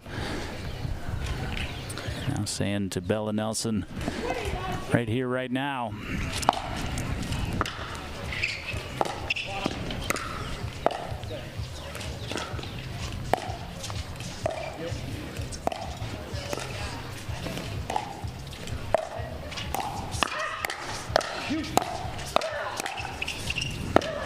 Wow.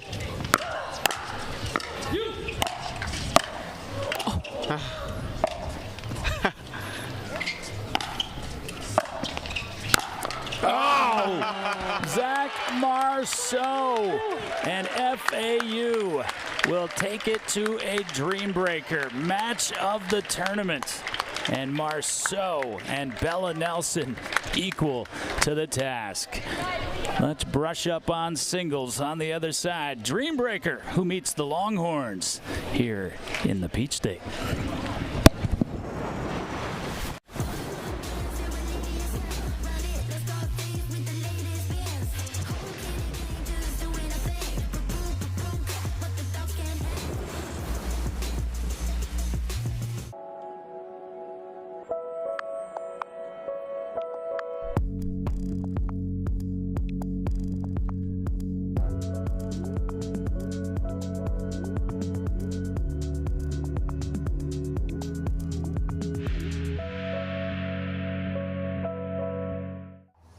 When the world sleeps, greatness rises.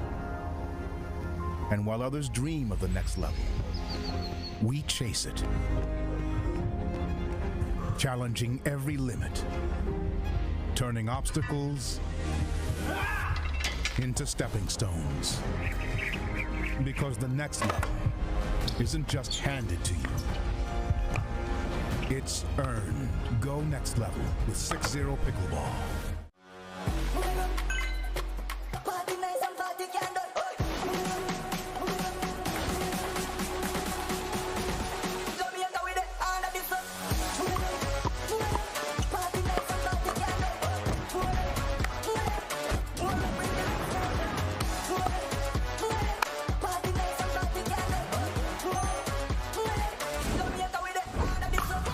What's your DUPR?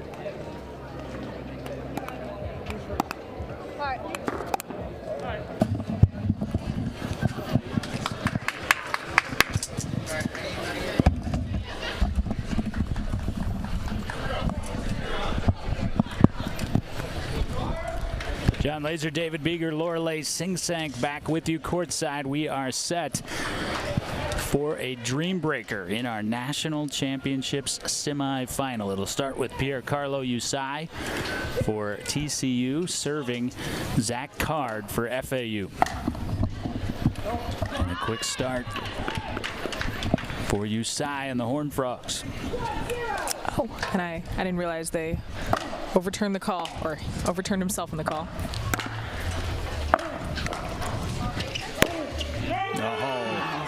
And Usai, the better of the first two.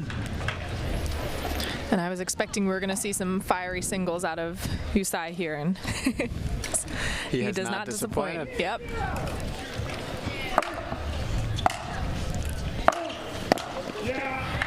All three for Piercarlo Usai. Important for Card here to salvage one. This was the MO. I'd like to see a bigger return from Zach Card here. So I actually have And that's a great start for TCU.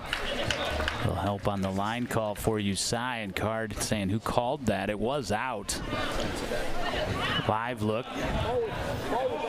But they're contesting that Usai didn't make the call early enough.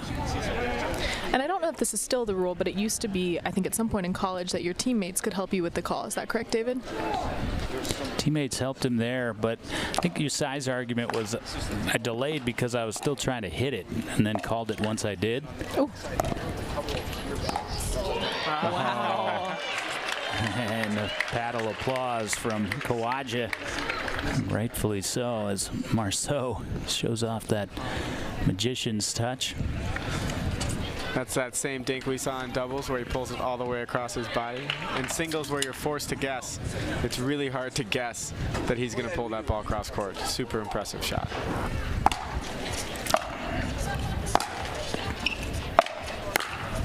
Beautiful. And Marceau trying to pull the Owls back in it.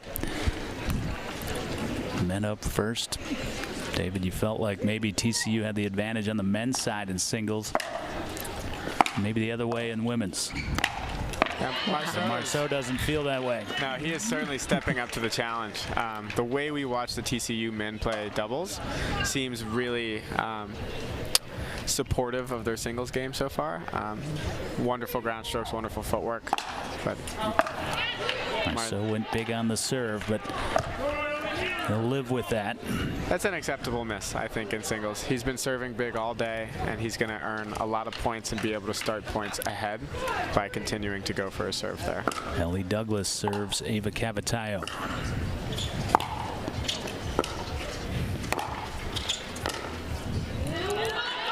Didn't get it. And I like what Ellie Douglas is looking for there, which is a low ball. That's the priority if you're trying to come up in singles. But it's tough to keep it low and in when you're hitting that slice down the line.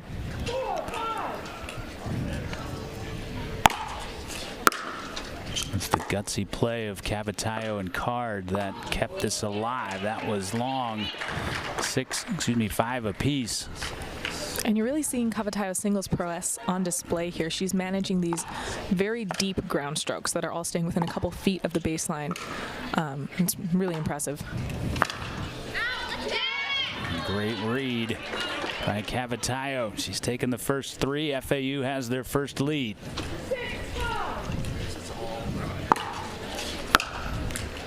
And she'll take all four, will Cavatayo.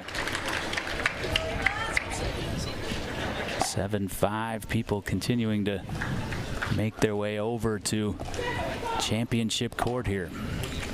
Scene developing.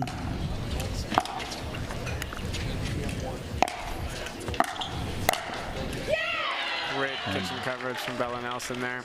Nelson continues the momentum surge after TCU got off to the very strong start.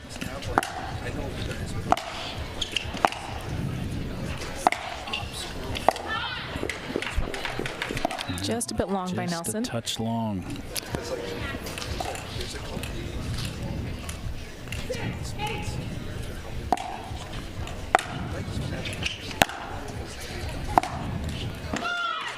7-8. Love the energy from Lily Van Dixhorn there.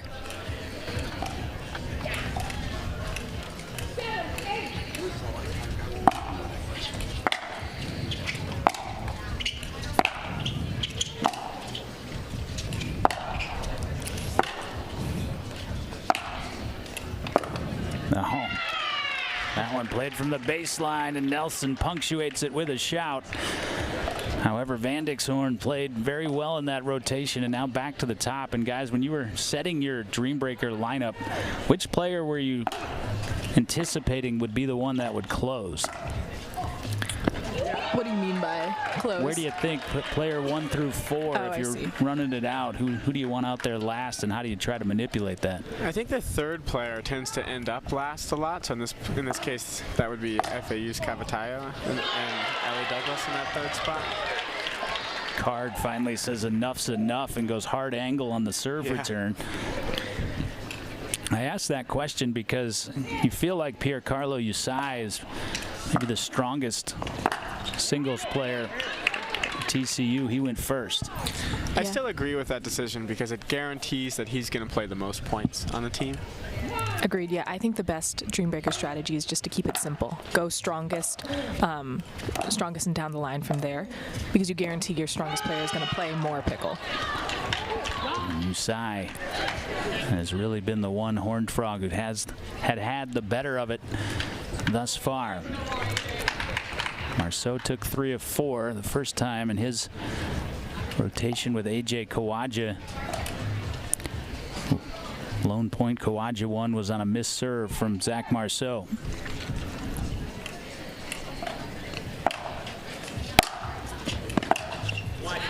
Great return from Zach Marceau. Really fearless. Marceau will flip ends, as will the benches. And you look at the ground strokes from Marceau, the way he gets wide and low with the longer frame that he has. Yeah, and the amount of power he's getting on the ball is really impressing me here. He's showing some singles chops for sure. Marceau is ready to go, but Kawaja taking his time here. Texas has had a lot of time to rest, as this has been, to the delight of everyone, a elongated semifinal. All that's allowed it to do is warm up to just an idyllic temperature here. It's absolutely perfect and stunning inside this Lifetime Peachtree Corners. Yeah, the weather today is, you couldn't ask for better pickle weather. Well, 3 of us all prayed last night over fajitas. Interesting. Oh, wow. Kawaja returns the favor. Yeah, and I don't love that shot from Marceau. He's been having so much success on his big ground strokes, and he knows that Kawaja can move enough to get to that drop shot. Yeah, Kawaja is such an athlete, it's hard to think that a drop shot when he's at the baseline will have much success.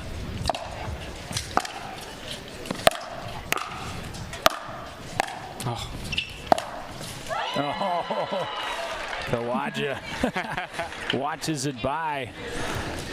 Make sure it goes in before he gives a single head nod. Painting both corners at that point.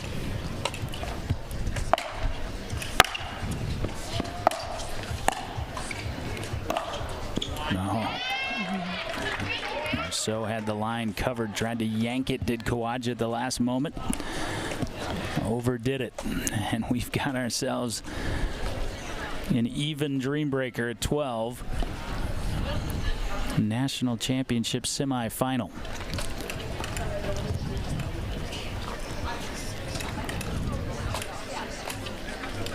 Cavatayo took all 4 from Ellie Douglas the first time through.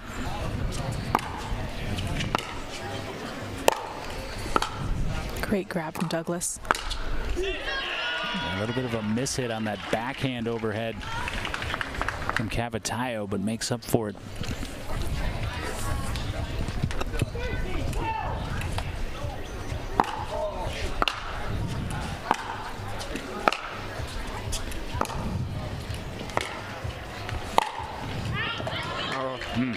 Got away with one there, Ellie Douglas did.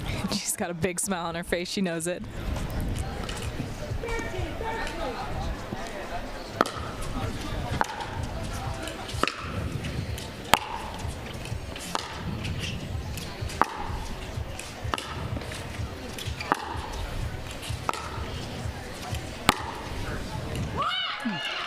A Eventually, Cavatayo misses from the baseline as both players stay back. It looked like Douglas was thinking about coming in there. I'm a little surprised she didn't, but I think she's trusting her baseline game enough that she doesn't want to risk getting passed at the kitchen. Cavatayo comes in there to her detriment. 3 out of 4 the other way for Ellie Douglas, who has been so impressive in this semifinal match. Now Lily Vandixhorn.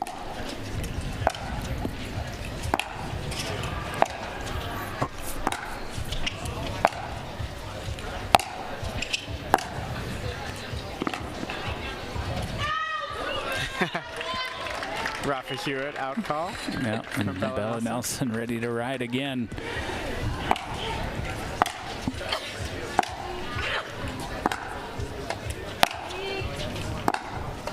That's it.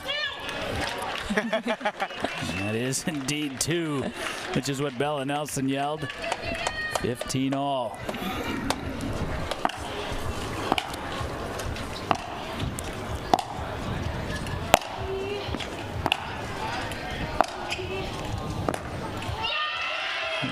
Bella Nelson is locked in for this rotation. We hear the grunts while she's playing, the personality between the points.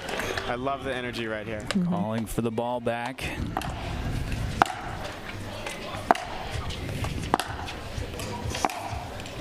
Doesn't get all 4 though, and we remain tied as Vandixhorn salvages the final point. And again, it's so important in a dream breaker to get your teammates the serve, especially if you're dealing with the serve of Usai, who's been really putting a lot on it. Timeout taken by FAU here to gather themselves as we'll play a sprint essentially to 5, maybe beyond.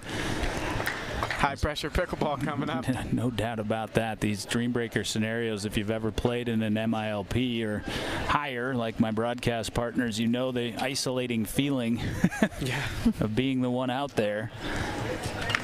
Generally, whoever thrives the most on that pressure will be victorious. I used to say the loneliest place in the world was the pitcher's mound at Yankee Stadium. Yeah.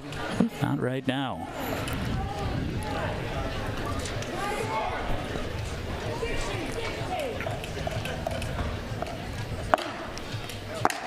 No, and Card trying to hit that while advancing up. Launched it.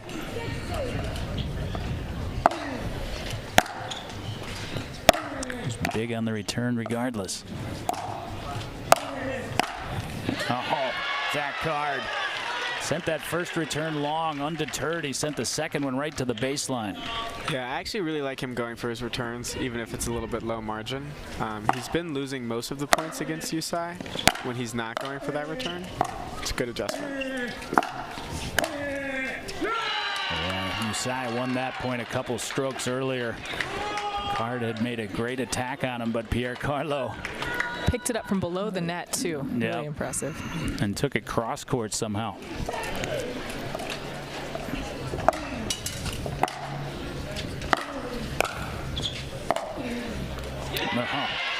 That's all you needed from Card, I think, if you're FAU. Yeah. Absolutely. Wanted on the paddle of Marceau, and it is. AJ Kawaja for TCU. Wow.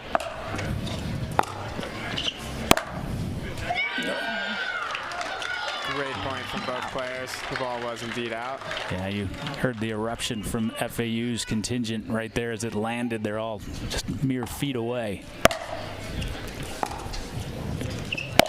Wow. Oh, and that call overturned. Marceau initially called it wide. Ooh. Close on the broadcast replay. Now he's apologizing. The ref over there immediately overturned. And this is the luxury of having the second ref, is another set of eyes on the lines.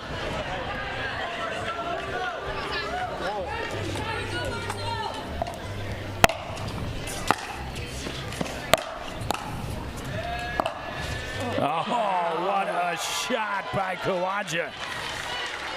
Marceau had to protect the line.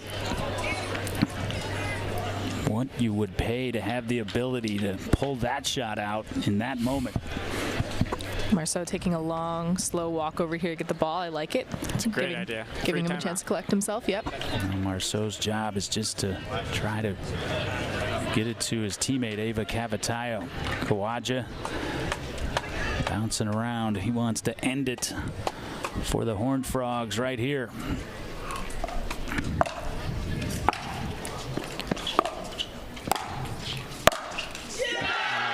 Not done.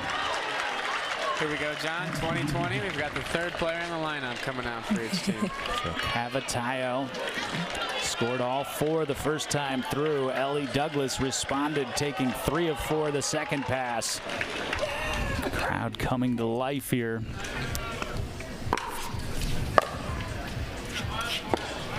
Great return right on the line. Looks like it skidded a little bit off the line. Skidded off the paint.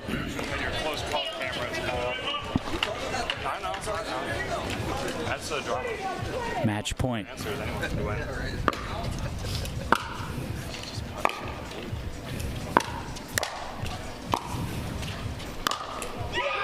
And it will be an all Lone Star State final as the Horned Frogs, in a dramatic dream breaker, prevail over FAU.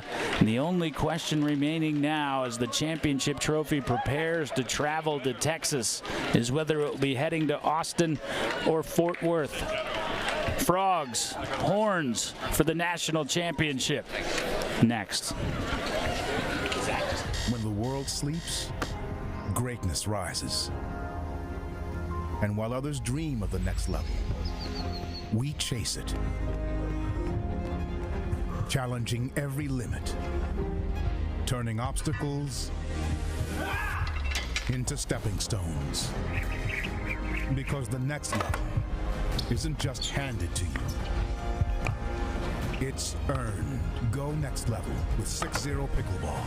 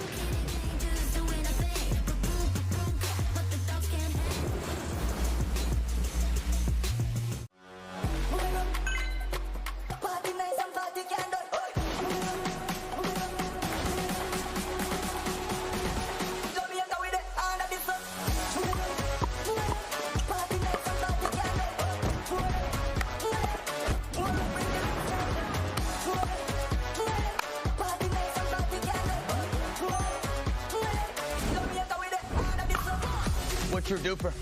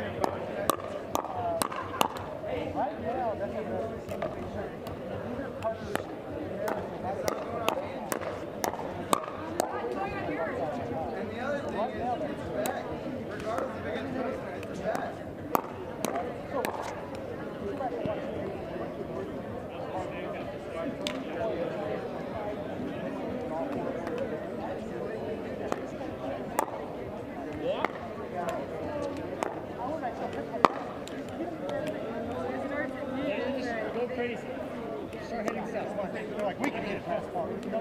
Yeah, like that. Just go crazy. Yep. Yep. Yep.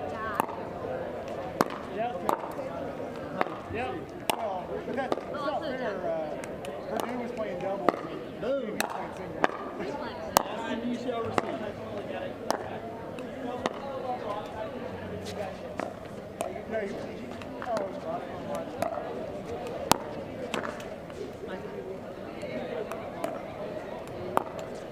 No, we were joking about last night. Ryan, you need to come here and lie here like this line. And I said, he goes, do I have to play doubles? I said, yeah, I get that. He goes, do I have to play with the other person on the court? I'm good. So.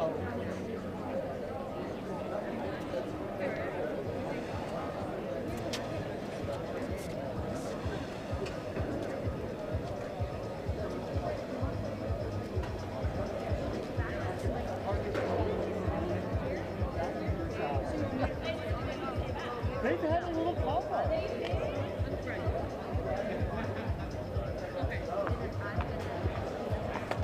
You ready for a coin toss? Okay. I am. All right. Okay, I'm looking to do something like that. TCU. We're getting ready to do a coin toss. Hey, Jack. Jack. 12, 10 minutes. Eli. Oh, Jack. No, coin toss. You don't want to warm up? Get close. Yeah. That's my job, man. I got my job. Yeah, I'm trying to keep Maris in line. That's the only thing I do. All right, guys. Congratulations on making the finals. It's really exciting. All so, you guys are the higher seeds. You recall Air. You need to recall. I'm sorry, I put it wrong. You guys are. Yeah. You guys, you want to talk? No. You're going to talk? Okay. I think they get the same prize money, but there is an actual, like, third place. Who's 6-year-old? Wait. I'm not sure. Good luck, everyone. Hey, Gail,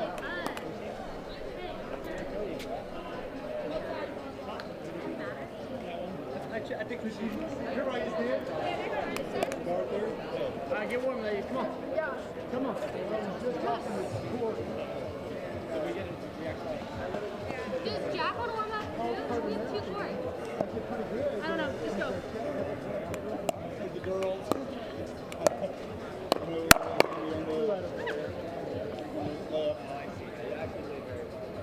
Her girls are crazy.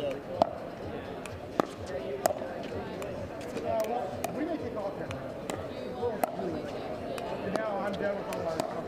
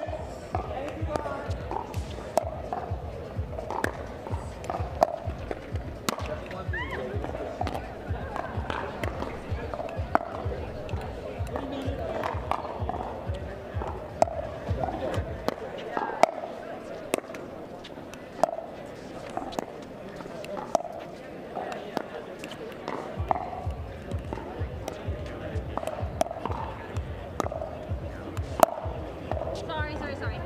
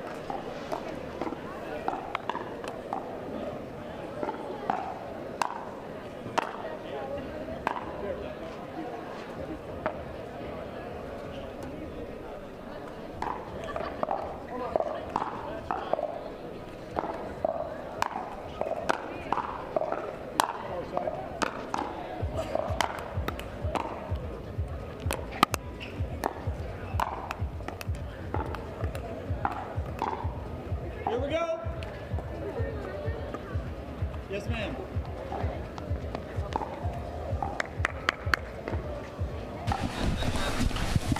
All right, it is go time in Peachtree Corners, Georgia. Lifetime Peachtree will host and crown a national champion here in just a matter of moments. We have reached the championship match. John Laser, David Beeger, Lorelei Singsank. The champion will hail from the great state of Texas. We know that. TCU Horned Frogs and Texas Longhorns. Texas has been waiting a while. TCU all the way through that dream breaker to best FAU. Who you like and why in this championship match, guys? I think that at least at the start, TCU's got to have the edge because they're coming out hot. They just gained a lot of momentum from that dream breaker, and we saw these two women upset their previous matchup right before this, and I think that kind of momentum is just huge. Yeah, you see it right out the gate there. Yeah, big swing to get it started for Ellie Douglas. Yeah, they did upset Cavatayo and Bella Nelson from FAU. Did so pretty emphatically as well.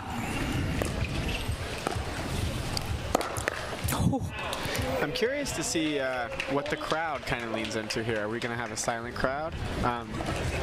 Because there aren't very many TCU or Texas specific fans left in the crowd, but we've got a lot of spectators. So I'm curious if a fan favorite will emerge. A lot of times that fan favorite will just be drama, so potentially they'll start rooting for whoever gets down in this match. Zoya Khan and Natalie Liu for the Longhorns. Douglas and Van Dixhorn for the Horned Frogs.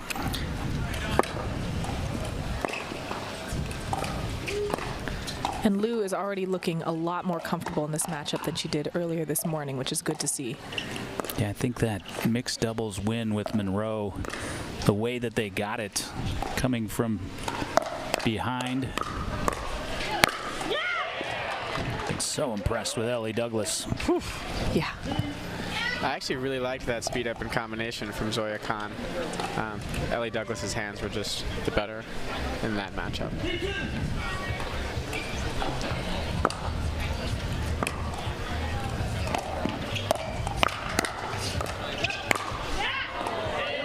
And Lou would love to see that one again.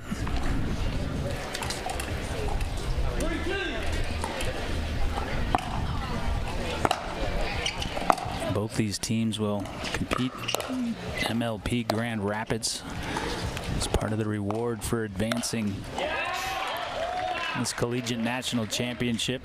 Winning program, $15,000. Second place, runner-up, $5,000. 40,000 plus on the line this weekend. But it's for so much more than that, guys. As you know, being known forever as a national champion, it's a pretty cool deal. It is pretty cool.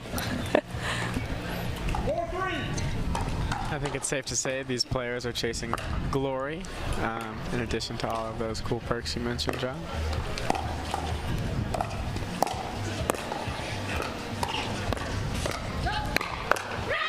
Well done from Lou. Yeah. I'm loving the aggression I'm seeing out of her. She's pulling on the right balls right now, and her hand speed is there to back up any ball that does come back. Zoya Khan with the serve.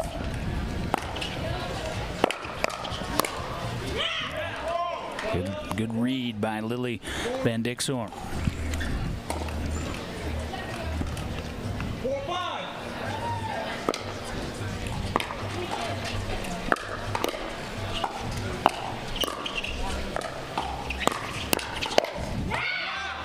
I love the forward momentum I'm seeing from the Texas team, sorry, I should say the TCU team here. Especially Douglas is doing a great job of driving and crashing on her own ball. Van Dixhoorn short on that drive.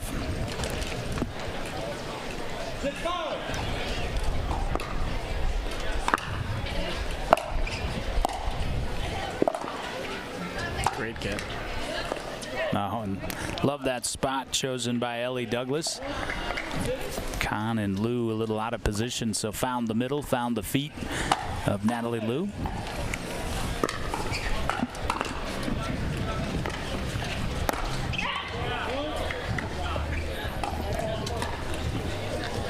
I think we've seen TCU step up to the challenge of some of these speed ups from Texas, and now it's making Texas Austin push some balls maybe they shouldn't, or try to be too perfect. I'd really like to see them settle back into their earlier patterns, controlled aggression. 7-all, Zoya Khan. Nice deep return from Van Dixhoorn. There's just a little bit of wind here, and I'm wondering if that's played a role in the two missed thirds that we've seen.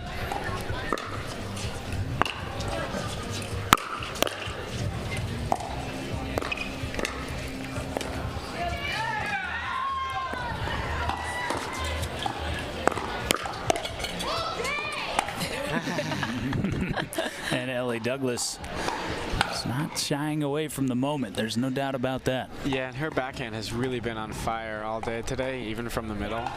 If I'm Texas Austin, I think I might try to pick a different target. There we see that backhand again from Ellie Douglas, trademarked at this point.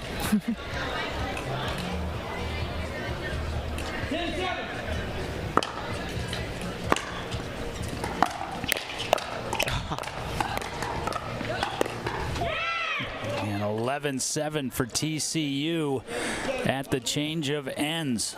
So TCU continuing their strong play, coming off that emotional and dramatic Dreambreaker victory in the semifinals to advance here to the finals. We'll see if they can't continue that as we look at the bracket. Started this morning with the quarterfinals. Grand Canyon University bested Indiana to get a shot at Texas. Had Texas down 2-0 after Texas took out the defending champs, Utah Tech. But Texas responded with wins in mixed doubles both ways.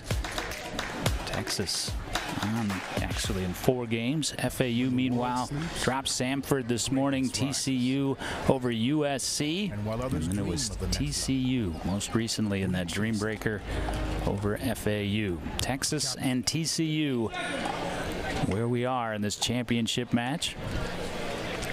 Jack Monroe, Eli Trumeter be on the men's side for Texas against Usai and Kawaja for the Horned Frogs. Uncharacteristic miss there off the side switch. Yeah, we haven't seen her miss that backhand.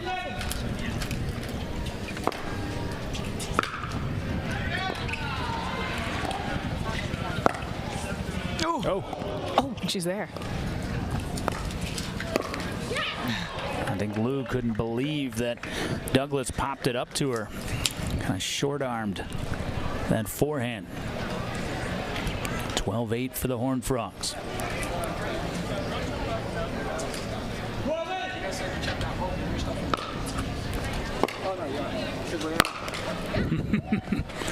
Lunging start for Douglas, and the eyes got a little too big. Yeah. I don't mind that she's looking for the drive there. I might just take a little bit off. Love the big serve. Oh, Douglas somehow got out of the way. She was just trying to duck and cover. Khan caught the tape. And you can see, I'm wondering if the UT Austin girls are getting a little bit caught off guard by some of the pace, because both of them are getting handcuffed on some of those fast shots. They're not clearing their body to get a full extension on their forehand or their backhand. And I'd like to see a little bit more footwork to get them into position for those shots, because when they're making clean contact, they're winning the points. I agree, Coach Lorelei.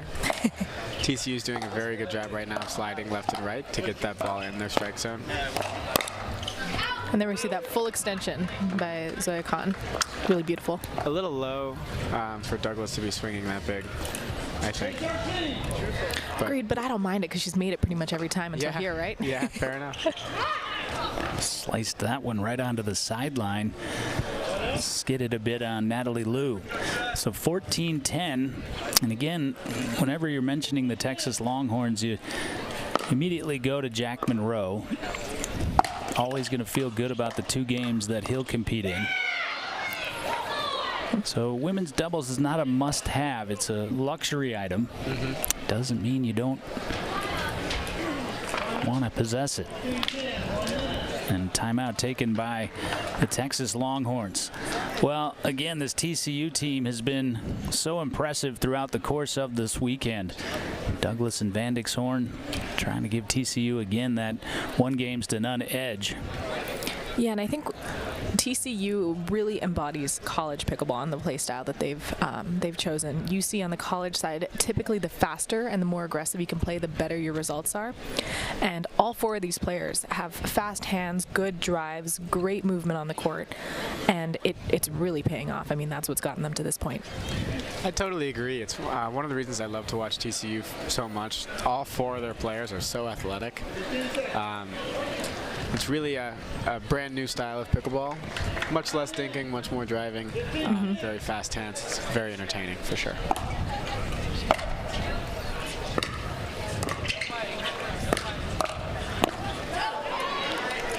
Flat with the paddle for Van Dixhoorn.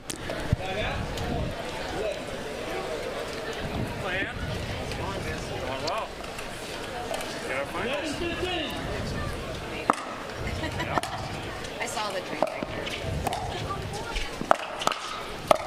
No, repelled by Douglas. What I love about Douglas's game here is her initial speed-ups are great, but her counters are even better. She's so on every ball that's coming her direction. Challenger.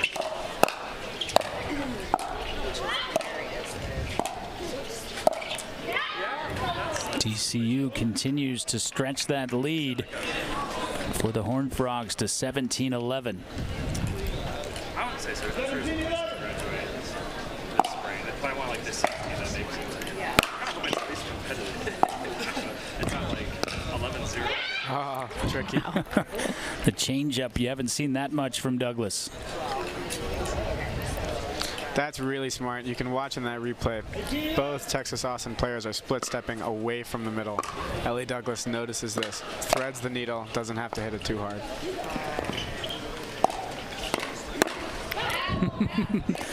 Van Dixhorn tried to hit that one hard. Just a little too on the ball.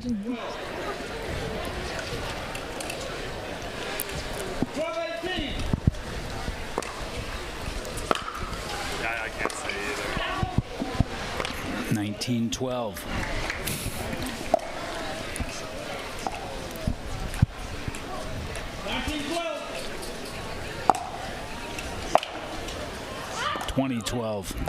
Everything going right for TCU here. Like the first matchup. Exuding confidence on the purple side. It's just gonna have to try to create that high spot, you know? UT Austin manages to fend off the fire for now. Yeah, a couple of back-to-back rips at it from Douglas. Turned aside.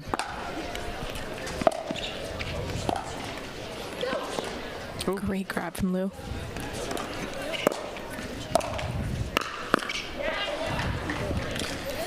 Off balance though, and another game point for TCU.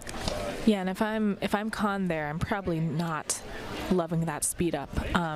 Against a player with a weaker counter, it might have made sense, but knowing that Douglas has the ability to crank that initial counter, it's a little bit scary to be doing that from off the line. Excellent return from Lou though. Texas trying to climb back in it here in women's doubles.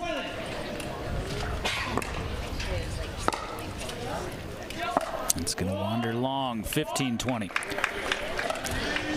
With this freeze in play, sometimes all you need is a couple points to get enough momentum to bring it back all the way. And they've gotten more than a couple, have the Longhorns, but miscommunication there, and another game point opportunity to seal women's doubles for TCU. 2015. That was long, and that will do it as TCU takes game one. Horned Frog women put TCU out in front 1-0. Jack Monroe and Eli Trumeter try to respond for the Longhorns. National championship soon to be decided here in Peachtree Corners.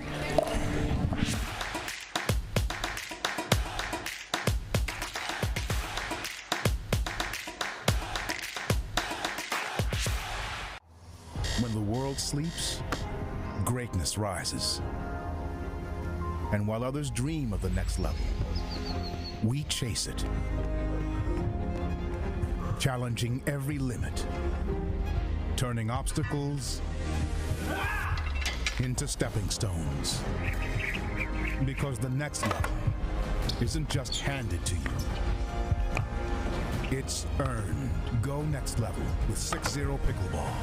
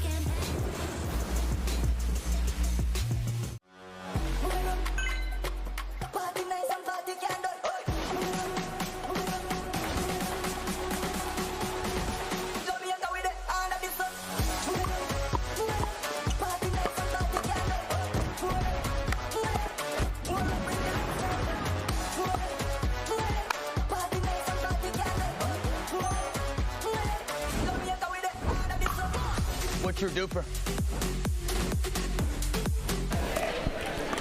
DUPR Collegiate National Championships proudly hosted here in Peachtree Corners, Georgia by Lifetime. John Laser, David Beeger, Lorelei Sing-Sang back with you courtside of our championship court. Boxcar on the production and doing a sensational job, as is always the case. And the TCU women guys doing a sensational job as well. They have played very confidently, claiming their games in both the semifinals, now here the finals as well.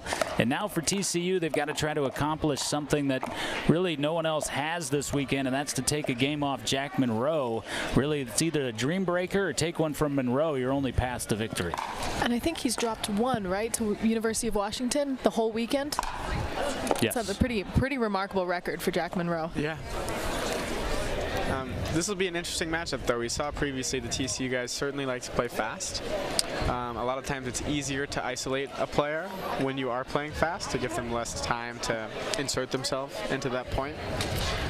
But we've seen Trumeter handle all the speed thrown at him so far, and Jack certainly can as well. So I'm interested to see if that strategy works for TCU and whether or not they'll have to make any adjustments. Yeah, and you've got to give some credit to Trumeter. It can be stressful to be in that position of playing with a player you know your opponents do not want to hit the ball to, and knowing that you're going to be dealing with 90% of the balls, and he has really risen to the occasion. Absolutely. We'll get started with the serve of AJ Kawaja, right side player for TCU, and Jack Monroe puts away the game's first point. It's Monroe on the right for the Longhorns. Eli Trumeter with the serve off 1-0. And Trumeter not afraid to mix it up either. I'd like to see the TCU men here be very intentional about getting all the way up to the line. You saw that AJ Kawaja there got stuck a couple feet back, and I think that had a role to play in the missed ball.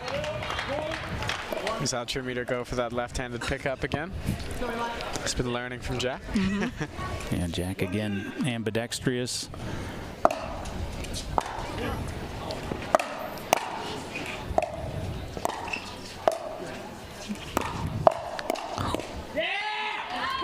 Monroe cleaned it up there. Kawaja had done a nice job of getting the paddle into the body, keep the point alive. Yeah, those are some impressive drops and counters from Kawaja, but just too much from Jack Monroe. 31.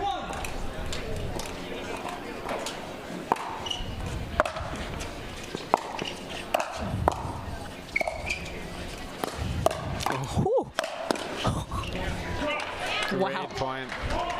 A scorpion there in the middle from Kawaja. Yeah. Woo, look at that. Is that a scorpion? I actually don't know what I would count that from the side of the head there. Half scorpion? I'm calling it a scorpion. All right. Whatever it was athletic. True. Yeah.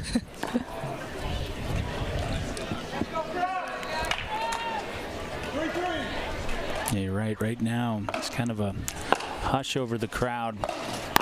Don't necessarily have a defined rooting interest.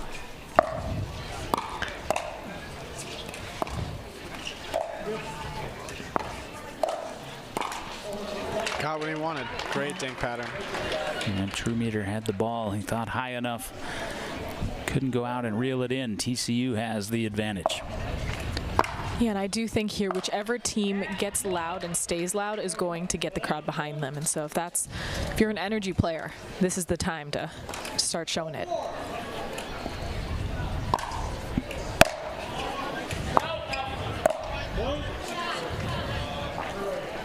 Turn error from Kawaja.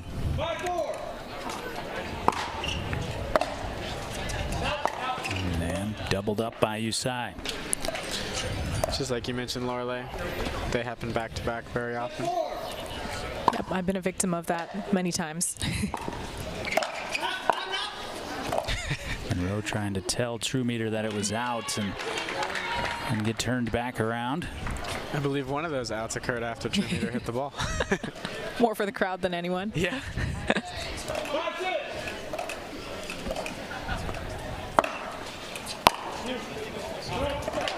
I'll sail long. It's two-handed, but the backspin slice.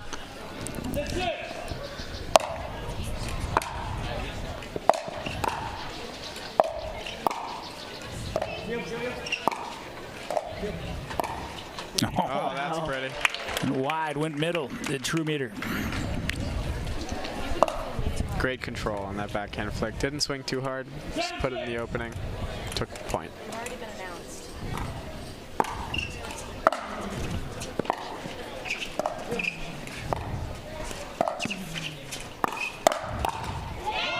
And that time tried to follow the similar pattern, and Pierre-Carlo Usai was sitting on it. Yeah, really beautiful slide to cover that forehand, or use that forehand to cover the open middle, rather. Yeah, we've seen Usai make adjustments to where players like to speed up a lot today. Happened with that inside-out ball that Zach Card was hitting down his line. He adjusted to that, sat on the backhand. Great adjustment there to cover the middle. And again, neither of these teams trying to supply the energy. A lot of sun out here on championship court.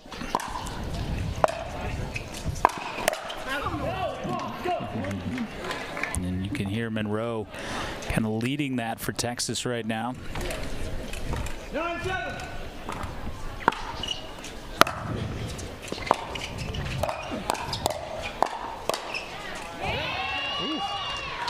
There we go, a little noise for the TCU Kawaja. guys.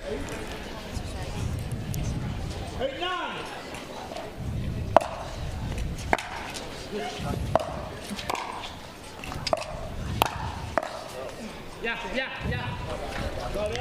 And I wish on those thirds, they weren't bad drops, but both of the TCU guys came in a couple steps inside of the baseline. And I think that's what made that third shot drop so hard to execute. Oh, Monroe nearly dug that out. But Usai collects the 9th point for the Horned Frogs.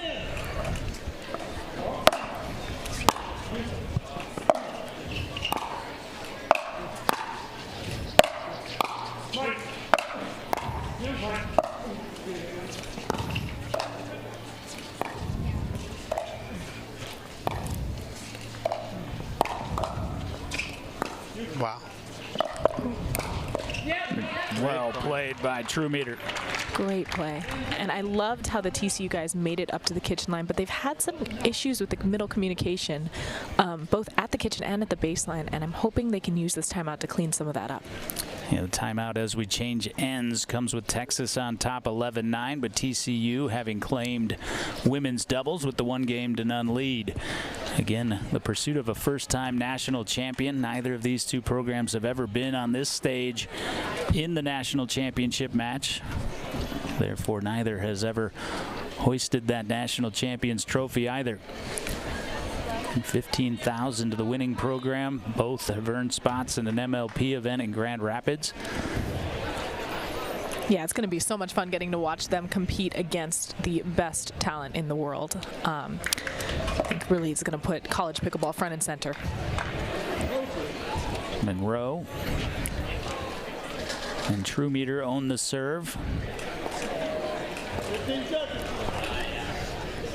What do you think TCU can change here, Lorelai? I think if they focus on getting from, well, and on their serve at least, moving in a more organized fashion, waiting for a good drop, getting at least halfway up to the kitchen rather than a little bit inside. And then once they're at the kitchen, trying to really hold that line and not back up. I agree. It seems like they've backed up a lot when they get uncomfortable. And a lot of times all that does is make it easier for your opponents to find your feet. And they both have such good hands. Yeah, I agree. Nice. Nice grab. Yeah. Trumeter. Sneaky. Disguising that shot so wonderfully. And you can see part of the issue there was AJ Kawaja's positioning. He was about 3 feet off the kitchen, and it gave Trumeter a lot of different targets. Yeah, Trumeter half a beat late. 11-12.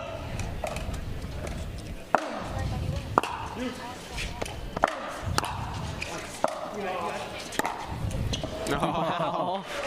Possible angle from Trumeter. As we expected, you're hearing the name Trumeter a lot as TCU shades to his side. Playing wonderfully thus far. It looks like Jack is perfectly content to let True Meter win these points for him too, and it's working. Yeah.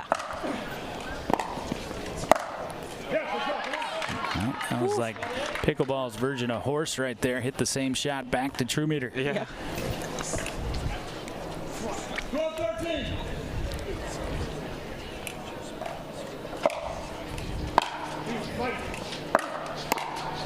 And we're even. Some great energy there. See if Monroe now doesn't try to forcefully insert himself into this men's doubles game. As he did in mixed doubles, he just kind of took over at the end in the semifinals. 14-13. Sometimes it can be awkward to give up that left side as a guy because your instincts kind of train you to play big from the left. So it'll be interesting to see what Eli can do from that side. Ooh.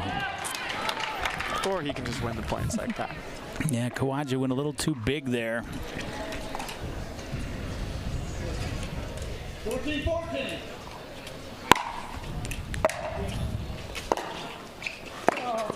Oof.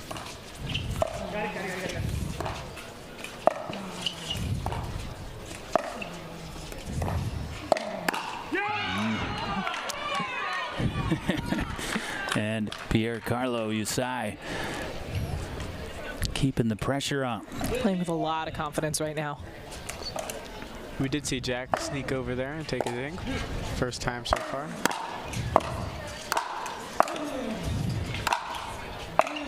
No. Left-handed overhand from Jack Monroe. 15-15.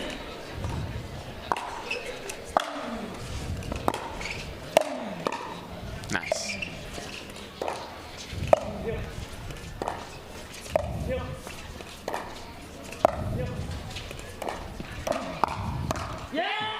That is some world-class defense from Monroe there. That was a sneaky shot by Usai.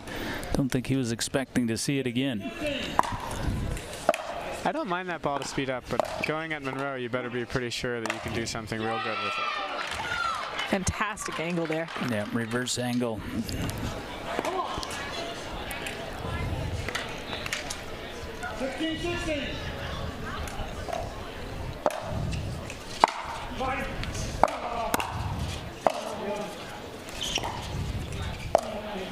Yeah. And to scrape it up. Usai couldn't do so. 17-16. 17-16. Serve for Eli Truemeter.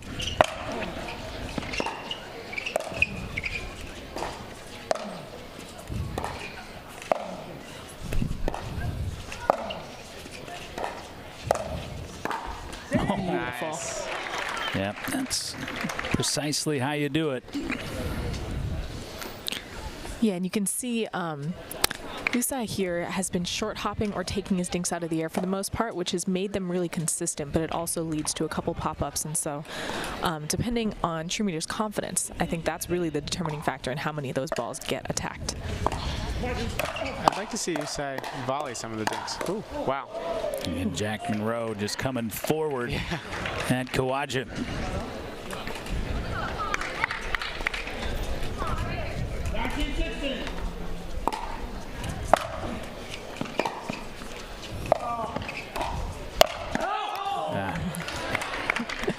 Knew it was out, couldn't get out of the way. 17-19, back to the serve of Pierre-Carlo Usai. 17-19.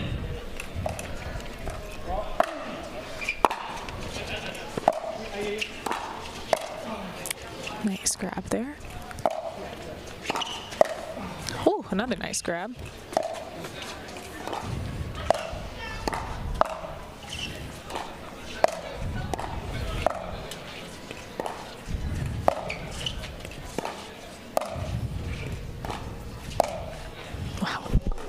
Oh, this is so well done by Usai. So solid.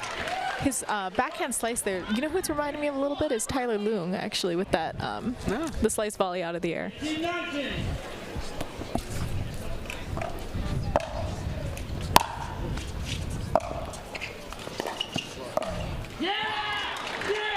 Trumeter earns it right back. It's a great switch up on the spot on the dinks. He hasn't gone inside foot on Usai, I think, this whole game.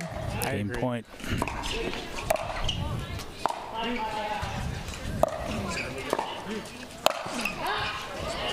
That is long, and we are even at a game apiece as the Longhorns turn back the Horned Frogs in men's doubles, so unable in their first opportunity to take a game from Jack Monroe. How will they roll out mixed doubles as we're even at a game apiece? Will it be Monroe up first? We'll find out after this brief timeout.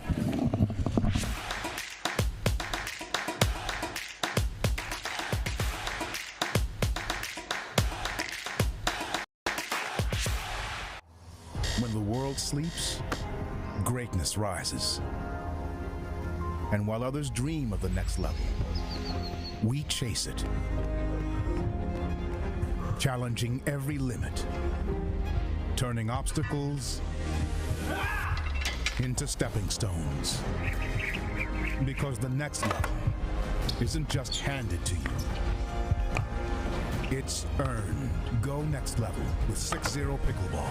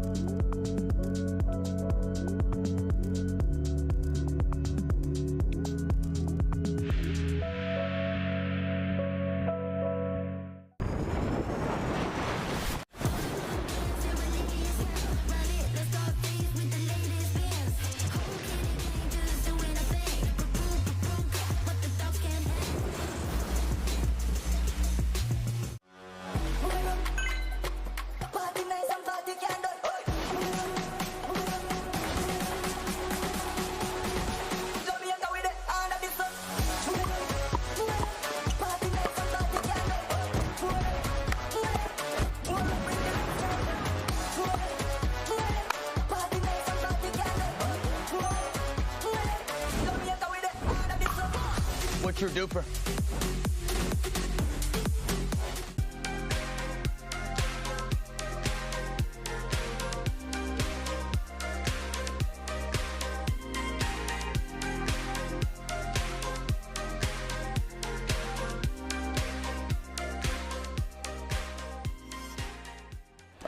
Lifetime Peachtree Corners, enjoying that overhead view of the spectacular pickleball and tennis facility, and what a spectacular weekend it has been as we've whittled down from 64 teams to just 2, both from the Lone Star State of Texas, the Austin-based Texas Longhorns, and the Fort Worth-based TCU Horned Frogs. TCU took women's doubles.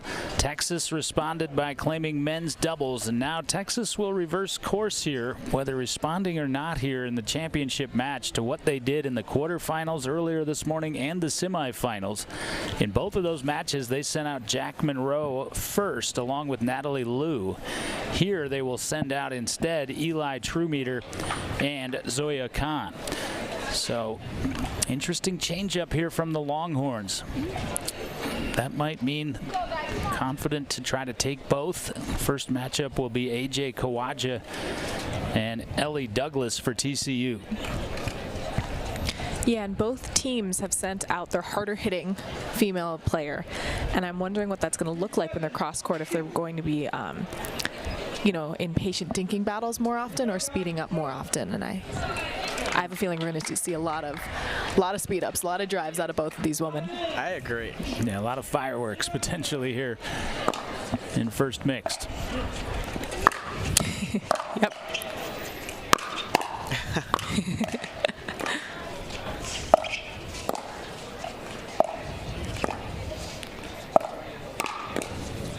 Oh. Trumeter couldn't quite get it down.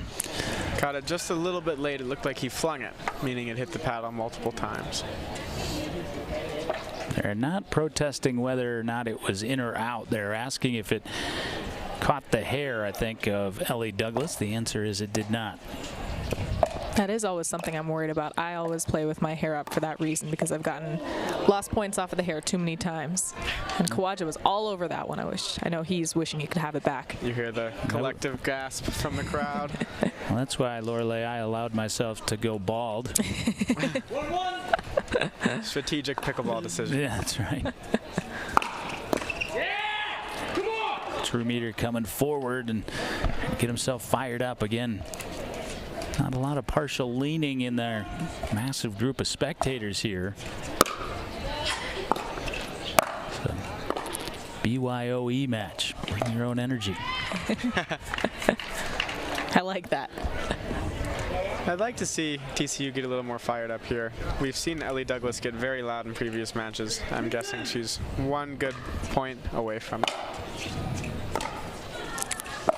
Oh, great slice drop off the backhand by Ellie Douglas. Beautifully executed. She almost faked the drive there. Yeah, you don't see an inside-out backhand slice drop very often.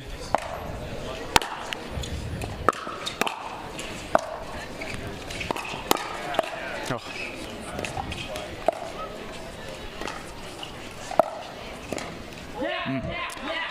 And Kahn gets it right back for Texas.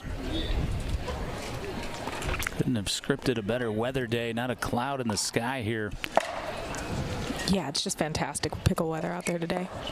Ooh, and that is a beautiful shot from Kawaja. Aggressive and low. Great combination. 4-3.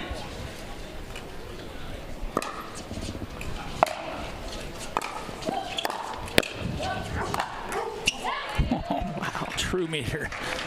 He's shown us that angle a number of times.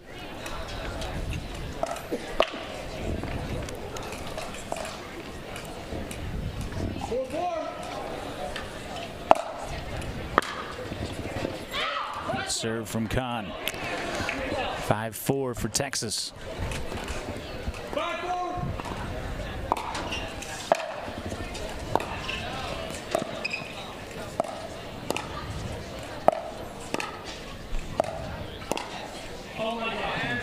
Third consecutive dink that Douglas took out of the air. Finds the net. I like those dinks from Zoya. It doesn't look like Ellie Douglas is super comfortable speeding those up, even though they are yellow. And if she's not going to speed up, it makes it a very hard ball to dink. Trumeter cranked that one up big. 5-6.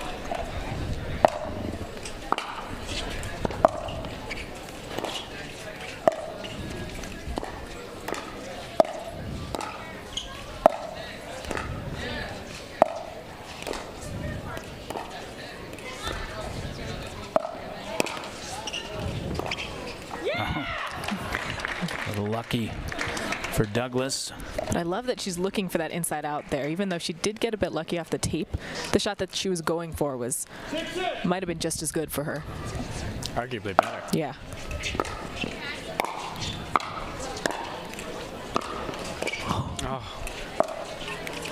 Oh. Trumeter. Tape don't fail me now. 7-6.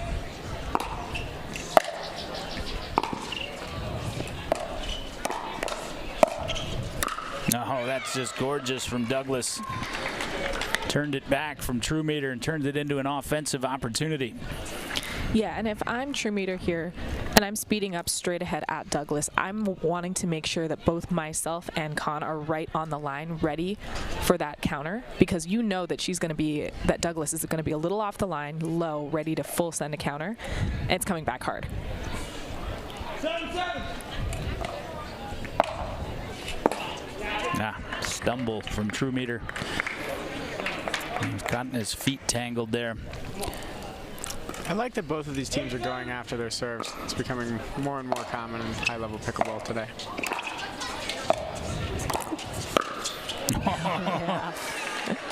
And chum to the Sharks right there. Douglas playing the role of shark. Beautiful poach. 9-7.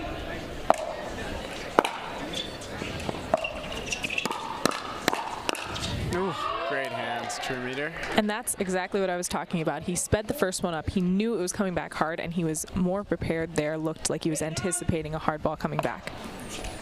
Exactly. He sped up expecting the 1-2 combo.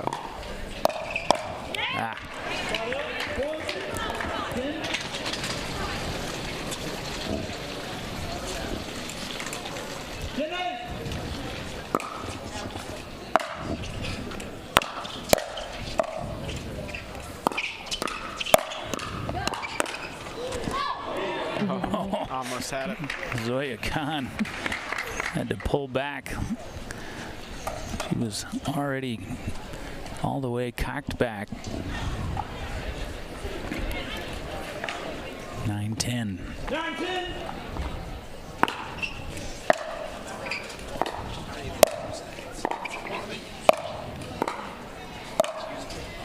Oh, unforced error from Kawaja.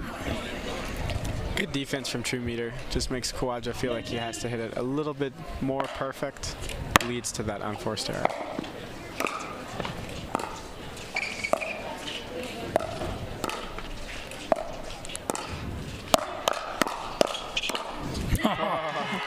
Both Khan and True Meter getting a few passes at it as they take it to 11 first, as Texas and TCU tussling to see who will hold that edge. And for TCU, it's win this game or have to take one from Jack Monroe in second mixed. And these two teams really felt hard to decide who had the favorites role coming in, and it's played that way thus far. Yeah, something that I'm seeing that might spell some trouble for TCU is that it looks like the UT Austin team here is getting more accustomed to Douglas's counters in the net. She's doing a really good job of getting low and getting a lot of pace in the ball, but the problem if you're standing a couple feet off the line and full sending a counter that's already low in your body is that you have to swing at minimum flat and often up on the ball. And now that they're dealing with that pace a little bit better, if she can't start getting the ball down more, they might be in some trouble. We see Ron, our head ref, cracking open a Rain energy drink. Rainstorm, clean energy. They've been omnipresent throughout the course of these national championships. Beautiful hats being supplied by friends at Osaka. C&D Pickleball Nets, a big sponsor as well of this collegiate pickleball tour and national championships. Yeah, Zoya! Oh, yeah! True Meter yelling, yeah, Zoya. Trying to get the crowd going. Yeah. There we go. And pulled in some fans of other teams. That's what we like to see. And getting loud and louder, and True Meter trying to get the crowd going. I love the showmanship. Having the crowd behind you is such a weapon in college pickleball.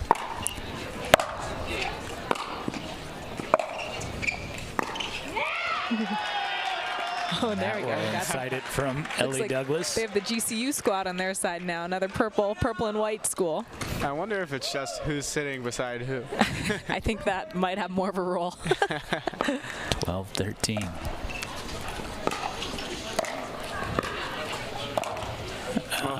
Douglas was back. And the crowd doesn't care if it's a let cord. They're fired up regardless. Texas has USC on their side. TCU has GCU on theirs. Oh, cross body and behind Kawaja. And a little strutting from Zoya Khan, and all of a sudden this was kind of quiet, quiet, quiet, and then party time on this run for the Longhorns, and you love to see it as this, like I say, environment is just so perfect. These courts dug out in a stadium effect. Concrete amphitheater created by the way the bleachers are constructed here. Everyone basking in the sun. It's not a sun that's making it uncomfortable by any means. Ron getting another sip of his Rainstorm clean energy. David's busy tracking his caffeine intake. Working on a potential sponsorship. 15-12.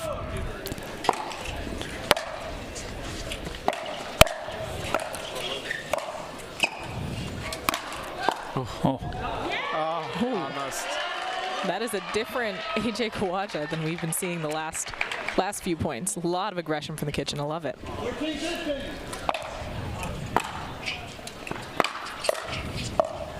Beautiful pickup there. Wow. No. Great. True Meter is back and forth and back again.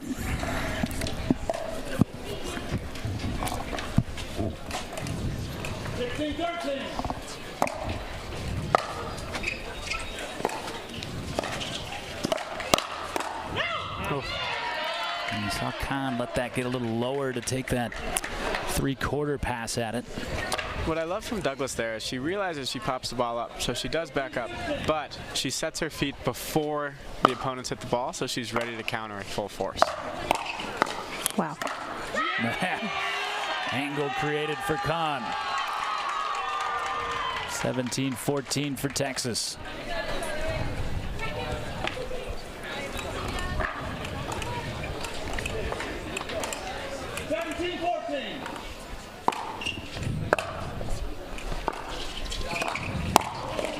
Oh, right at the hem. I was surprised Trumeter went changeup, and so was Kawaja. Yep. Looked like he was going to load for that big drive. 18-14. That's such a tough ball at your hip because you don't know whether you should cover it with a forehand or a backhand. We saw Kawaja try to step out of the way to get a forehand paddle on it, but it's a really hard adjustment to make quickly. 18-14.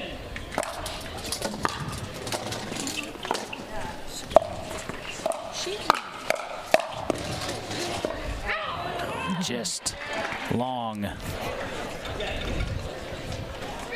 15-18.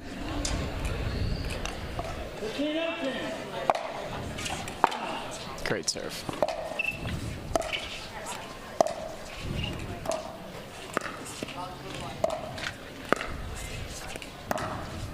Oh, had the alley, but a little too zesty from Zoya Khan. Great leave by TCU. Yeah. Only a few inches out, but they knew it the whole way.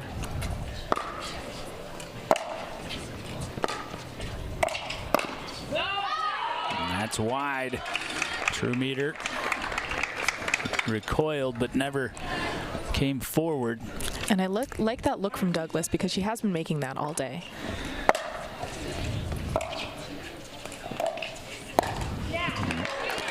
Trumeter jumped a little early.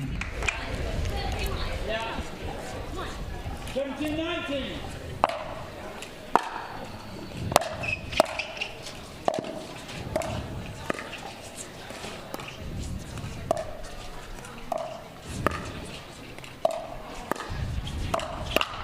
Oh, and Ellie Douglas lying in wait. You can tell that's her favorite shot. Yeah. Beautiful slide to the right to make space for that backhand from Texas going to take a timeout, and Jack Monroe acting as captain. And guys, just a little more patient maybe. Yeah, and I think Texas has a lot of opportunities here in that TCU has not done a great job of getting to the kitchen on their serve. Sometimes they're getting all the way up there, but a lot of times they're a little bit staggered. And if Texas can continue to keep the ball at their feet and aim for the empty space, make a move in the midcourt, I think they're going to have some good results.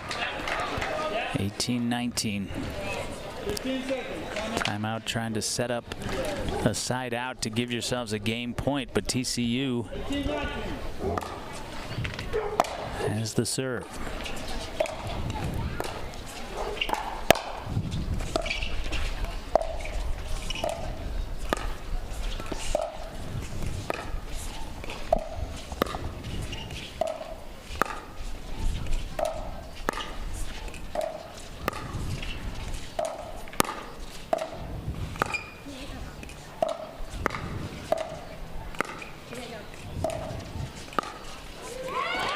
Both players keeping the pressure on. That was some scintillating pickleball right there.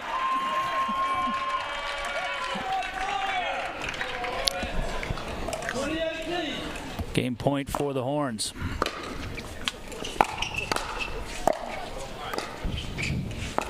Lefty.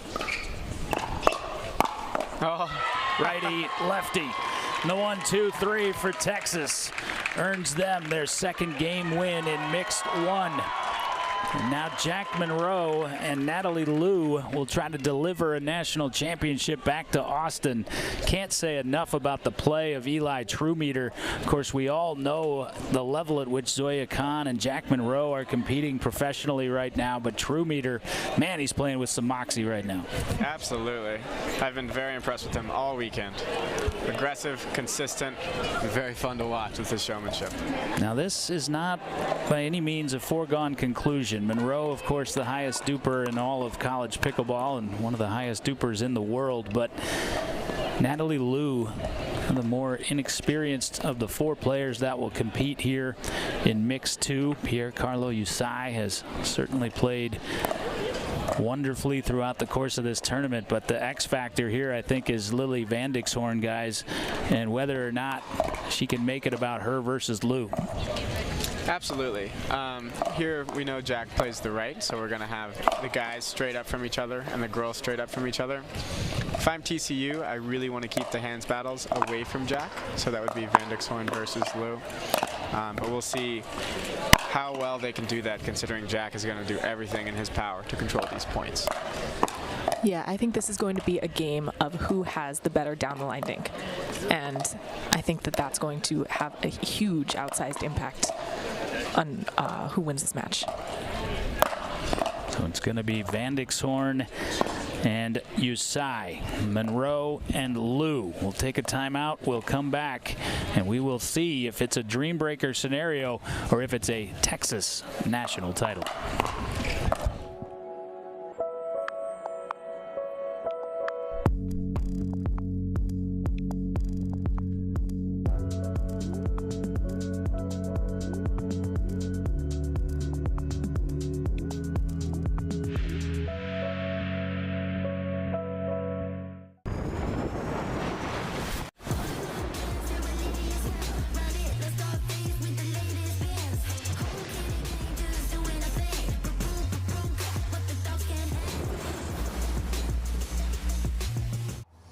When the world sleeps, greatness rises.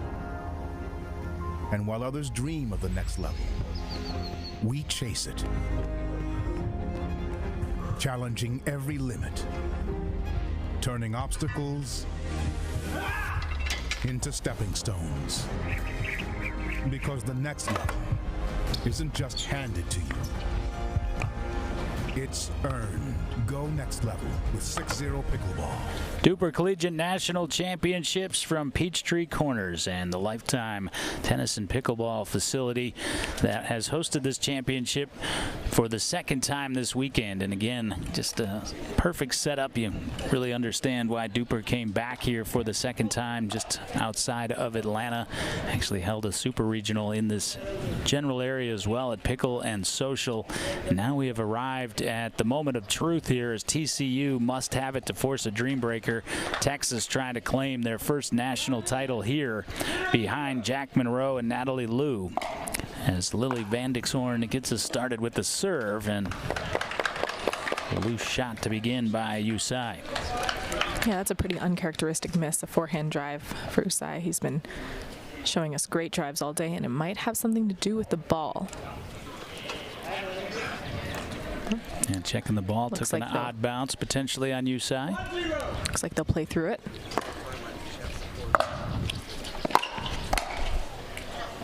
Oh. No idea how Monroe got to that, and no idea how to get back into position. 1-1.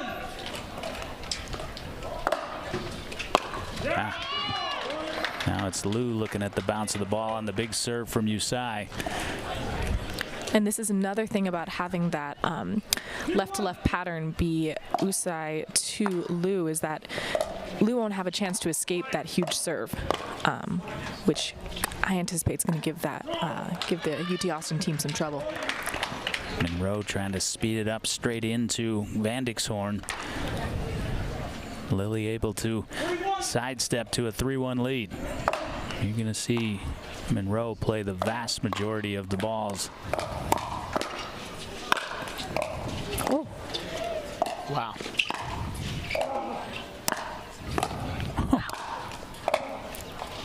Wow.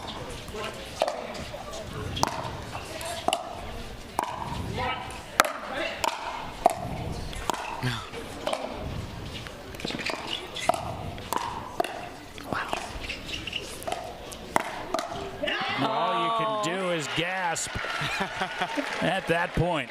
TCU didn't win it, but they won the hearts of the spectators. Wow, what defense.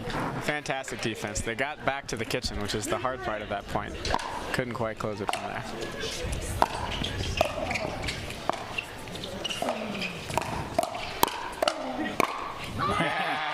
And Lou's ready for her opportunity, created by Monroe.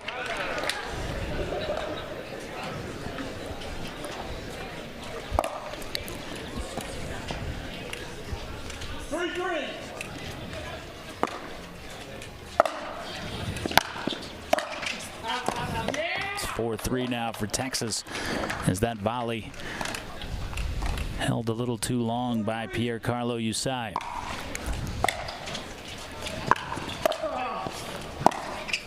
Oh, you hit a shot that good just to be undressed like that.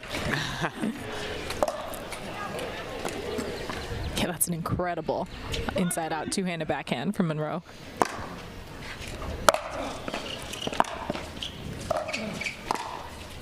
Oh, that's beautiful. Yeah, Van Dixhoorn nodding. Saw it coming, but not to that spot. It's one thing we noticed. Ellie Douglas likes to slide to the right for the backhand of that ball. Van Dixhoorn was caught backpedaling. Gives Jack Monroe the opening to find the outside of her body. Usai swung too early on that. 6 consecutive points claimed by Texas.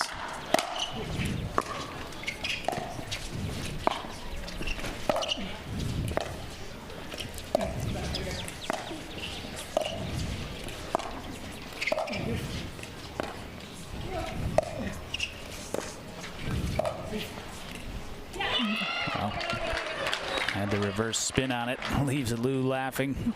You can see that Monroe has himself positioned almost over where your usual left-handed, left-side player would be positioned in gender doubles. Yeah, and I think this is the pattern that TCU has to get into if they want to take this game. They need to slow it down. They need to be at the kitchen and be in a position where they can get the ball to Lou, because from the baseline, Monroe is covering pretty much 100% of the court. At the kitchen, TCU's dinks are good enough that he can't afford to take quite as much. That's precisely what TCU is trying to do there, but it sits on top of the tape. 8-4. 9-4 off the bigger serve of Monroe. 9-4.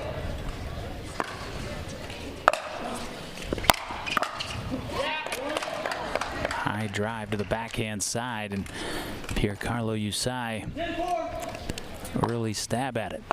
Yeah, I'd love to see a two-handed backhand there. We know that Usai has one, and that's the time to pull it out. Oh. Usai challenges.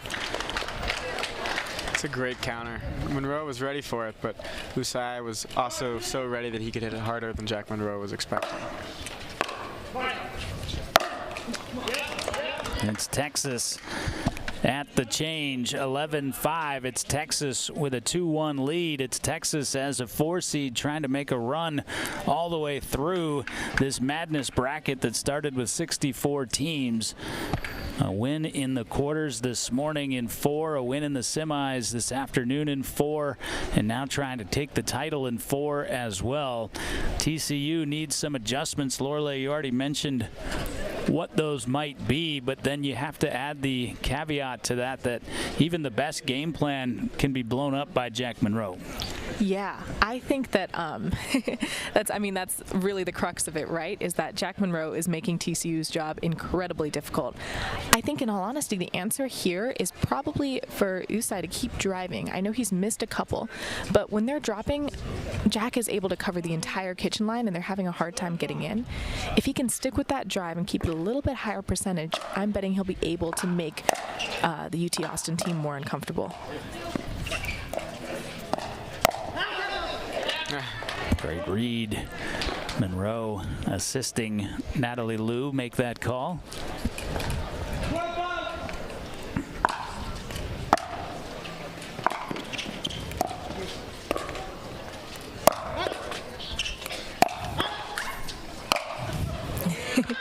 And Liu trying to get out of the way of back-to-back speed-ups that would not have been held by the court. And I don't mind that move at all from TCU because the longer the points are going on, the more UT Austin is winning right now. So if they can keep them short and make Liu uncomfortable, I don't mind the the out balls at all. Good communication by Jack Monroe on all of these. Yeah, definitely. The sense that Monroe is such a wonderful teammate, helping his Texas teammates advance. Zoya Khan, of course, but Trumeter has risen to another level as well. Natalie Liu playing much looser than she did earlier today. That's how stars win championships, is they make everyone else around them better. Absolutely. And I've been very impressed with Liu so far today. When she's playing confident, she's playing really well. 14-7 is our score.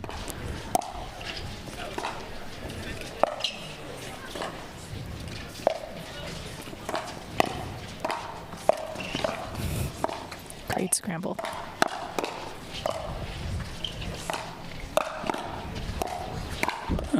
That's Monroe lefty, that's Monroe righty, that's Monroe a handful of points away from a championship.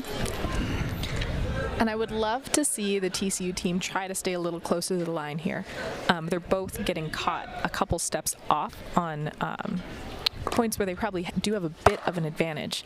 And the closer they can stay there, the more they'll be able to handle some. Oh, that's a. I thought it was live look a little long. Me as well, yeah. Let's look at it again. Ooh, maybe not. Eyes deceived us, and it is overturned. So Texas has the 16-7 lead. Great look from our boxcar talented crew. I don't mind that look from Jack. He's been having a lot of success, playing very aggressive and very free so far. I hope he doesn't take that miss as a sign to rein it in. Agreed.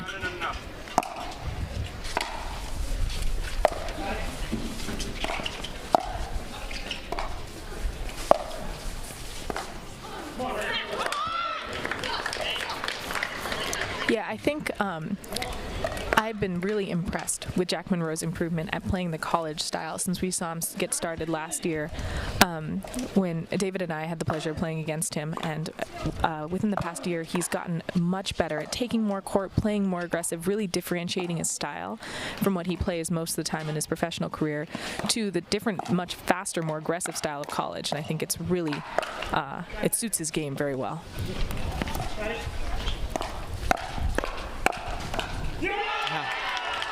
We see Liu with the good counter and Jack Monroe with the miss.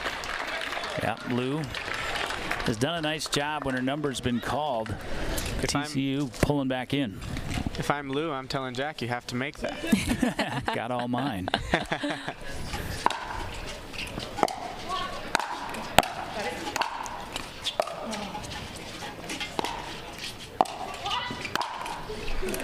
Great pressure from both Liu and Jack Monroe at the kitchen line. Thought it was a nice read right there by Monroe to let that one bounce. Got himself a much higher ball the next time around. Agreed. 17-10, Longhorns closing in. 17-10. Oh, and a service error from Liu, her second of the game. 11-17. Mike. Mike. Heard Piercarlo Usai audibly yelling mine and mine again. Second one goes wanting. 18-11.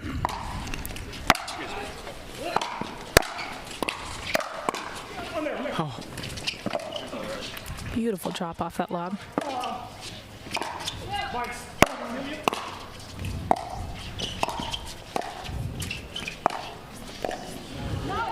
And Monroe just sweeps the pressure across to Van Dixhoorn.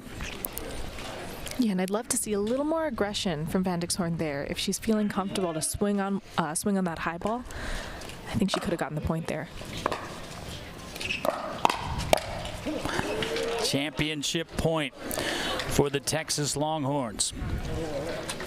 Dropped women's doubles, claimed men's doubles, claimed mixed one, a point away.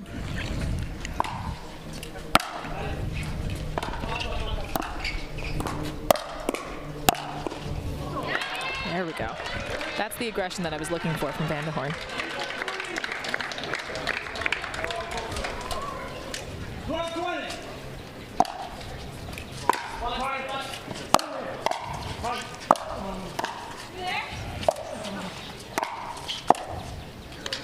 Freeze in place.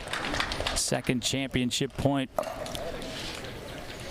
Jack Monroe's ability to cover the whole kitchen has been on full display this match.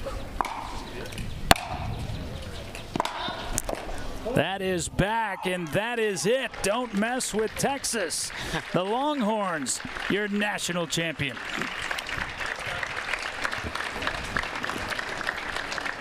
Kind of an anticlimactic conclusion, guys, not only to the game itself there on the return error, but also in a relatively lopsided affair. You said at the outset, if the Jack Monroe we know he can be shows up here today, this is the outcome we're going to get, and you were right on the button.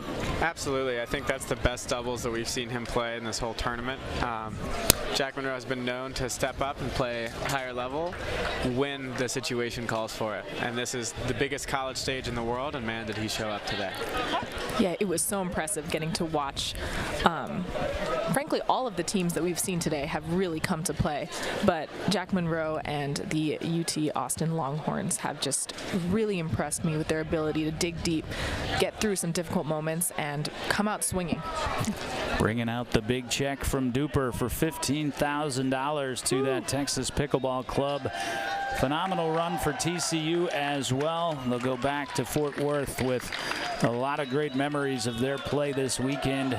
Certainly a lot of pride, and also, as you see that trophy being hoisted as well by the Longhorns, a check for $5,000 for TCU as well. What a splendid journey it has been through the DUPR Collegiate Pickleball Tour and the Super Regionals held in this spring semester to get to this 2025 national champion. Phenomenal job hosting by Lifetime Peachtree Corners. Have to say a huge thank you to Boxcar and the outstanding production crew with us throughout the course of the weekend. Trevor Sigmund and Kyle Salenko pulling all the right levers and dials and making us look and sound championship caliber, which the Texas Longhorns were this weekend, no doubt about it. First time national champion, second time a national champion crowned here at Peachtree Corners to go along with my broadcast partners championship of a couple of years ago. Lorelei, David, it's been a joy to be with you guys, not only in New Jersey for the Super Regional, but here as Texas claims the hardware. Your final thoughts